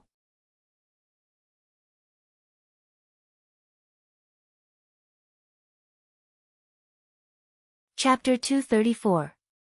Because I miss you, too. Yenjika stopped running again. Her eyelashes trembled and her vision blurred. Too many emotions were bursting and blooming in her heart. She couldn't wait to turn around, run under the streetlight, and throw herself into the arms of the person she missed so much. Glancing at her grandpa in front of her, she bit her lip with her white and neat teeth to suppress the throbbing. She typed on the keyboard and sent a message to Lu Cheng. Idiot, you almost made me cry. Phew. She exhaled and calmed down a little. Then, she said, that's right. I'm inviting you to do morning exercises with me. You can't reject me. A smile blossomed on Lu Cheng's face as he replied briefly, okay. He put his phone in his pocket, carried his sling bag, and started jogging. He followed his girlfriend from a distance and turned to the right. He followed her through the shady road and followed her to a place with good greenery. Grandpa, I'm going to continue practicing martial arts over there. Yenjika greeted her grandpa cheerfully. She was unusually happy and looking forward to it. Her grandfather knew that there were many martial arts styles that could not be seen by outsiders when practicing. A few days ago, his granddaughter had also gone to a secluded place nearby. Without suspecting anything, she waved her hand and joined the group of old men practicing Tai Chi she stretched out with her acquaintances. Lu Cheng saw this and immediately quickened his pace. He followed the slender figure into a small path and turned into a place that looked like a botanical garden. Zhenkei County was just a wall away. After running into another fork, Yenjika slowed down and stopped under a fresh tree. She pursed her lips and looked deeply at her boyfriend who was getting closer and closer. Lu Cheng was about to hug her when he found that she was looking to the side with her hands behind her back. She pouted and said, stand there and don't move. Close your eyes. Just close them. Lu Cheng couldn't resist Yenjika's coquetry. He smiled and said, okay, okay. He stood there and closed his eyes, listening to the familiar soft footsteps walking towards him. Am I being teased this time? Yenjika stopped for a moment after she got close. Her eyes were like water as she looked at Lu Cheng's face. He looks a little tired. He probably didn't sleep well last night, his beard was sticking out. He must have not had the time to shave. His hair was a little messy. He must not have had a chance to shower last night. The girl's heart grew softer and softer. She took half a step forward, wrapped her arms around his waist, and buried her face in his shoulder. She felt the familiar smell, the familiar body temperature, and the familiar heartbeat. She felt the longing and frustration of the past few days melt away little by little. Don't open your eyes. She sensed Lu Cheng's attempt to open his eyes to return her hug, so she scolded him in a tender voice. All right. Lu Cheng smiled and closed his eyes, showing that he was looking forward to it. Yenjika's eyes rippled. She raised her hands and put them around Lu Cheng's neck. Tiptoeing, she kissed the corner of Lu Cheng's mouth and the stubble on his head. The corners of his eyes, his face, his forehead. In this aspect, she was a good student of Lu Cheng. She kissed him gently one after another. Finally, she closed her eyes. With a face full of righteousness, shyness, and joy, she kissed Lu Cheng's lips. She clumsily traced the outline of his lips and timidly stuck out her tongue. Lu Cheng hugged her tightly and kissed her back passionately. He wished he could be their flesh and blood. After a long time, Yenjika panted and broke away from her boyfriend's embrace. She looked to the side with a drunken look. Her cheeks were red, and she pretended to be indifferent. This is my morning kiss for you. Little boy, you need to train well. Yes, Sister Yen, Lu Cheng answered comfortably. He hung his satchel on the tree branch and got into position. Yenjika tilted her head and asked in confusion, don't you drink the medicine soup? I drank it long ago. I've already finished one round of training. Don't you see that I'm wearing a martial arts suit? Lu Qing smiled and pointed at his body. I have to admit that the nearby public toilets are pretty clean. That's right, I'm also stupid. Humph, I must be infected by Cheng. Yenjika glanced at Lu Qing. She didn't want to admit that she was too excited to pay attention to details. They didn't waste time on each other, nor did they neglect their training. They each took a side and practiced their own content. From time to time, the sound of punches and kicks could be heard. During this process, they would occasionally meet eyes and communicate with each other. It was extremely sweet and beautiful. Time flew and it was 7:30 in the blink of an eye. According to her usual habits, Yenjika should have left at this time to meet up with her grandpa and go home for breakfast. However, she dilly-dallied and didn't want to say goodbye. Cheng, how's the effect of your tempering these past few days? She looked up and asked with a faint smile. Lu Qing stopped his posture and hugged the girl into his arms. You're so dirty. You smell like sweat. Dirty Cheng who didn't take a shower. Yenjika punched his chest lightly but didn't struggle. She chose to snuggle up to him quietly. Lu Qing chuckled and then replied, the effect is pretty good. After only 2 or 3 days, I feel like I'm slowly getting into the details. I was thinking, the seniors who started practicing martial arts at the beginning definitely didn't have the help of the medicinal decoction. How did they do it? The seniors who started practicing martial arts at the beginning must be the kind with overflowing talent. They didn't need the help of medicine soup to get into the details. With their experience, we juniors can get twice the result with half the effort. There's no need to take the wrong path. Yenjika said with a smile. At this moment, she actually felt that Lu Cheng's sweat didn't smell bad. Instead, she liked it inexplicably. Oh no, I must be sick. My nose is broken. Her face unconsciously flushed, she quickly asked, what about the comprehension of withdraw? I haven't gained anything yet. I feel like I can't find the direction. Lu Qing sighed slightly. The more I practice, the faster and smoother my muscles and fascia become. It's like there were a lot of impurities that were hindering my strength. Now they are being eliminated little by little. But this has nothing to do with the meaning of withdraw. His fake master only gave him the words, human body big Dan, round and bright. He couldn't understand anything from it. Yenjika pursed her lips and smiled. Call me Coach Yen. I'll explain it to you.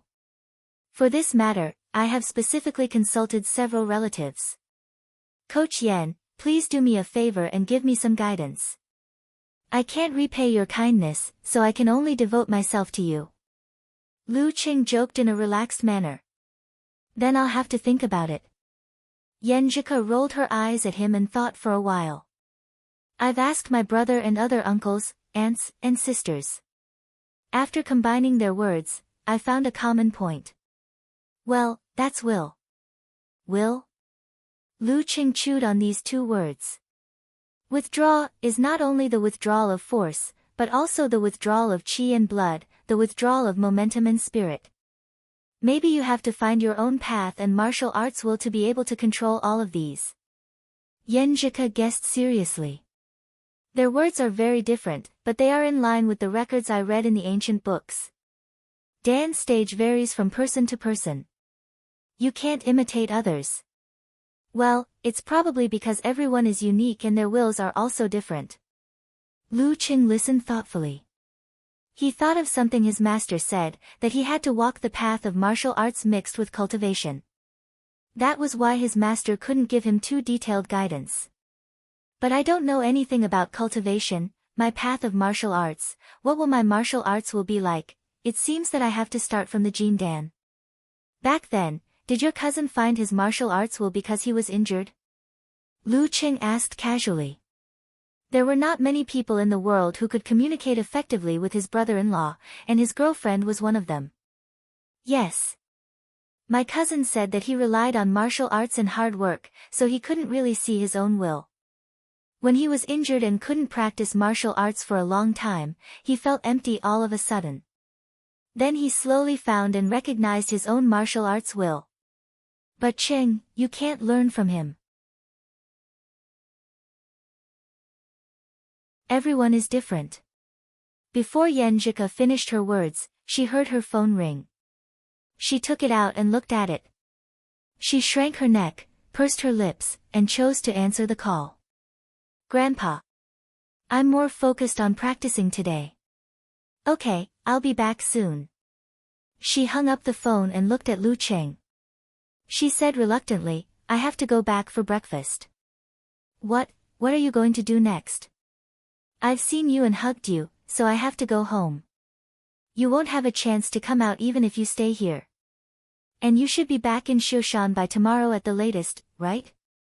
Lu Cheng smiled and breathed in Yenjika's scent. His original plan was to ask her to go to her uncle, aunt, and other relatives' houses and have a short date with him on the way.